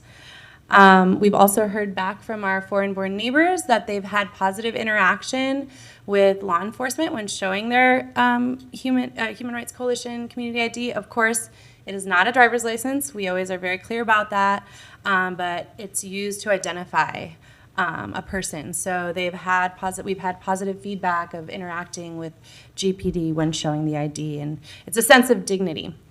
Again, Partnership Reentry Day. I learned at that event from a gentleman from Veterans Affairs that veterans actually have barriers to getting ID, which to me it was like, what? Sometimes it's as simple as the cost. We do charge $10 per ID, but we always tell people if they're experiencing insecurity in housing or in food insecurity that we can always waive that cost. So we won't let it be a barrier. And then SWAG Family Resource Center. So we did an event over there some months back, and they've been hounding us to get back over there. So we have that coming up in the horizon. And that's a picture of what the ID looks like, in case y'all don't know. Next slide, please. I'm almost done. So Human Rights Coalition of Alachua County, Community ID, we were the first community ID program in Florida. And we were the only program that was started without funding attached to the resolution when the resolution was passed. We recognize the size of our community. I was on a statewide call yesterday with Miami, and it's like, whoa, a whole different world, right? Our scale is very different. So we recognize that and wanted to get started. I've been working with the program as a partner in my previous position at my previous job, and on dedicated volunteers that we just wanted to get it going. Next slide, please. So we've led the way, and other communities have followed our lead. Palm Beach has a program that's been going really well. Broward County, Miami-Dade is about to start their first drive in the next few weeks. Tallahassee, the resolution was passed, but they're working on getting a nonprofit to run that program. And then Orange County is on the horizon. They're going to be voting on that in the next few months.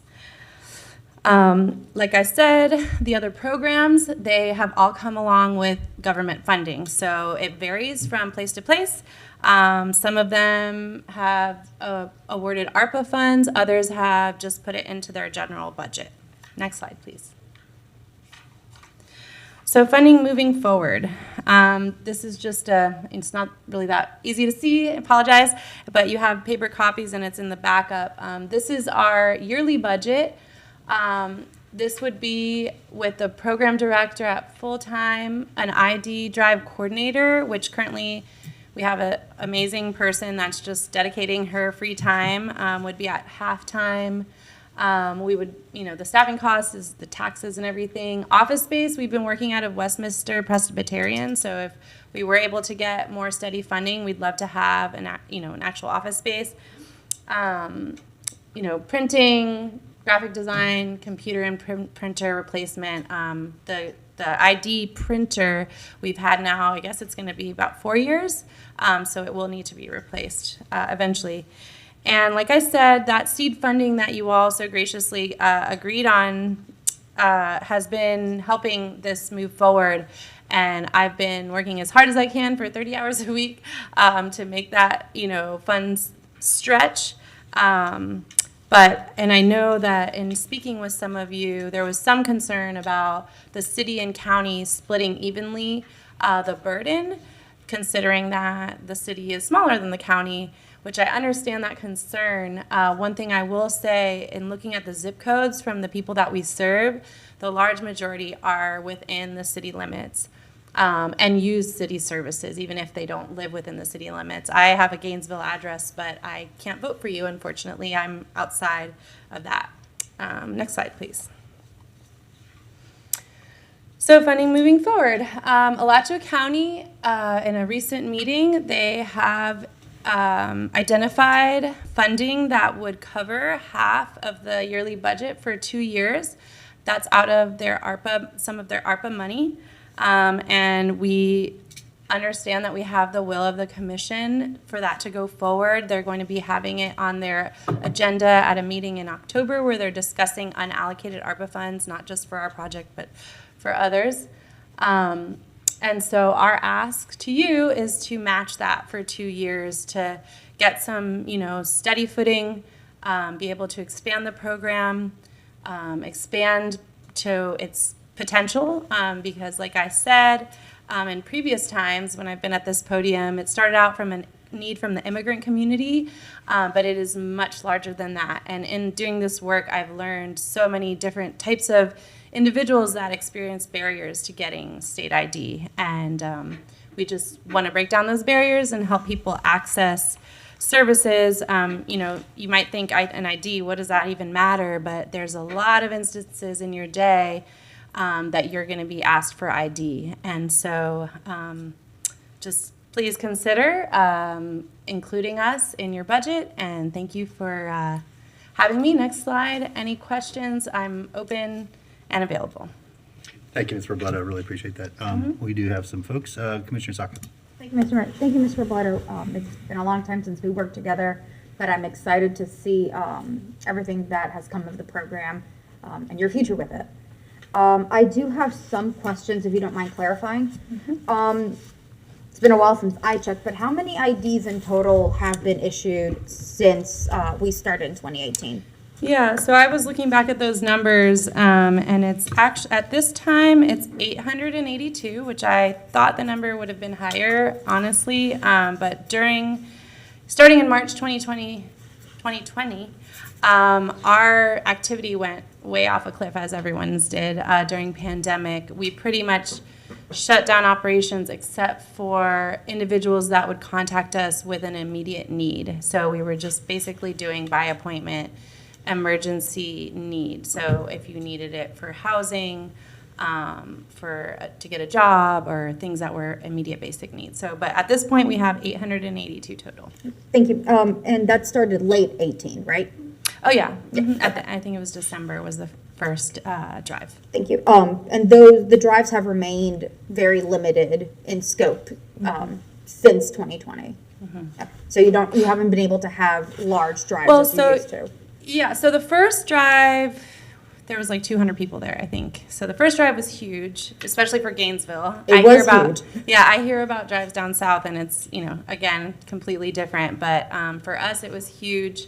After that, even before pandemic, it did kind of go down. We've been doing 2 drives a month-ish, and it's been a steady need. We've been doing about 20 IDs per drive. Thank you. And when it was the bigger drives and it was a much, I don't want to say more coordinated, but a bigger event, you had partners that would also come in and use your event as a forum to give information and other services, correct? Yeah, so part of the model is we do an orientation that everyone has to see in order to get the ID. Now, because of pandemic, we've made it a video orientation, and we've changed it to a appointment based. But yes, back then when we did everyone in a room orientation, we had different service providers. We had victim services, we had legal providers. We actually have slowly brought that back, though, the last few drives, even though they are smaller. Like I said, it's a steady flow of people, and so we've had Rural Women's Health Project has been tabling. We did have a representative from Gainesville Police Department at one of our drives recently talking to the community, and yeah, other services. We had Brittany from Victim Services as well. Thank you. I wanted to point out, it's not just the ID that we'd be funding if this goes forward. It's your coordination efforts, bringing in all those resources and providing language assistance and just technical assistance so our neighbors can access what everybody else can access. Just to clarify, are you seeking the 52,000 in addition to the 35 already given? Correct, yeah. So for this year, we would have 85 versus the county's 50. Well, I guess the way that we've been looking at is the 35 covering kind of the first several months leading up to then looking towards For the year, next year. in the future. Okay, thank you, ma'am. So I asked that not to critique. It was more to give out information to my colleagues. I'm very much in support of sponsoring this program. I've been saying it from that side of the podium. Well before I was here, I've said over the last year that if we have groups in the community who do a lot of the legwork for the city and its people, they should be compensated the same as any other group that we contract out to do services. I fully believe that HRC does a lot of very good, important work that was either ignored or done for free. And I know how many other hours you put in beyond your regular hours. I know how many hours I used to put in beyond my regular hours. And it really is people who want to help. But that love of labor does not house people and does not feed them. And it is not fair that those who work with our immigrant communities, who are often immigrants themselves, are asked to work for less than pay. I think that flies in the face of everything that this commission has tried to do. It flies in the face of our Ginny initiative. If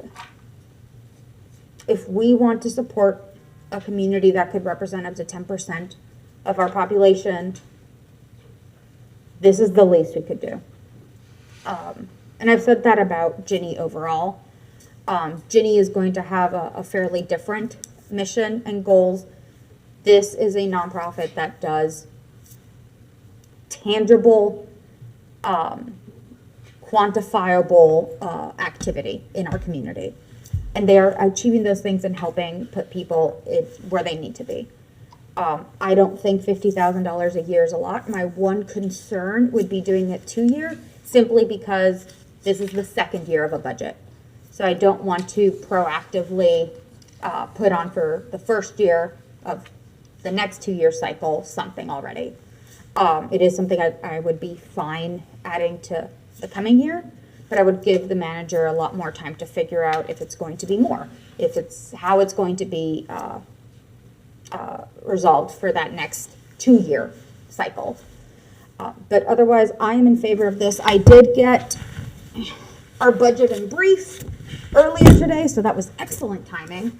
And I know that the last time we had a budget discussion, we had changed some of the commission increments to the tune of $300,000, $200,000 for new sidewalks and sidewalk connections, $10,000 for painted crosswalks, $100,000 for new transit bus shelters, and a reduction in pool fees resulting in a reduction of revenues from $10,000. I don't think any of those things are unimportant, but I think people are more important than a bus shelter or a painted crosswalk. People's safety is more important than that. Access to services is more important to that. To that end, because we can't ask the manager to magically produce $50,000 out of a balanced budget, I would suggest taking out 50 from the 100 set aside for new bus shelter. It is something I strongly believe we need, but if I have to prioritize, which is my job, and when I'm here acting for, as a representative of the city and our funds, I think that is a small change that goes a very long way, especially as we are coming further out of COVID and you are restarting the programs to be what it used to be. It's not something that you guys decided to ask last minute as has been portrayed. It is something that you've been asking for 4 years. That I was asking for you for 4 years ago. And I wish it had been mentioned, that I think concretely mentioned as a definite ask out of the budget, of the regular budget, and not just ARPA sooner, but we are still in a position to make that change. And I think that is as simple as we can handle it this time. And then for the next 2 year budget cycle, figure out where it would come out of. But I am wholly in support of this. I think it is one of the few things we can do for our community, and I will wait to hear from my colleagues before making a motion, but thank you. One thing I Commissioner, missed, I'm sorry, in my presentation is that Sheriff Watson finally came on board. He was kind of the missing link in our community in official recognition of the ID. And late June, we met with him, and he is officially recognizing it as well. thank you. Commissioner Ariola? Thank you, Mr. Mayor. The benefits of this program, I think, are very clear. Gainesville is very proud to have been on the leading edge of this. And what really makes this so important, I think from a government perspective, is this service isn't really being provided anywhere else in the community. And folks who are accessing these IDs really can't access IDs like this anywhere else. So we really are serving a vulnerable population need, and it is one of a kind.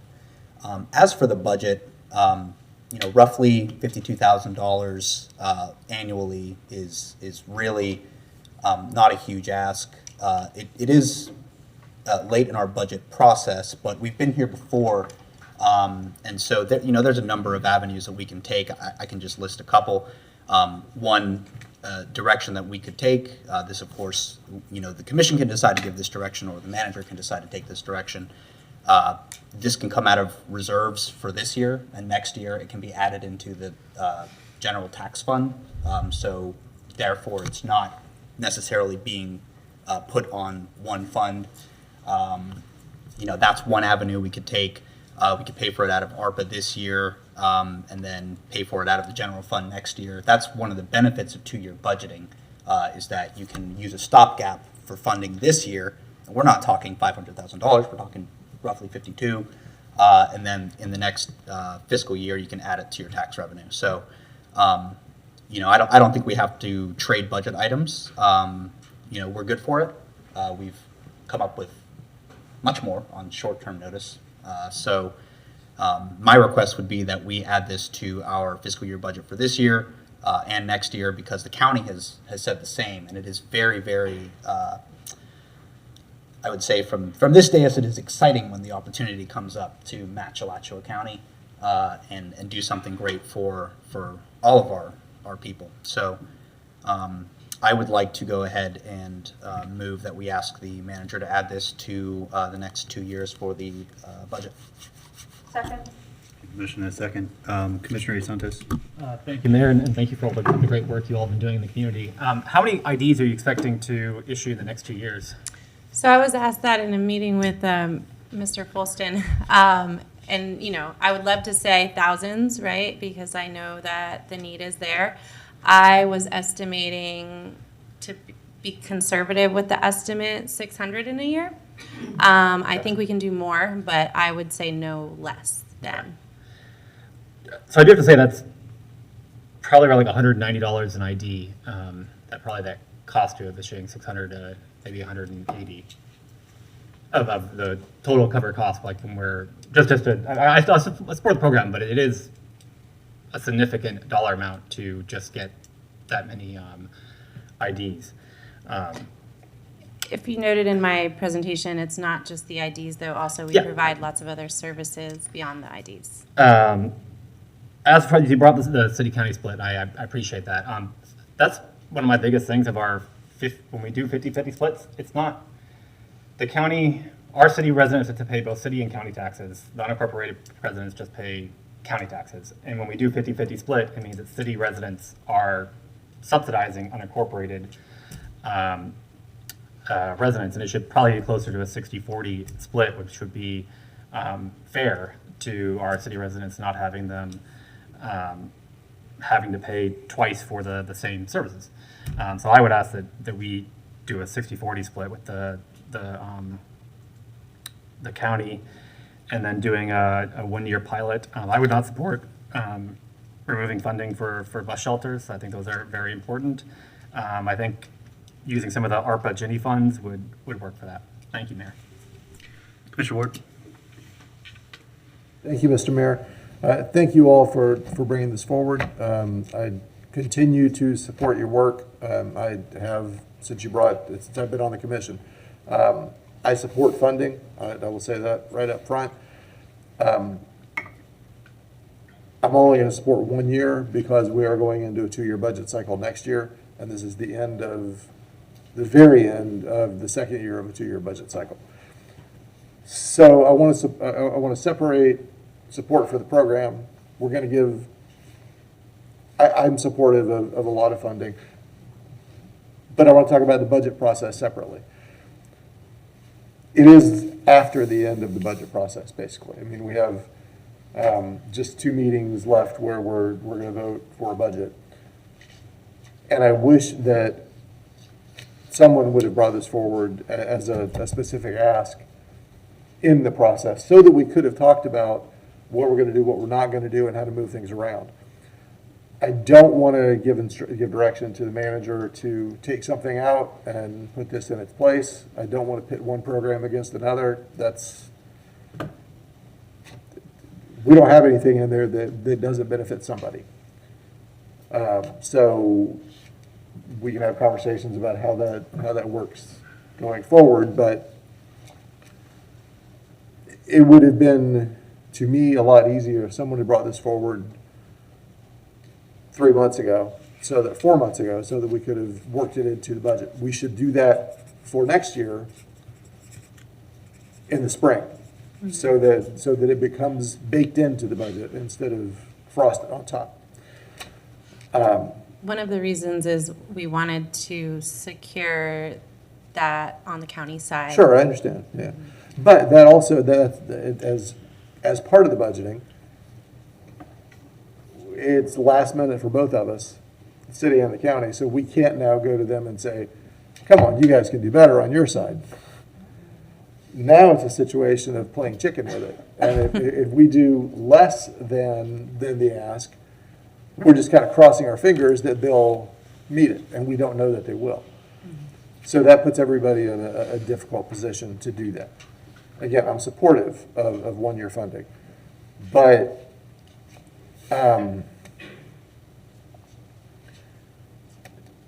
to do it again, we really need to start earlier. And as far as county funding goes, yes, their commitment is out of ARPA funding. It's not out of their regular budget. And they have a much bigger budget than we do. And as Commissioner Santos said, everybody who lives in the city is also a resident of the county. The 50-50 split that we often get asked to do is not a fair split by any means to taxpayers in the city of Gainesville. And this is not your problem.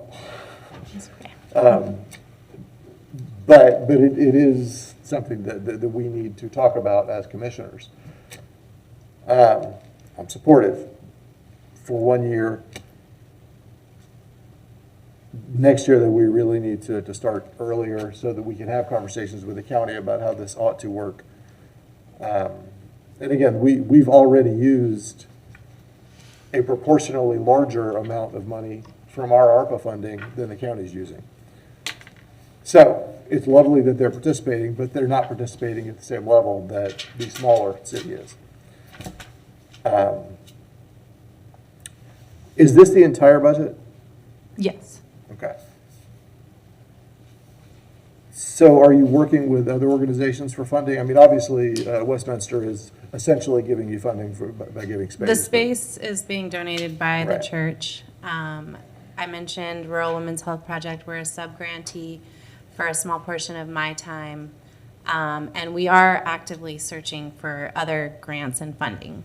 And I'm not trying to castigate you at all. No. It's a difficult conversation to have. Understood. And I also didn't mention that, if you think about our volunteers and their in-kind donation, every drive we have around 8 volunteers that spends 2 to 3 hours of their time, helping out. So that's its own kind of funding, I guess, or participation from the community. But currently, we're just working off of HRC's previous fundraising reserves, the ARPA funds, and Rural Women's Health Project. Gotcha. So public funding is important. It's important as a signal as well as the actual money. But some of the organizations, both for-profit and nonprofit throughout the community, who depend on immigrants, need to step up as well in the future. I think that ought to be a large component going forward. Again, I'm supportive of 52-7-12-50, and I'm not interested in telling the manager where to find it. That's unless you need us to do that. And I do not want to be in a position of pitting one program against another, because they all help somebody. So, thank you, Mr. Mayor. Commissioner Duncan Walker. Thank you, Mr. Mayor. And thank you, Ms. Robleto. Veronica, I know your first name. I had to put my glasses on to see that far, to catch the last name, though. I want to thank you so much for your work. I really appreciate what has happened with this program. Unlike many of my colleagues here on the dais, I have not had the privilege of being a part of its genesis or being here for a while as it actually got onto its feet, but I can appreciate where it is now. I have a couple of questions for you. First, actually, I want to thank Commissioner Ward. You asked one of the main questions that I had just in terms of the budget. I was wondering about additional revenue sources and where some additional funds will be coming from to support you, because you're doing something I think that's meaningful, and other organizations who might be getting behind you and helping to provide a level of financial support for you. That's important, and it's something that I am interested in knowing more of. And plus, we were only provided in this just the expenditures and not the revenues. So do you have a one-pager that you might be able to provide us at some point? I would have to work with speak with our executive director and board and get that together, yeah. Okay, I thank could you. provide it. Thank you very much. Do you have any plans in the future to write into your budget a grant writer or a fundraiser? It's a good suggestion. I know the other programs around the state are pretty different from us in the sense that we started very small with this project.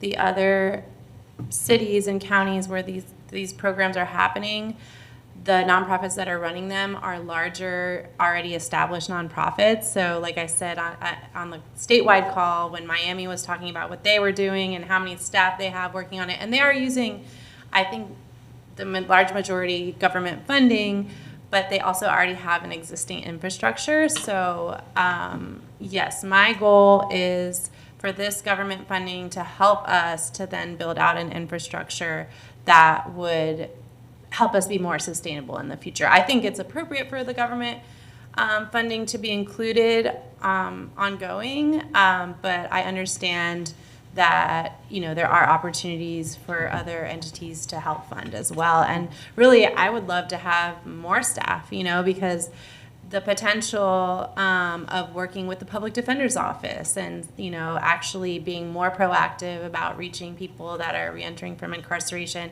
we honestly haven't been able to do that work to its full potential.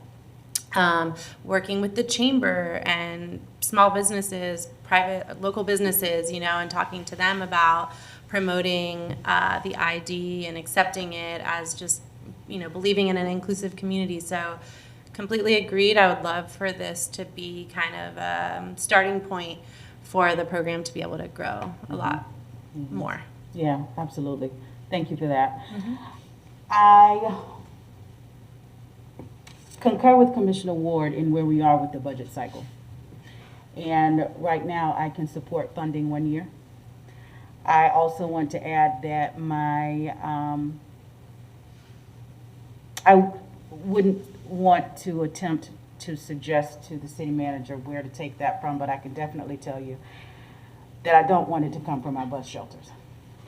In District 1, it is such a huge issue already, and I know in other parts of the city, but particularly bus shelters, covered bus shelters in particular, are something that we just cannot sacrifice at this point. Just a couple of weeks ago, I believe, before recess, we were talking about how we could possibly find ways to fund others. So I would not like for it to come from there. But I appreciate your work and look forward to hearing more about your program. And I would like to say this to my colleagues.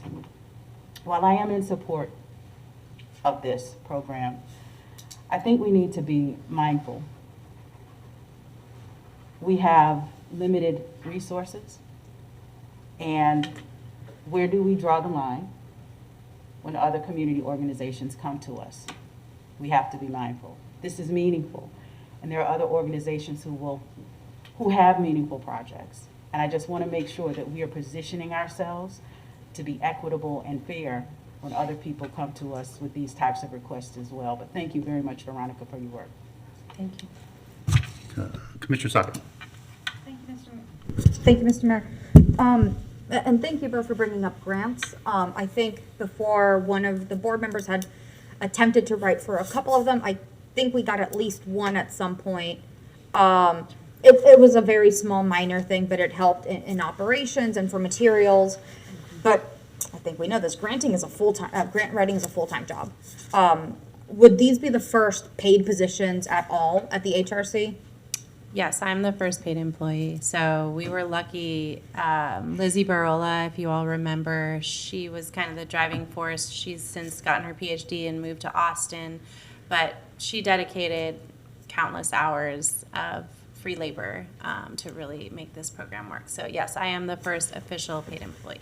Thank you. So I think it's important to note, how much has been done in 4 years, 2 of those pandemic, on unpaid volunteer labor.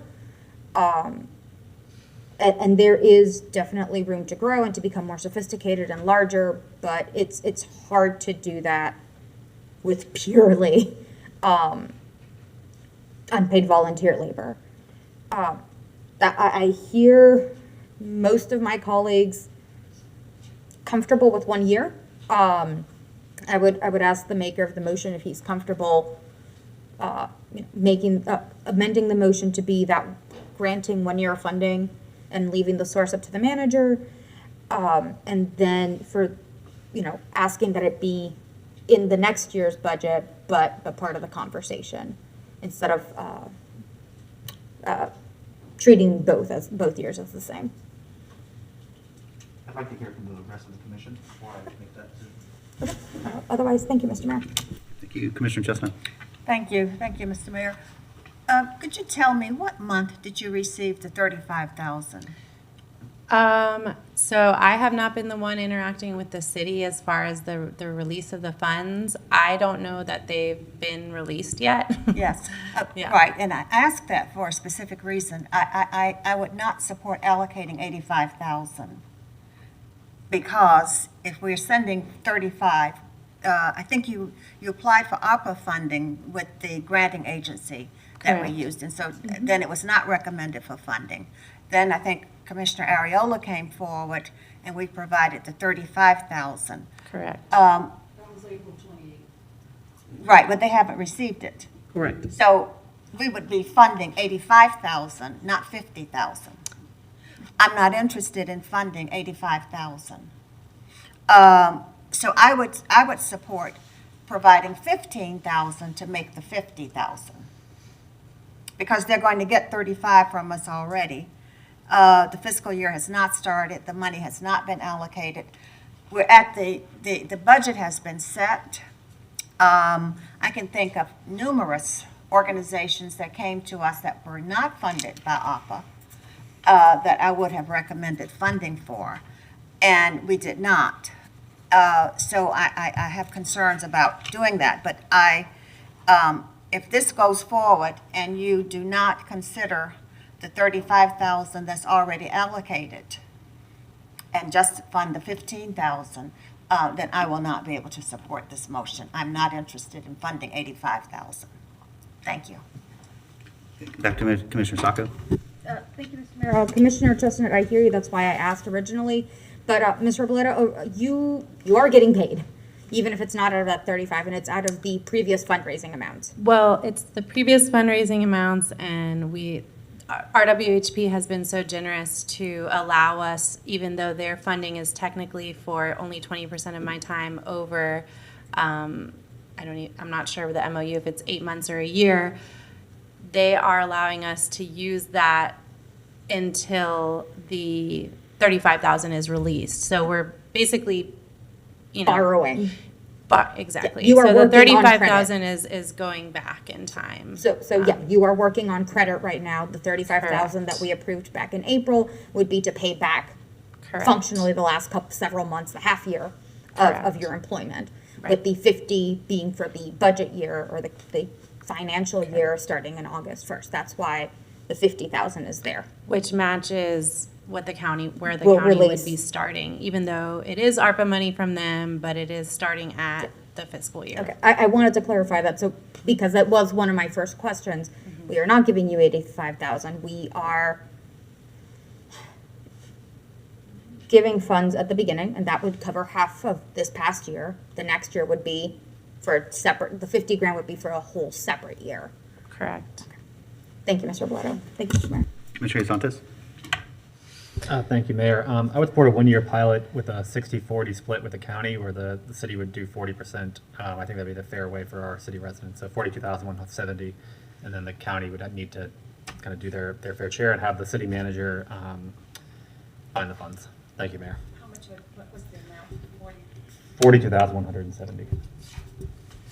Around that. Approximately.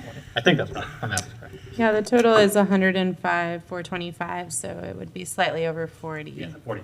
Yeah. Okay, thank you. First of all, thank you to the Human Rights Coalition. You do the work that nobody else is doing, and it's incredibly impactful.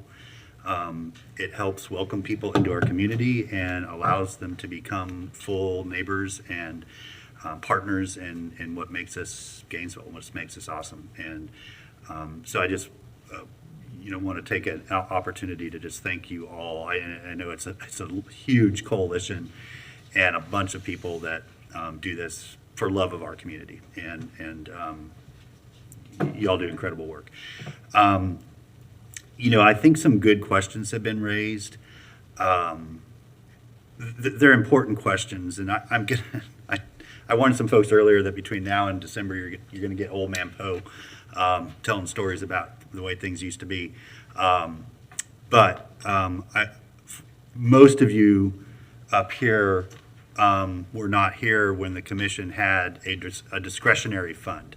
So included in our approved budget every year was a certain amount of money set aside, maybe $100,000. And then the commission could distribute that money as it saw fit. And the community organizations that knew that, and many did not know about it, but the ones that knew that would show up to public comment and say, hey, we've got this great thing, this great idea, this great event. Can we have $20,000 or whatever? And not once did the commission ever say no, because they were all lovely people and lovely causes. And then about January or February, the money would run out, and then that was it. And if somebody came to the commission with a really neat idea later in the year, too bad, the money was gone. And we really just finally recognized that was a highly inequitable way to use public dollars to fund community organizations and events and programs. And, and so my cautionary tale is that as we move forward, I think one very important discussion the next commission needs to have, and it can in fact, it should be part of, I think, the broader budget deliberations you all will start having probably shortly after the new folks take office in January. There'll be some early discussions, right? Is what process and criteria should the commission apply to outside organizations asking the city for money? We do have some processes already, like CDBG funds, where it is defined. We had sort of special circumstances from the ARPA money that we set aside, that $7 million, and we developed a procedure for that. But I think what HRC is proposing, they will not be the only ones coming to the commission with this type of ask. And so I think it's going to be very important for the next commission to have something in place that really shares under what circumstances might you be considered for city funding, what process do you need to go through, what's the duration of that funding. I mean, these are not things we can decide here today, right? I mean, we're here for a very specific reason, and it's about this project that the commission has historically been supportive of, and I think really the ask is to formalize that support in the way of sustainable funding. So I do support that, and I think I get the $35,000 versus $50,000 difference, but I understand that $35,000 will go back to making Rural Women's Health Project whole once it gets released. They're basically deficit spending to keep you, active in the program. And the $50,000 would be prospective for the next year. I'm fine supporting, I'm enthusiastic in supporting that. I do have, so the 2-year budget, all that is absolutely true. Like, we should not be budgeting money for the next 2-year cycle for a commission that hasn't taken office yet. That needs to be their decision, following our normal budget processes. This next 6 months, if this is approved, really, it's got to be a proof of concept. You know, and I think you know that, but I want you to hear it from up here at the dais that between October 1st and say March, when the city commission starts really getting to the meat of the budget and what are we going to fund and not fund, and if HRC is able to come back and say, not only have we already this year issued 750 IDs, but we've also provided this many hours of in-kind assistance and service. I mean, keep track of every single hour, every single volunteer that sits at a table, that goes door to door, that greets people as they're re-entering, and helps them through that process. Document every single second of that, so when you come back in March, you can really paint a picture of this is the complete benefit to our community that is being offered through this money. And I think if you're able to do that, and I know you will because I know how hard you all work, that it's going to be an incredibly compelling narrative for that next commission to say, we need to bake this into our annual budget because you are doing something that is critical to our community that the city, I will argue, can't do. And we know why. I mean, I'll say it because not everyone was part of that conversation back then, but if the city did this, then there would be some real personal privacy and security concerns that are avoided by working with a private, third party.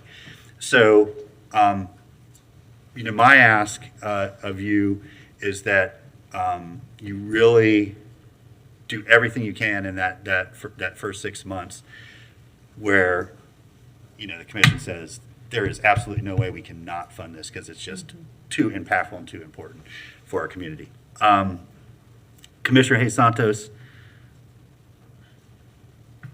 I love you, man. You know I do. I'm not going to get into this 60-40 split right now. I bring it up every time, though. I know, but and it's not that you're, wrong about that. But what I would worry about is if we funded the 42 and then the county just walked away and said, no, we were going to do 50-50, now we're just not going to do it. That puts, this program and HRC in a really terrible position. And they have in all but a vote committed to the 50% split. And so for us, for the difference between, $8,000, determining whether the program moves forward or not, this isn't the hill I want to die on for that. But it's not because I think you're wrong. It's just that this isn't where I want to make that point. So, and I agree. I think, we have higher than expected vacancy rates, where we have some undesignated reserves, but I don't want, I would like the manager to come back to the commission with some time to look and have some discretion about where that money comes from, including Ginny money that's already been set aside or other unrestricted ARPA money, and because,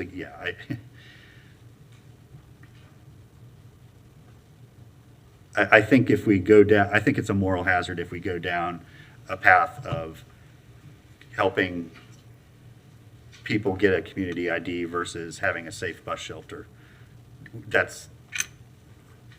We should do both, and our community needs both. So that's how we should, I think, approach that. So real quick before I get back to Commissioner Chestnut, and then we'll turn it over for public comment. Commissioner Ariola, can you restate the motion as it exists?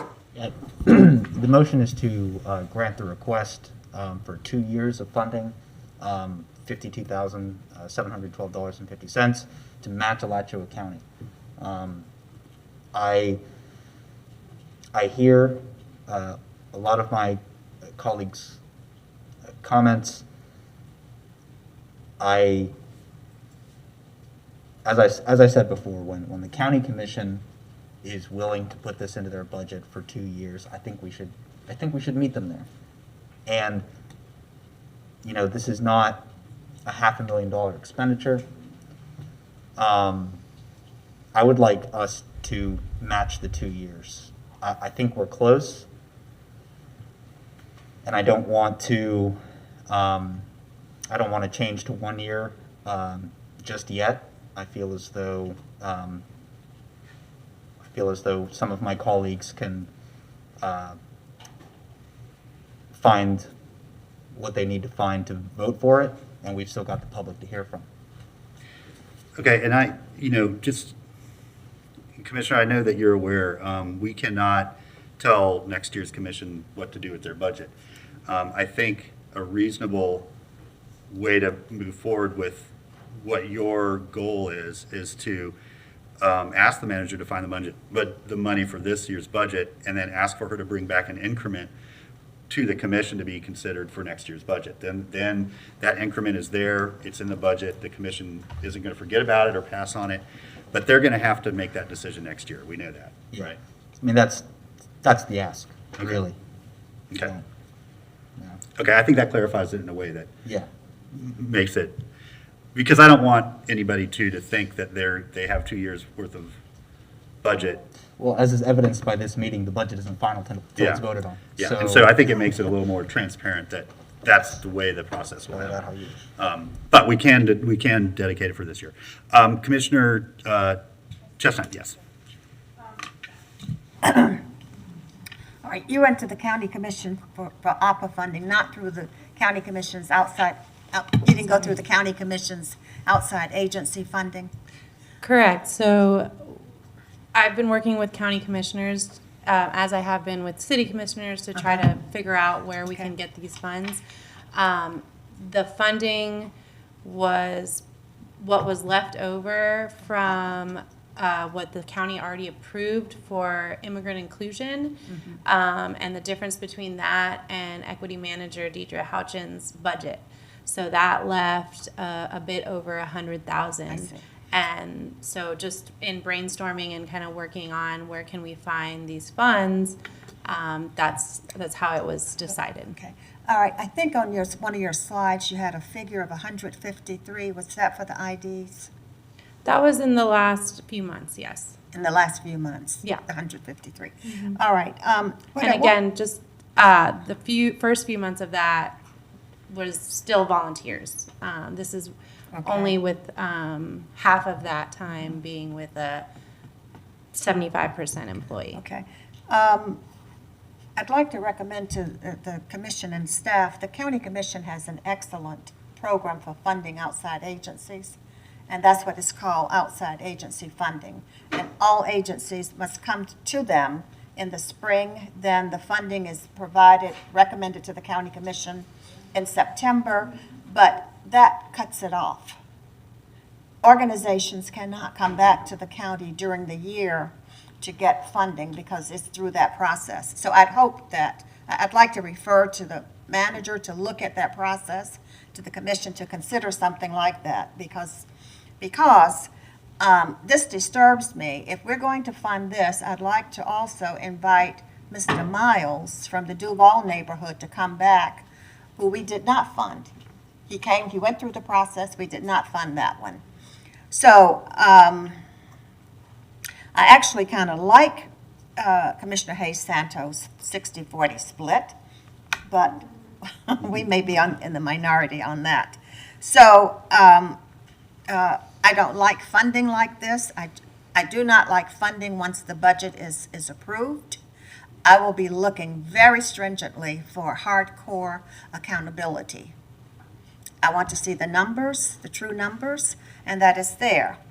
So I would support 1 year, not 2 years, not any hint of 2 years, because I'm not interested in doing something that is recurring for the next commission. Thank you. Okay, thank you, everybody.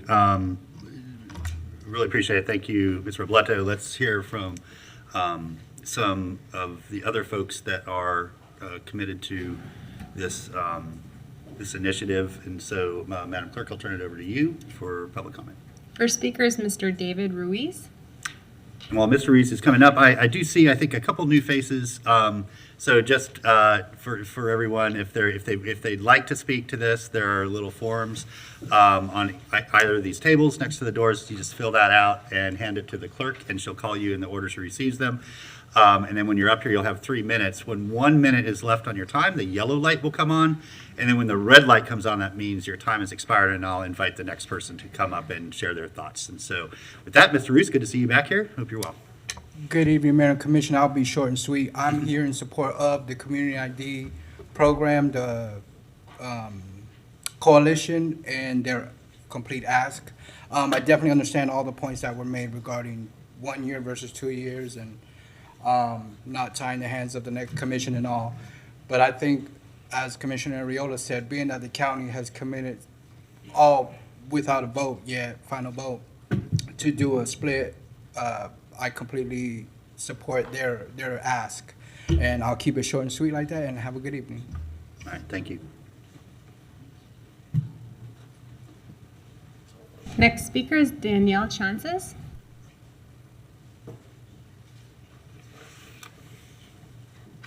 Good evening, everybody. My name's Danielle, and I always am like, I'm an organizer and activist in Gainesville, which I still am, but I'm also the North Florida Regional Organizer for the Florida Immigrant Coalition, which I guess less people know about. But we are a statewide coalition consisting of hundreds of individual members and member organizations that do work in the immigrant community.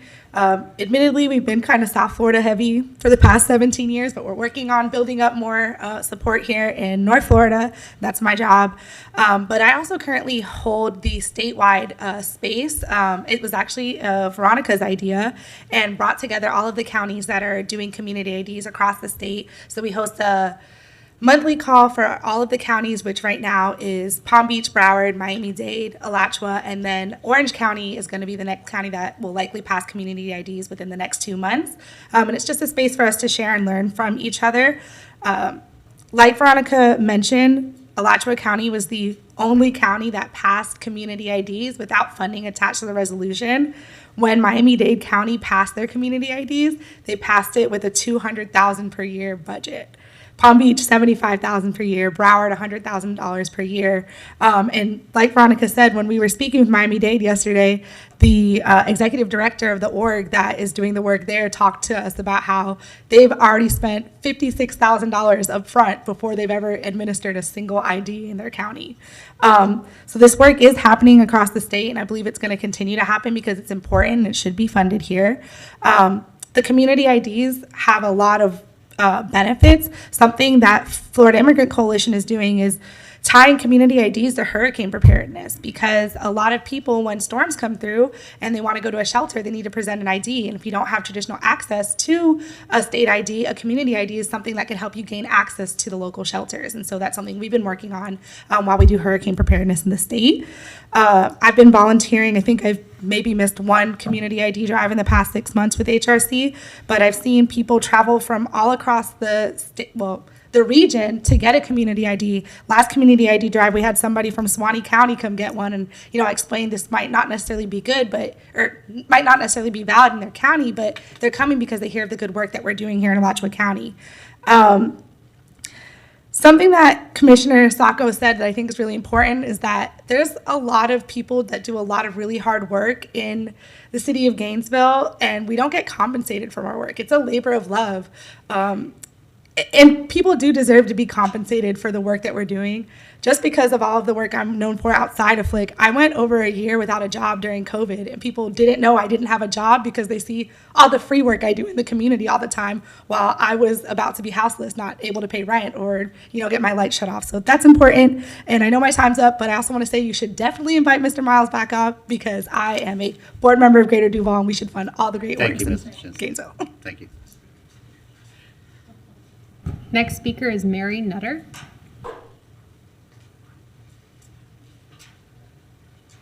Good evening. I became involved with the Human Rights Coalition at its beginning several years back, and I got my own ID card.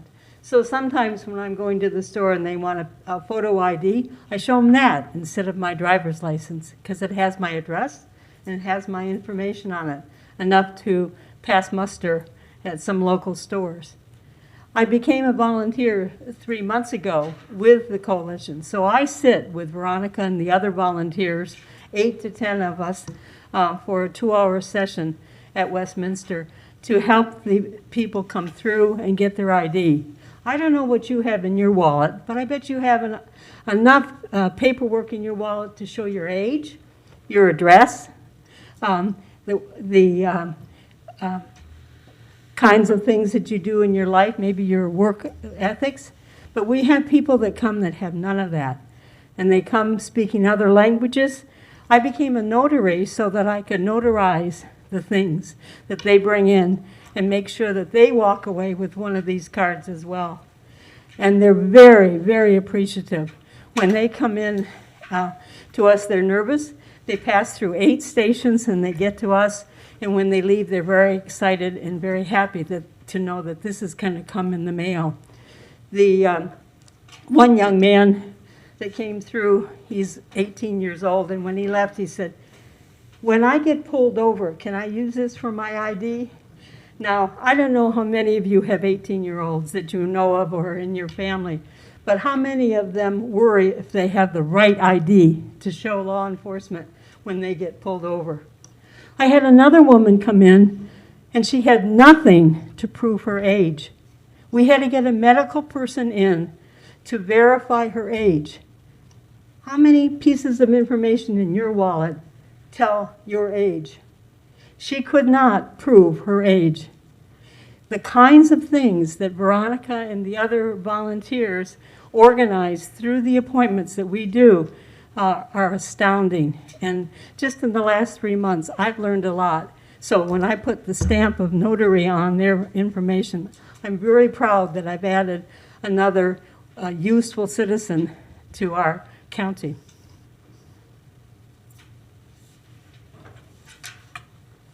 Our next speaker is Thomas Silva.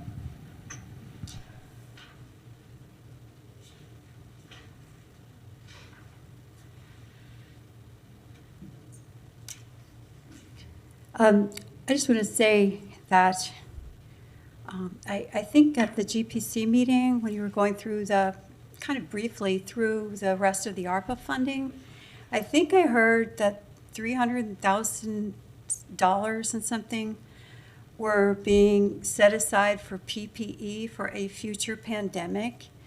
And I don't really see the need of that when there are people in the community like Mr. Miles and Duval and these people who could make good use of that. You can correct me if I'm wrong about that, but I think that was one of the line items. And I think, there's a lot better use for that kind of money than stashing it away for some future event that may never happen. And in the bigger picture, I would just ask for closer review of all the CARES money as well. I mean, as I've said before, I asked for an accounting of the CARES money, and all I got was $1.4 million for sanitizing City Hall and GPD night shift dinners. Basically, that's all it was. And in the GCRA audit that just came out recently, raised some questions about possible misuse of CARES money to pay vendors for GCRA. And so I think that, it would be good for the city and for the commission to ask for a very careful accounting, line by line, of all the CARES money and take a better look at where the ARPA money is going. Thank you. The next speaker is Jonathan Nunez. Good evening. My name is Jonathan Nunes. I'm here in support of the Community ID program and the Human Rights Coalition. I'd like to address directly a quote from Mr. Harvey Ward. The immigrants need to step up. We're here. It's a direct line from earlier, sir. And the specifically the amount of hours that are going into us, even just from the direct quote from Mr. Bledo regarding the amount of volunteers showing up at 2 events, around 8 of them, 2 hours at a time, ballpark $5,000–6,000 a year just from that alone. If you build it, they will come. I have been volunteering. I've gotten into contact with the HRC through Madres Sin Fronteras. I am doing accompaniment drives, bringing immigrant families to 4.5 hours away, different cities, bringing them to the respective consulates to ensure that they can actually just get a piece of workable material to protect themselves effectively. These are people that cannot drive. They legally cannot drive. They are vulnerable. And the specific IDs, half the time I just reinstated my driver's license, and that required a smartphone and an authenticator app and a website to get that whole process rolling. These are people that are the most vulnerable, that typically are well below the poverty line, that are trying to, we're trying. I understand that this proposition is living and dying based on the 1 year to 2 year, where the money came from beforehand, if this is the appropriate way for an organization to bring its needs forward. This is fundamentally righteous work. These are the most vulnerable people in this community. And having this money available is going to save lives. I know it sounds big and dramatic, but having a small group of people on a regular bi-monthly basis that can be a big tent, one-stop shop for a variety of other organizations, getting representatives of women's health care, daycare services. This will enable people to get into homes. It'll get them jobs. Just being able to present a single piece of identification can fundamentally change a life. We're in an age where we're always looking for a proof that the people in question are putting in just a little bit of work. We're here and we're trying, and this organization, if just a little bit of help, will save lives. Thank you. Our next speaker is Jaime Suarez Roy. Hello, my name is Jaime Suarez Roy. I've been a resident in Gainesville since around 2016. I remember around that time is when Mayor Lauren Poe declared Gainesville a sanctuary city, and I think the city should live up to that name today by putting funding into the HRC's plan. Like the previous speaker just mentioned, those IDs can save lives, not just for immigrants, but others. Although even if it was just for immigrants, it would still be incredibly worthy. You need IDs for healthcare, which I feel like alone is such an important reason given the COVID pandemic. You need IDs for housing. You need IDs just to get into social spaces, like bars, for instance, which is an underrated but important part of life.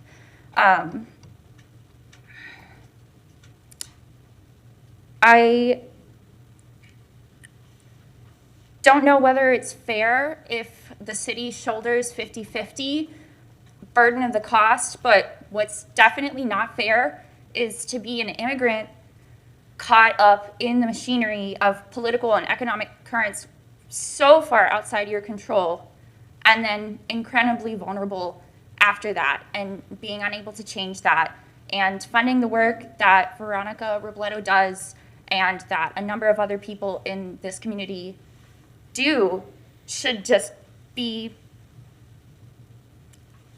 out of the question, like immediately, yes.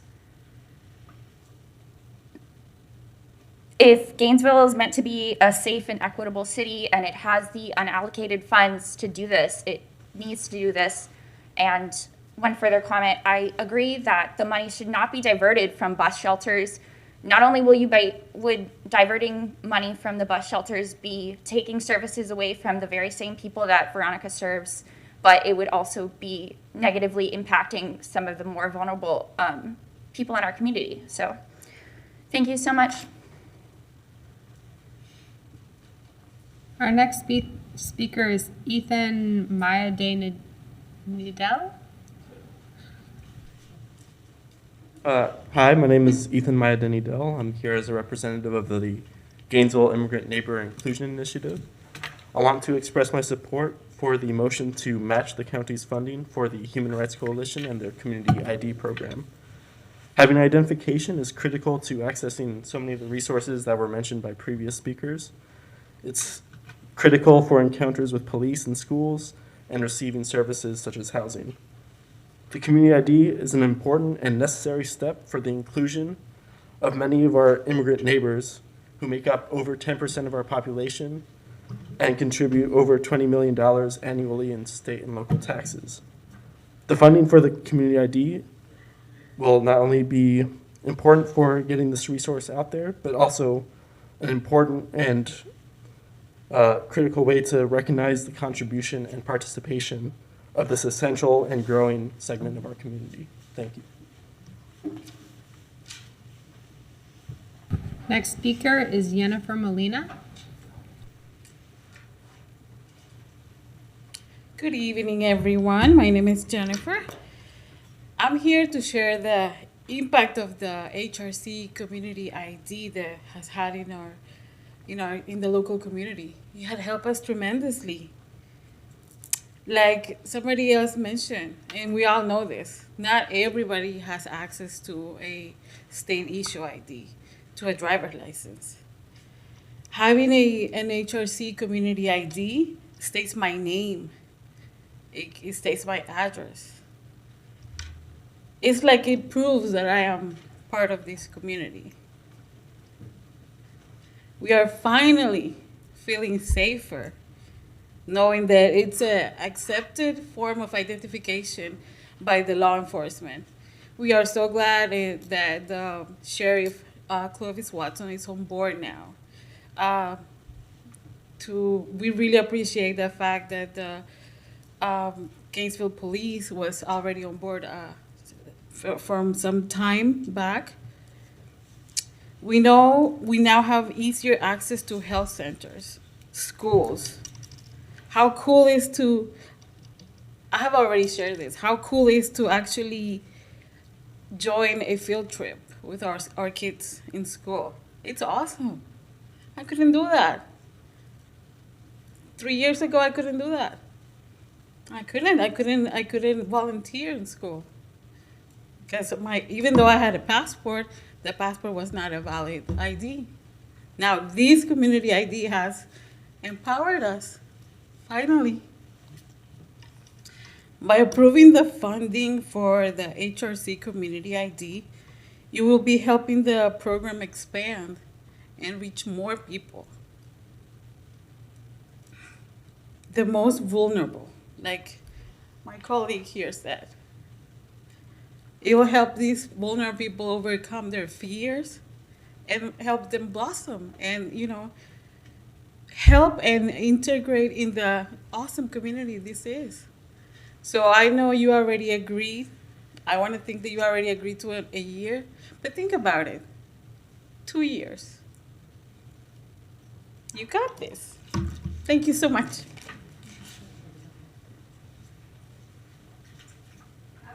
Speaker signed up for this item. Okay, thank you, Madam Clerk.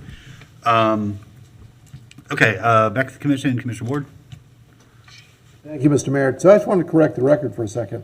What I said earlier was that organizations that depend on immigrants need to step up. There are businesses in this community that we all know can only keep their doors open because they are shortchanging the immigrant community on a consistent basis. And it's time that they step up and help fund this organization. That's what I was talking about. That's what I said. Organizations that depend on the immigrant community need to stand up. Thank you. Commissioner Hayes Santos. Thank you, Mayor. If the 2-year funding fails in the current motion, I'd like to put forward a motion for 1-year funding. Thank you, Mayor. Okay, I think the clarification was that it is asked the manager to come back with funding of $50,000 for this year and present a budget increment in the next budget cycle for the next commission to consider. That is the correct procedure, Mr. Mayor. Okay, thank you. So we're committing to funding for the coming fiscal year beginning October 1st right now. Everybody clear on that? Well, I don't think it's no, really I what- don't think so. I think, excuse me, it sounds like what I'm hearing is still 2 years. The second year, we cannot. Whatever. I hear what you're saying, Mr. Mayor. I hear very clearly what you're saying. I don't think that is what I'm hearing from Commissioner Ariola. I think Commissioner Ariola is saying 1 year and then put in the second year, direct the manager to put in the second year for the next new budget. So anyway, I think we're going to need to vote on this motion and then go to the 1 year motion because I'm hearing 2 years.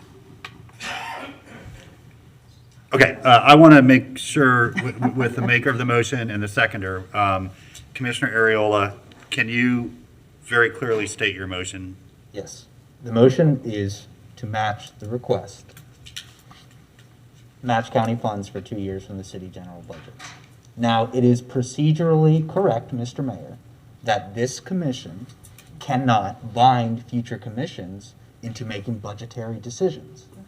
So this commission can make the decision today, which I think is the right one, to fund for this fiscal year, out of this fiscal year budget, which we're about to finalize in September. 23. And then, when it is presented in the next budget, the commission can decide what to do with it. This is the way that it has always been done. So, the reason why I am asking for us to match this is because, number one, our funding partner has agreed to match this, and I believe in matching what your funding partners are doing. Number two, this is going to allow for the discussion to take place earlier in the budget cycle next year. So that is the object of the discussion. I don't want to change the motion. I appreciate the commissioner who sounds like you're going to vote against it. You're willing to vote for it in another respect, but what I'd really like for us to do is to just allow for the funding for this year and then have that same funding be considered next year and let that commission decide. Okay, thank you. Commissioner Sacco? Thank you, Mr. Mayor. So as the seconder in that motion, I'm going to try to just use the last sentence you used, Commissioner Ariola. Approve it for fiscal year 23 and have it be part of the conversation for 24. Yes. Insofar as the commission will essentially have to make the final decision next year. This commission cannot make next year's budget decision. Most of you won't be here. Some of us will still have to be here. But it is essentially boiled down to commit to the 23 budget and have it be part of the 24 conversation. It is already on the draft list of like a thing we talked about. Consider it. Does it come down to that? Yes, except the reason why I'm keeping it in the formal motion is because it needs to be a formal direction. And that's what I was suggesting, Commissioner, that the second part of the motion is to direct the city manager to include it as a potential increment in the 24-25 budget. So I don't think the mayor and I are asking for separate things. It's just using different words. Because again, we can't commit or force anybody to do it, but we can say this is a thing that should be included in deliberations. It should be included in the planning. I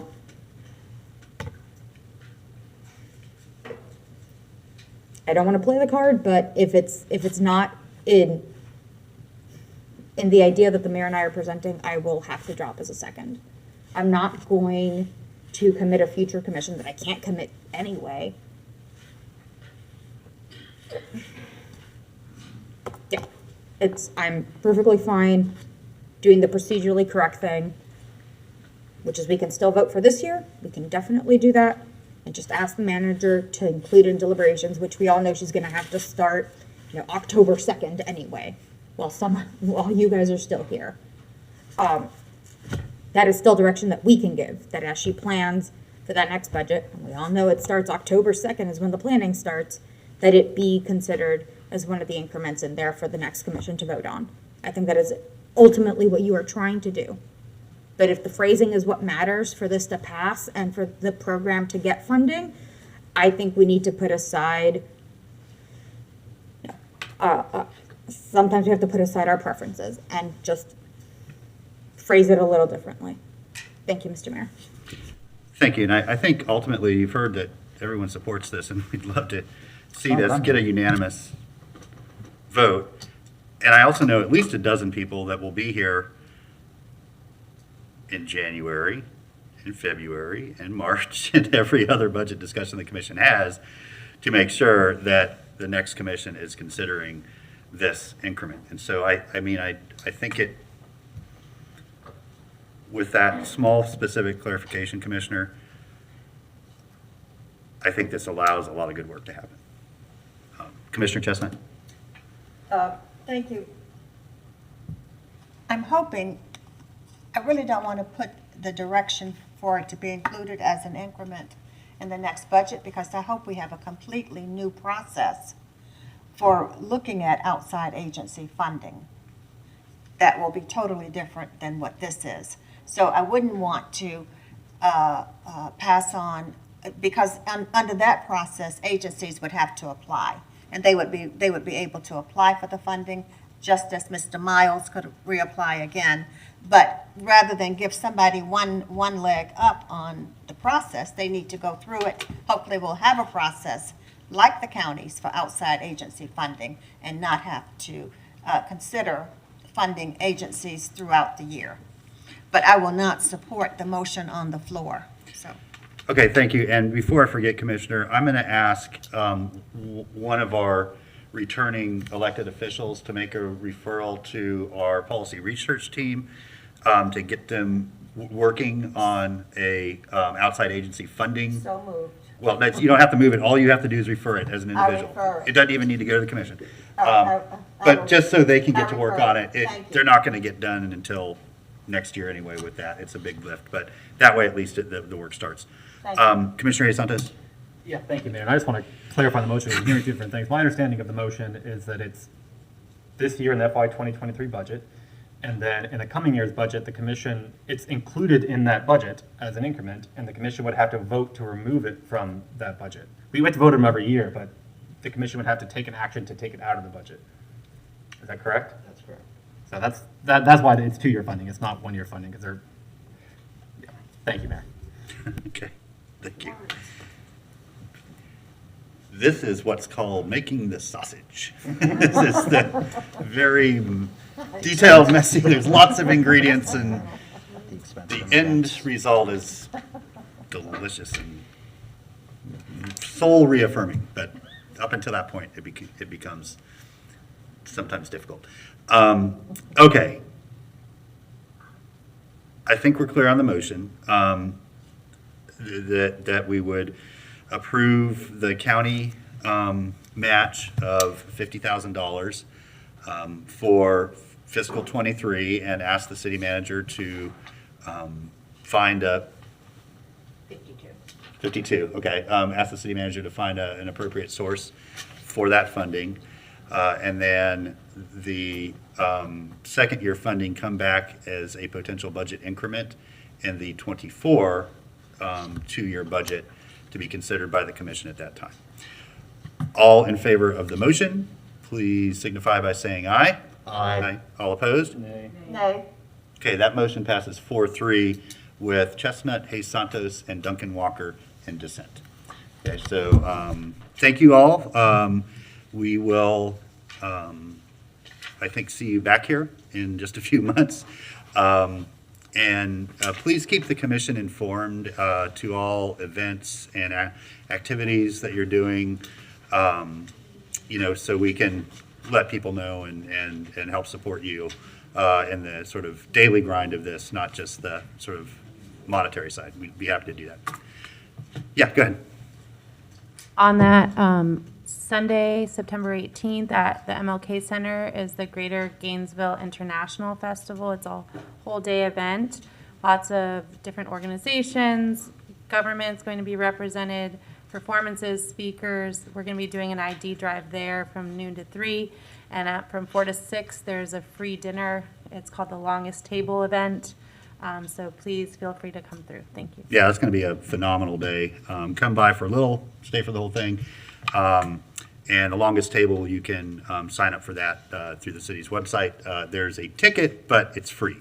We just want to get an idea of how many people are going to come, so we make sure to have enough food. There's going to be food from different international food trucks. There's no way you can show up there and not find something amazing to eat, and better than that will be all the incredible company that you'll be able to keep in fellowship for that afternoon and evening. Commissioner Ariola? I just want to thank the commission. Thank you. Yep, thank you. Thank you to all of the advocates, and we'll just keep working. And so, and again, Ms. Kessler, you heard that request. I think maybe if you scheduled some time with Commissioner Chestnut and our policy research team, I know they have some new fellows, to talk more specifically about what that ask is, so they can start working on it. It's a really important thing, very important thing, yeah. And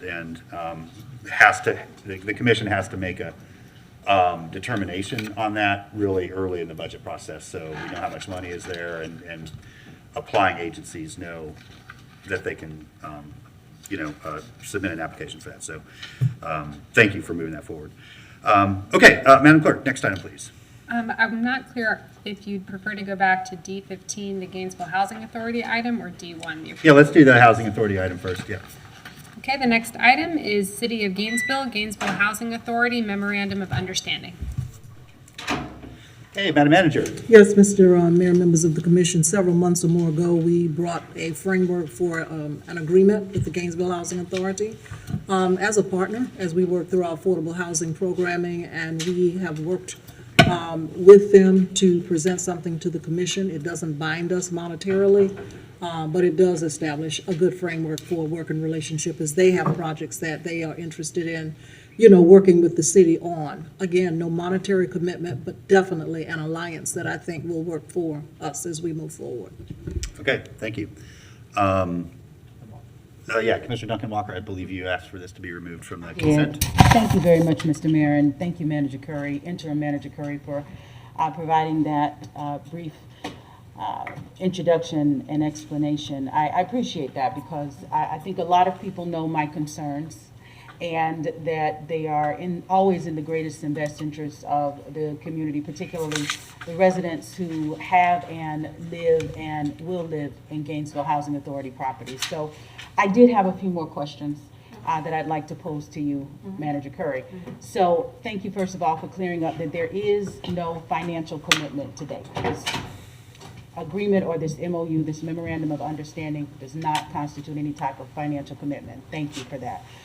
We are also not awarding any first right of refusal to GHA on any city-owned properties. That's correct. That is correct. Okay. Is it staff's plan to enter into MOUs with all of our housing partners? That is our intent. We've had some preliminary conversations with Alachua. We've had some preliminary conversations with other community-based organizations that are in the affordable housing space, and it is our intent as we move along and find the right alliances to do that. But since this one was mentioned and brought to the commission about 6 months or so ago, and we were asked to come back with a framework, and we did, we just wanted to move forward with this one first. Okay, all right. I'm going to look forward to future MOUs with our partners. That's something that's very important to me. So I have a question, Mr. Folston, for you.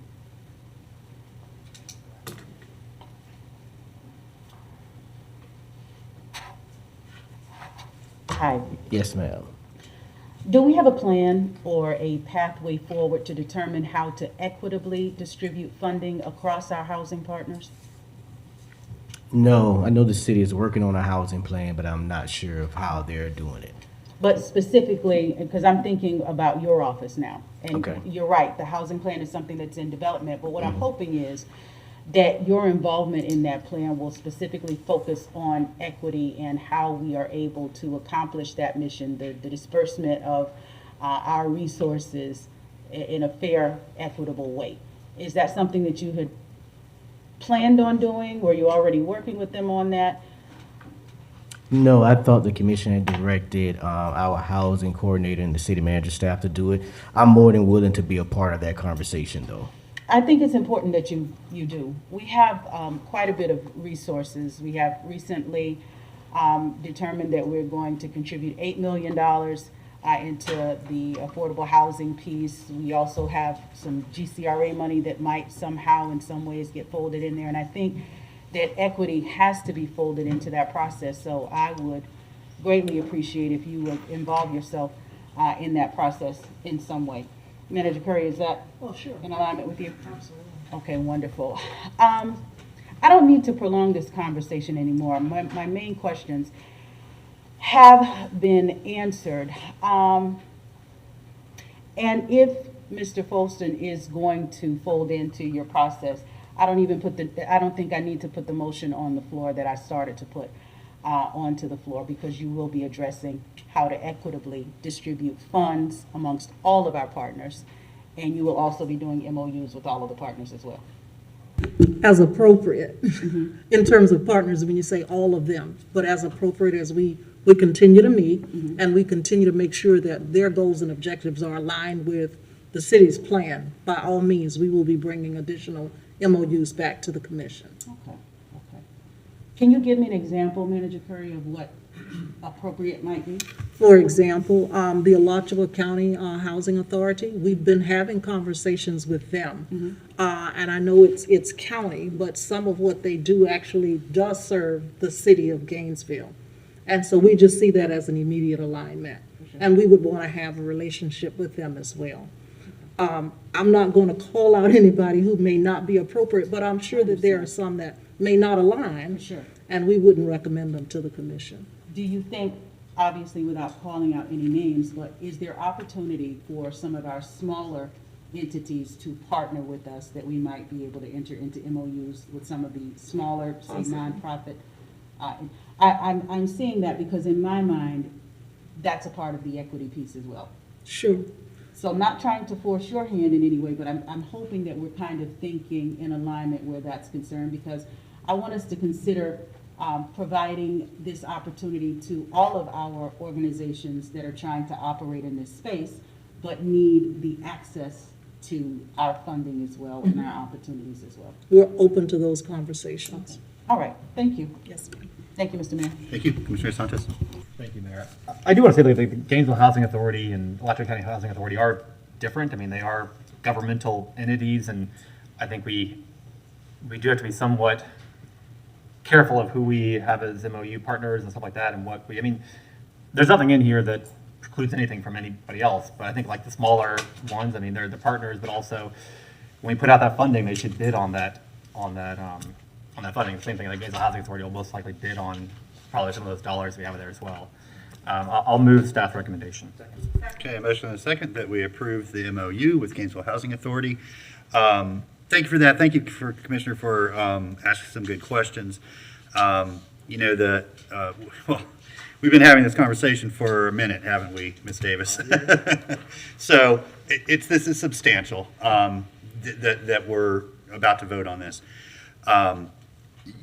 You know, there are benefits with working with small, very locally based, you know, housing organizations, and then there are different advantages to working with someone like the Gainesville Housing Authority that is the HUD, you know, conduit and can leverage, you know, tens of millions of dollars of federal funds. And that's where the city really has an opportunity to, you know, if we commit to local public matches, can really unlock much more benefit in those federal dollars. But that's a different scale and a different impact than helping support small local builders that, can serve a part of the market that maybe a large organization cannot. So I think it's good to keep, the tent as broad as possible when doing this. But I'm excited. I guess I probably won't be here when the first project gets built under this new MOU, but no, I'll be there rooting for you and the city because I think there's just an incredible new opportunity with this. So I'm very excited about that. Anybody signed up to speak to this item? Tana Silva?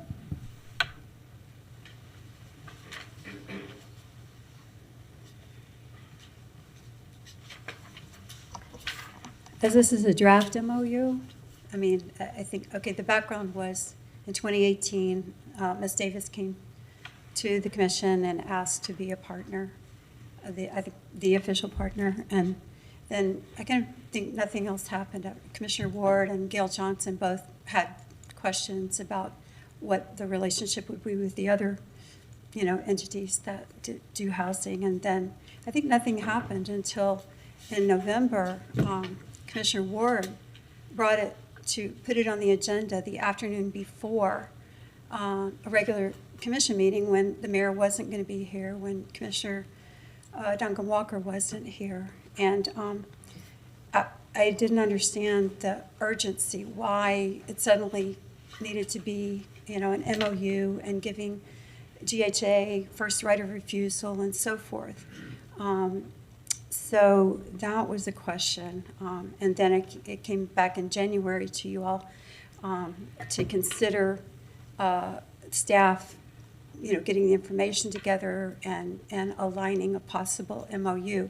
And now it's a draft MOU. I'm glad it came off the consent agenda because there are questions, in the first place, I don't understand the need for it. The city has worked for decades with NHDC, with Habitat, with other providers of housing. And some of the requests are, it could be open to interpretation. Would GHA have advantages over them? Such as, when I look at their proposed, here's their resources support needed for improvement, $100,000 gap funding from the city. For a job training center, I don't understand why they have to build their own job training center. We have Santa Fe and the school board that could be providing those services in conjunction with GHA. $2.8 million loan at 1%, $2.2 million loan at 1%, $460,000 in Connect Free funds that we just heard a woman builder over on the east side saying she couldn't access the Connect Free funds because a lot of it was going to GHA, so forth. So, I don't see any reason for an MOU with GHA, frankly, and I think it needs to be part of a whole big conversation this commission has not had yet in 4 years about housing. I mean, the commission has not set aside the time out of all the many issues to sit down, to go through it with people who are at work in the field and know what they're talking about, and to sit down and really go through what the needs are. Thank you, Ms. Silva. And I don't think giving GHA any advantages over anybody else is the Thank you right very way much. to go. Madam Clerk? Joe Beatty? Good evening. Begin and end my day with you. Joe Beatty. I guess I would echo, and save you time, and echo the comments of Ms. Silva. I don't see the need for this at this point. I've got some questions I just found the backup, so I wasn't able to read through the MOU completely, but as I recall, there's something about some kind of advantage to them. They would be the first if you were disposing of city property. Am I correct or not on that? That's not in the MOU? No. Okay. Wasn't there something about having city property available for building Not specifically for or exclusive for GHA. Not exclusively for them. That would go through a normal property disposal process? Correct. Okay. Well, I still don't see the need for this, and I just would ditto Ms. Silva's comments. And I think you can wait for the bigger conversation and do some more holistic planning. Thank you. Okay. Anybody else, Madam Clerk? Okay, then we'll turn back to the commission. There's a motion on the floor to approve the item. All in favor say aye. Aye. All opposed? That motion passes unanimously. Madam Clerk? Next item is approval of minutes from the August 1st and August 4th, 2022 City Commission meetings. Okay, Commissioner Chestnut, I think you had a question. Thank you, Mr. Mayor. I think Dr. Tanza addressed a large part of that, what my concern was this morning. And it was in trying to clarify the actual minutes of August 4th. I think what happens oftentimes when we have long discussions, motions get very, very muddy. We need to have a process where the clerk puts the motion up on the floor, up on the board rather, so that we can actually see what we're voting on. What was unclear in the August 4th minutes, where the alternative ordinance came from, what came out of a workshop, what didn't come out of a workshop. The information, it appeared that the information that was sent to Tallahassee was not very clear because it wasn't very clear when we voted on the evening of August 4th. So I think she stated it, the information is gone. We need to just have a process where motions are placed on the screen so people can see exactly what they're voting for and the clerk can get the exact language. Yeah, thank you. And we were doing that prior to Yes. COVID, and then I think with the Zoom and everything else, it became, we couldn't do all of the above. But yeah, there's no reason we can't do that. We were doing that with not small motions like, but yeah. And so, Madam Clerk, if you'll just share with our city clerk that if we can just prepare that ability once again, we can do that. That's I agree. That's a great idea. Commissioner Hayes Santos. Thank you, Mayor. I move that we approve the minutes from August 1st and August 1st and August 4th. Second. Motion and a second. We approve the minutes from those two meetings. Members of the public? Joe Beatty? Thank you. I'm really glad Commissioner Chestnut brought that up because at all meetings and as I was coming down here listening to your meeting, I'm very concerned. You have done away with any kind of parliamentary procedure. You don't follow any rules. And if you all knew and understood and would use Roberts or another parliamentary authority, you wouldn't have this problem. Somebody would make a motion, which doesn't mean they own it. It belongs to the body once it's seconded. And if you went through proper procedures to amend the motion, rather than going around, your meetings would be more streamlined, and in the end, you would know what you amended. You changed the budget from 1 year to 2. You vote on that. What you're doing now is totally unfair. You're allowing whoever made the motion and whoever seconded it to own it. They're two people, and then they negotiate. You all talk, and then you come to something and you go, oh, well, with the maker of the motion, do you approve that? Seconder, would you agree? Two people control that motion. It's supposed to be the body. And if you made an amendment and you took a vote as you're supposed to, if you were following any kind of rules, then it would be a majority of the body would have decided whether that was going to get amended or not. And when you're done, you have a very clean motion. The way you do it is not according to any rules. You negotiate up there to see what's going to pass, and it should be done crisply and cleanly, and it would, save you time. It would certainly, you wouldn't wind up with, oh, what was that?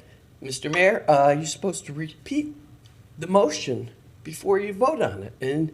And I hear somebody makes a motion and then it gets moved around, and sometimes you do, and it's your interpretation of what was said. And, you know, the commissioners, I wish you would all go take some training in parliamentary procedure, come back to this body and add a parliamentary authority to your rules, because right now, this is like the wild, wild west. It's whatever you want to do, and these meetings could be cleaner, our decisions could be probably better, but at least you'd know what you voted on, and even without projecting them on the screen. And to allow two people to control the will of 7, you don't have to do that. Please, get some rules in here. Thank you. Madam Clerk? Okay, thank you. Turn back to the commission for a vote. All in favor of the motion say aye. Aye. All opposed? Motion passes unanimously. Madam Clerk, I believe we've reached commission comment.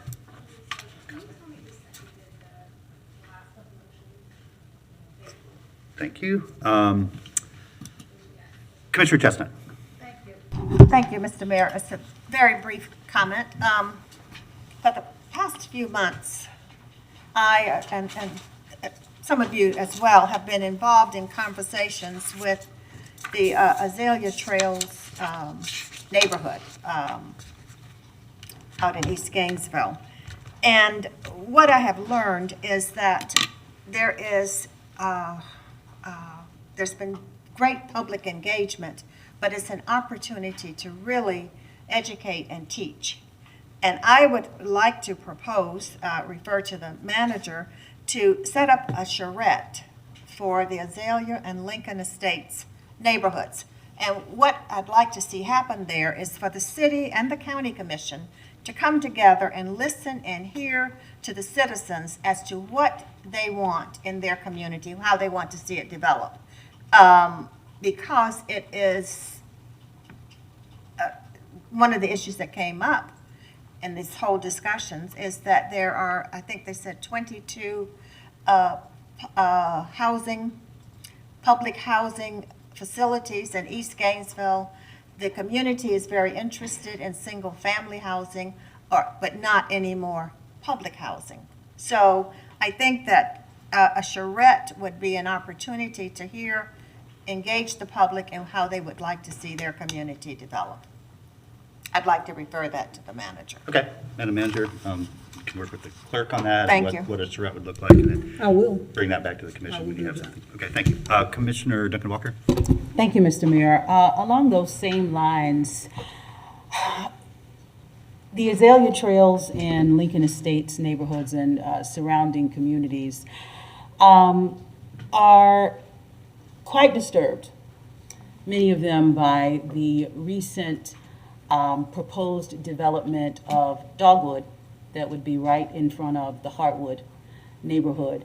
And I've been listening to their concerns over the last several weeks. There were several meetings that have taken place. A lot of those have been headed up by local community leaders. The Ability Housing, who's responsible for that project, came down most recently. I believe it was last Sunday, I believe it was. I went to 2 meetings that were on the same day because there is so much angst, unfortunately, around the development. And I'm going somewhere with this because hopefully the goal of ours, and when I say ours, I mean both the city and the county, can be to find ways to eliminate that type of angst. I believe that the county, in their desire to create an affordable housing opportunity, missed a step. And I think that step was turning to us. This project is going to be right smack dab in the middle of District 1, our jurisdiction. And I don't know about the rest of my colleagues on this dais, but I know that I didn't have any kind of conversation about it. As a body, I believe we should have been included in a conversation. And there are a number of reasons why. Some of the angst goes back to something that we hear quite often here at this dais. There was not a robust community engagement process. We hear that all the time. I think that if the county would have involved us in some kind of conversation, we could have given them some insight, personal experience. Hey, you might want to be on the front end of that and engage this community in conversations that they can actually have some impact on at the very, very beginning. Something else was the concentration of poverty. That is something that I've actually had staff to begin to look into because it deeply concerns me. I think that community, I don't know right off the top of my head, but I've asked Andrew Persons to look into this for me, what the average median income is in that area and how this development is going to impact that. What does this mean coming into this neighborhood? We are trying to stimulate economic development, and we know how important AMI is in that.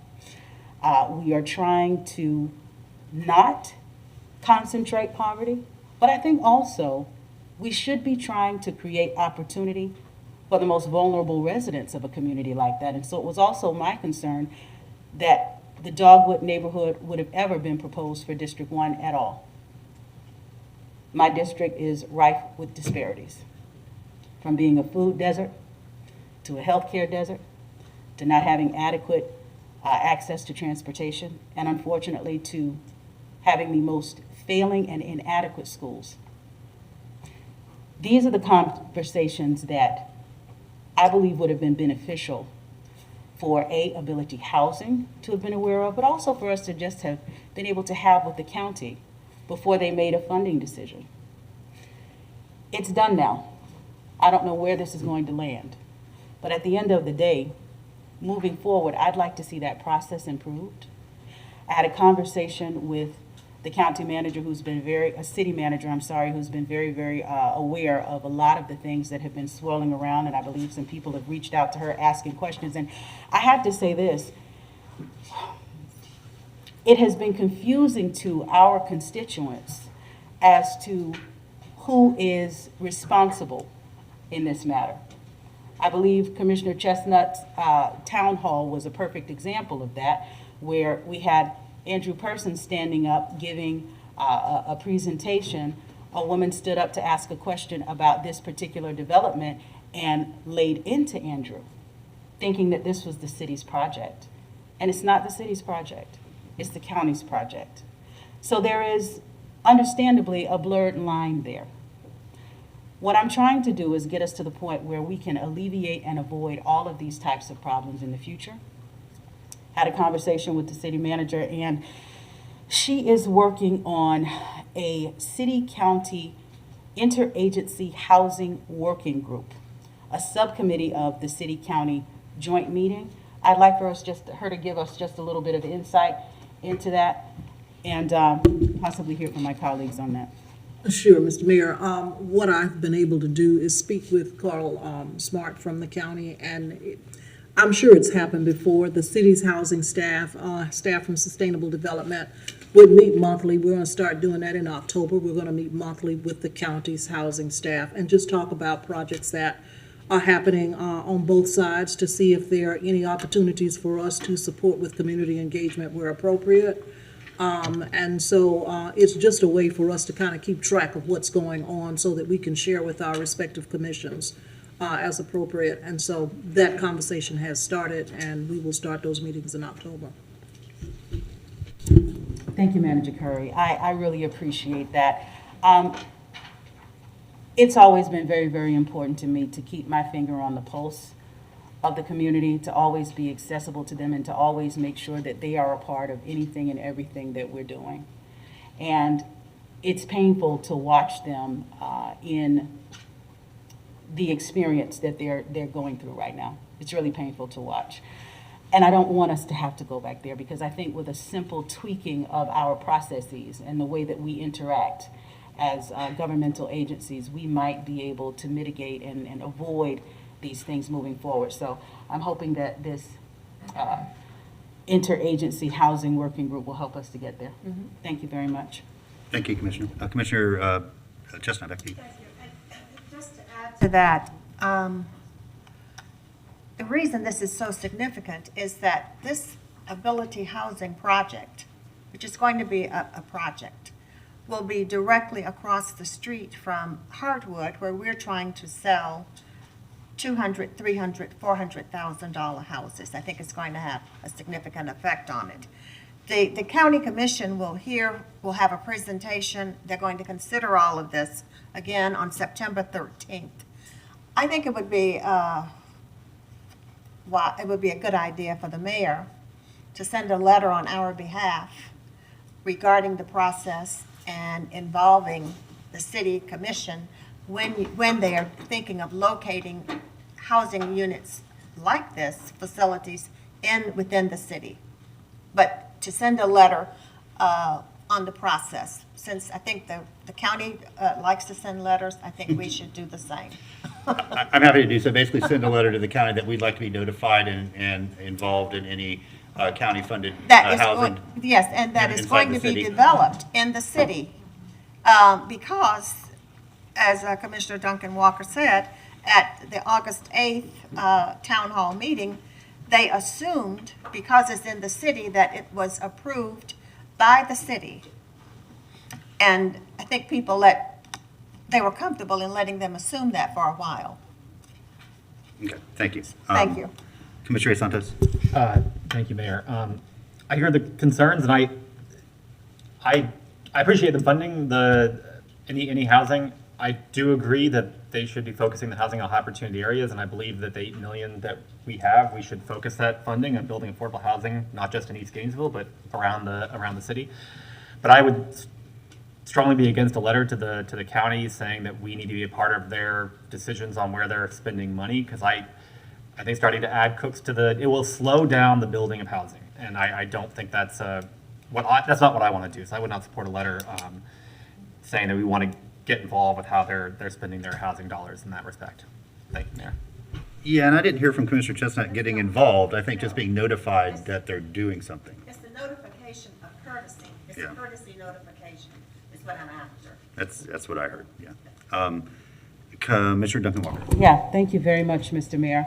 I don't like to sound braggadocious, but maybe great minds think alike. At the conclusion of my comments, it was my intention to put a motion on the floor to send a letter to the county, and the motion goes as this. I move that the mayor send a letter to the county commission expressing our concern for the widespread impacts of the county's actions, and that the city staff work with the county staff to bring back a policy that states that the county must include the city in all projects, development and otherwise, that will take place in the city of Gainesville, and that such projects be presented to the city commission and subject to our standards, policies, and procedures.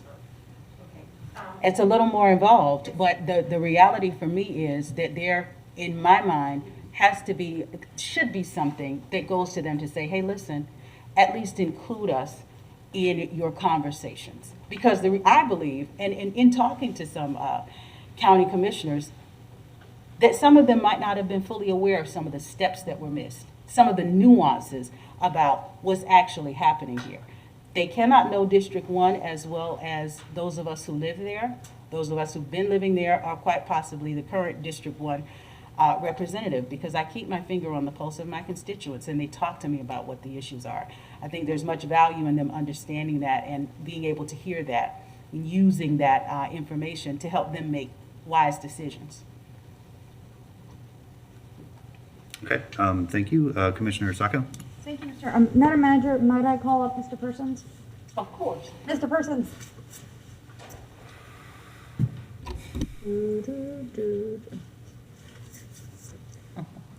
Mr. Persons, because I know you know everything. This Dogwood, was it a by right development? It is, Yes. I knew that answer, but I needed you to say it for the record. I hesitate strongly, and I do mean strongly, to require notification, much less involvement from the county, and even for us, because it is a by right development. And I think up here we've talked many times about what roadblocks government has put up in the allowing, construction of housing. Oh, you're good, though. Thank you. I just needed that. Thanks. So, if the county wants to offer, and I think it was nominal compared to the total cost of the project, that funding, I'm not going to tell them don't do with your funding what you will. I don't think that's our place. We don't like it when they tell us what to do with our funding. But, and I hear you, that's not the issue. I'm not going to tell them, don't give money to create housing. I hear the concentration of poverty issue, but here's the thing. You can't build a different type of housing, or you can't build this type of housing that is affordable and then this construction elsewhere because of zoning that will soon be fixed. Now, if this had gone forward in 6 months and 8 months, we'd have completely different zoning that would allow construction in other places. Because of how zoning is right now, it was concentrated in this area. Is it the best location to build it? Probably not. Is it housing that's going to be built? Yes. Is it going to be affordable? Yes. Yeah, I don't feel comfortable at all sending a letter. I think the manager's plan to have this, what did you call it again, Madam Manager? It's not an interagency working group. Working group, that was it. I'm like, it's not a committee. A working group, and keep abreast of what's happening. We will be informed of development, but I really don't feel comfortable telling the county that they must tell us when they give money for affordable housing, that they must let us know if we do it. Like, I feel really uncomfortable about that, mostly because at the end of the day, if it's a by right development, we can't do anything. So that's just where I sit. It's less than ideal, but it is a hard reality that if you have by right the ability to build something, you can. We can't tell them not to. Do I wish that there was more involvement in education and engagement? Sure. I don't think we can compel that. That's not something that we have the ability to do. But yeah, I'm at the point where I generally just not be okay with any letter being sent to the county. I'd rather leave it to the managers to inform each other and then us. And those are my comments. Thank you, Mr. Mayor. Mr. Ward? Thank you, Mr. Mayor. So I think it's simpler than all this. The county is not building a by right or a planned development or anything else. The county offered funding as a partner some years back, as we have done from time to time, in hopes that their partner could get tax credit funding. The partner won the lottery through the legislature, and it was awarded. I think we could have probably saved the county some heartache if they had let us know, hey, we're about to apply for some funding on this lot in Gainesville. We just want to give you a heads up. And then somebody up here might have been able to call somebody over there and say, we can save you some heartache with this. Maybe this is not appropriate. Have you talked to them about a different lot? Have you talked to them about some alternatives? There are many conversations that could have been had at that point. It's not a question of compelling them to do anything. It's a question of saying, hey, let's be partners. If you're going to seek to get something done at some point down the road with a specific address in the city of Gainesville, maybe let us know. I feel like that's, again, a professional courtesy issue, and one that we could offer courtesy back to them and try to be helpful so that things actually get built with a minimum of angst amongst all parties. So it's not seeking approval, it's a professional courtesy issue. And one that I think probably could have saved them, again, a lot of heartache. Because right now, I'll promise you, there's some folks who work at the county administration building who are very surprised at what they walked into. And we could have helped them not be surprised by that.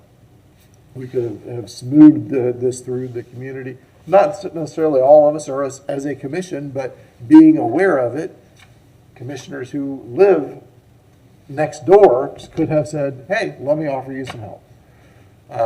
Everyone up here wants to get housing built. We absolutely do. But I don't think it hurts to ask them to, hey, if you're going to do something in the city of Gainesville, just give us a heads up. Or if you're thinking about doing something in the city of Gainesville, give us a heads up. In that same vein, while we're talking about Southeast 15th Street, we have on our list of wild spaces items coming up very soon, Bulware Springs renovation. Can't get to Bulware Springs without going down Southeast 15th Street, which is a county road. A county road that, if I had to guess, I would say has not been upgraded during my lifetime. That's going to be a gateway it's already a gateway to where a lot of people live, to where many people go to school. It's one of the schools that we're most proud of in our community is Lincoln Middle School. It's going to be the gateway to a park where we are going to spend a lot of money. I would like to see the county prioritize Southeast 15th Street, which serves a whole lot of people, ahead of perhaps some rural roads. I don't want to tell them we're not to spend money, but I would just like to see them prioritize spending on roads like Southeast 15th Street, if at all possible. And maybe that could be part of a letter as well. Again, I'm not looking to tell them what to do, but it seems to be their preferred method of communication. So just a thought. Yeah. Commissioner Chestnut. And my suggestion is just a courtesy. It's not telling them, it's not asking them to make any changes, it's just a courtesy. And I think that if we send a letter one time, they will think about it the next time and perhaps not walk off that cliff. And Commissioner Sacco, you made my point when you said by right development. That should be part of the charrette, because by right development is not in the lingo. It's not what the people we've been meeting with use as a regular terminology. They don't understand what that means. But it's in a charrette, you'll have the opportunity as you're teaching to present all of these things. But it's a matter of bringing your community along as you are presenting information. And that, I think that is a role of an at-large commissioner. Thank you. Thank you. Without objection, I do not want to send a letter inserting us into some intricate process. I would have appreciated knowing about this project and learning about it in a way other than someone bringing it up at a public meeting, accusing us of doing something. I mean, that's how I learned about it. I think at the time it was termed a homeless shelter, in their neighborhood. And then we kind of went back and learned what is, we know we're not doing that, and that's not what, so I just think simply, hey, the county is partnering and helping fund a project, it's located at this spot. We just thought you would like to be aware of it, and if any of our elected officials want to follow up and learn more, or staff wants to learn more, we can do so, but at least then we're talking intelligently with our neighbors about what is going on versus learning about it after the fact and being told that it's something it's not. And so I think it would just, I don't think there's any harm in doing that. I can write a very snark-free letter, a very polite and friendly letter. As a formerly professor. I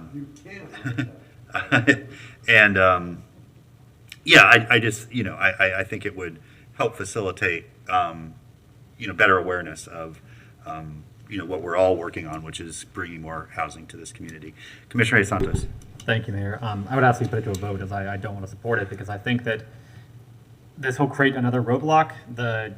They will think twice about spending money in the city limits if they think there might be like, it might be harder, they'll just do it in another corporate area because we're going to notice them and then it might turn into a large political thing. This will hurt building housing in the city limits, and the Alachua County will, I think, probably most likely move away from funding projects inside the city limits. So I would like to vote against it and have it to a vote, because this will have repercussions. They will think twice, because they think it'll become a political firestorm that they send to the city, and then we get upset about it, and kind of maybe if it's in a fine place, but that's my biggest worry. Thank you, Mayor. Commissioner Dr. Walker. Thank you very much, Mr. Mayor. Perhaps I'm the neophyte here, but I actually give our colleagues across the street a little more credit than that. And I think that they want to find an answer to this as well. But I'm going to move a little bit beyond the letter right now, and I'm sure we'll circle back to that. I actually could see a standing agenda item on our city and county joint meetings that provides an update by the city and the county on housing, including developments in the planning stages. Perhaps that's the way around all of this. Maybe the letter doesn't need to get sent at all. If at our city, joint city-county meetings, we can simply have a standing agenda item where both sides of the street say, hey, this is what we're doing in the housing sphere right now. So I'll put it on the floor. Does it need to go after the next motion? Or can I don't want to, someone told us about parliamentary procedure a little earlier tonight, so I want to try to follow that. Yeah, I mean, you can do it any way you want. The agendas for those meetings are developed between the chair and the mayor and the two managers.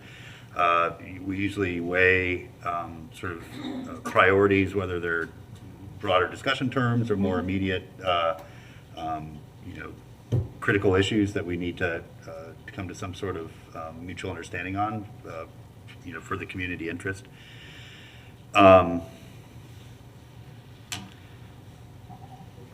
going to suggest that right now might not be the best moment to make that decision. I think that I'd like us all to think about this and think about the benefits and costs of how we coordinate with the county to make sure that we are promoting the greatest amount of housing and the greatest diversity of locations around the city. And I think in order to do that, we first need to allow the manager and her team and the county manager and her team to start those conversations on what that looks like, and then bring something back to the commission that could help us work collaboratively better with them on that issue. So it may be that it becomes a standing joint meeting agenda item. It may be that we need to schedule specific meetings that only deal with housing, because it's such its own, you know how complex housing is. You're not such a neophyte to not know that. And so, that one item could take up the entire joint city-county meeting every single quarter. Potentially could. And I just don't know the answer. What I will say is, I agree with the intent and sentiment of what you're trying to do, that we do ourselves a disservice if we're not coordinating with one another. And certainly the lack of knowing anything about a project in our own backyard shows a lack of coordination. How we improve that, I think we need to allow for a little bit more discussion and time on, to make sure it's going to have the intended impact that I think you all want it to have.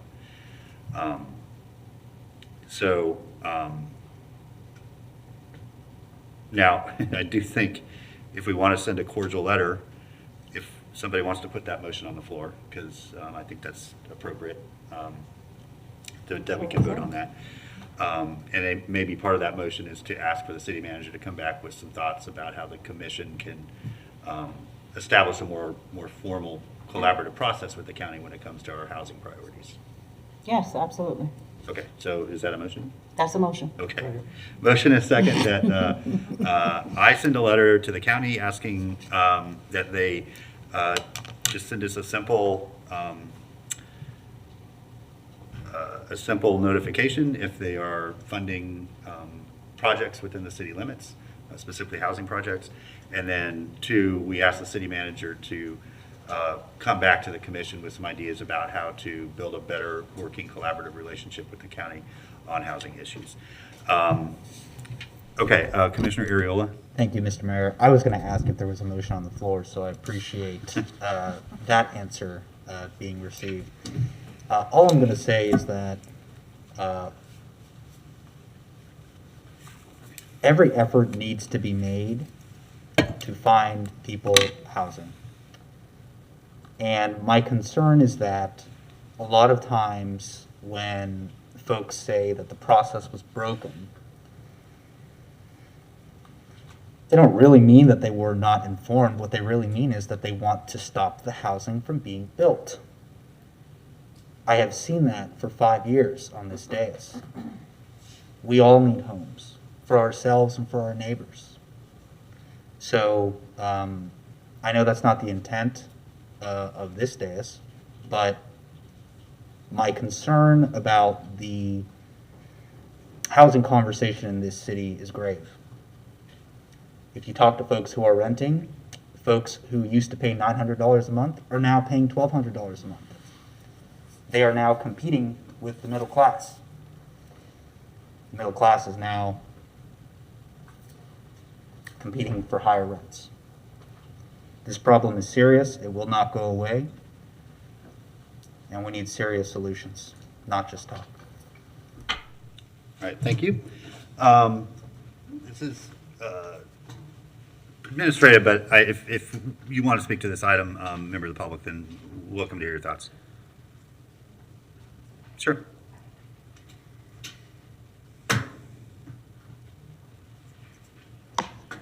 It's maybe not so directly to the letter or no letter, but I just want to, I heard a couple of things that I wanted to respond to, and one of them was, I'm not sure what the Peach Street is that Commissioner Ward referred to, but I will say that, I frequently drive the Kincaid Road down to the boardwalk at the Prairie, and I can tell you that the city side of the street is full of potholes. Just as the gentleman was talking about earlier, on the east side, it is, and it stops immediately at the county line, so that's.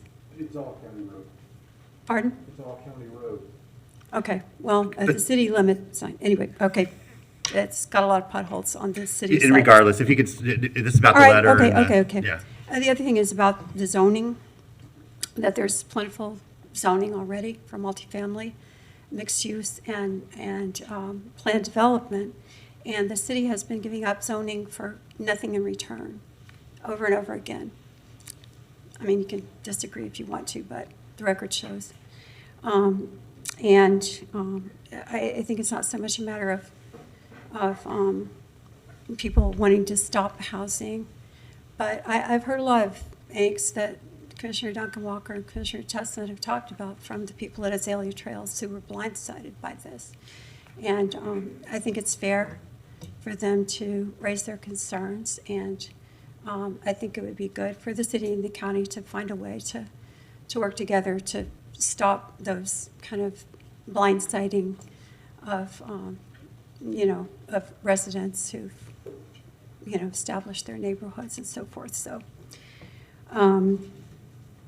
if the letter is something, if the joint city-county meetings or something, I think that's good. I don't think it's going to hamper development. I think that the issues for developing affordable housing are many. They're nationwide. The increased interest rates, the increased cost of housing, as you've seen with Heartwood, now some of the units going for $500,000. That was not expected. It's very deep, and it's a lot more than just saying, oh, NIMBYs, NIMBYs, NIMBYs, and I'm really tired of that. That's even written into some city documents since 2018. And the real problem is corporatization, and that is taking a lot of housing out of stock that will never be again available for homeownership and for people to build wealth. And I'm tired of hearing all the wrath being directed towards so-called NIMBYs, and I don't think the city needs to engage in that. So I hope you and the county can work something out. Thank you. Okay, anybody else? Okay, back to the commission. I'm send a nice cordial letter, professional courtesy, and manager's going to work on some thoughts that she'll bring back to the commission at some later date. All in favor of the motion, say aye. Aye. All opposed? No. That motion passes 5-2 with Hayes Santos and Sacco in dissent. Anybody else? Okay, we go ahead, Commissioner Duncan Walker. One more thing, I did, and this is on a celebratory note. The minority business listing, I believe about a week and a half ago, celebrated the conclusion of its summer youth employment program. I had the opportunity to go out and sit with them and a number of other elected officials, school board members, most importantly, the youth who came through that program, and I talked to them. They had amazing experiences. And I certainly look forward to us finding ways to partner with them and provide some wind beneath their wings next year when they do this again. It was absolutely outstanding. I wanted to tip my hat to them, and perhaps at a meeting in the future, we can have them to actually come and talk to us a little bit about what their experience was like. Also to provide us with some data, because their numbers are pretty impressive as well. So I just wanted to mention that, and once again say thank you to them for all of that hard work, tip my hat to them, and say we look forward to hearing in a more formal way about the success of their program. Thank you very much. All right, seeing no further business before us, we are adjourned.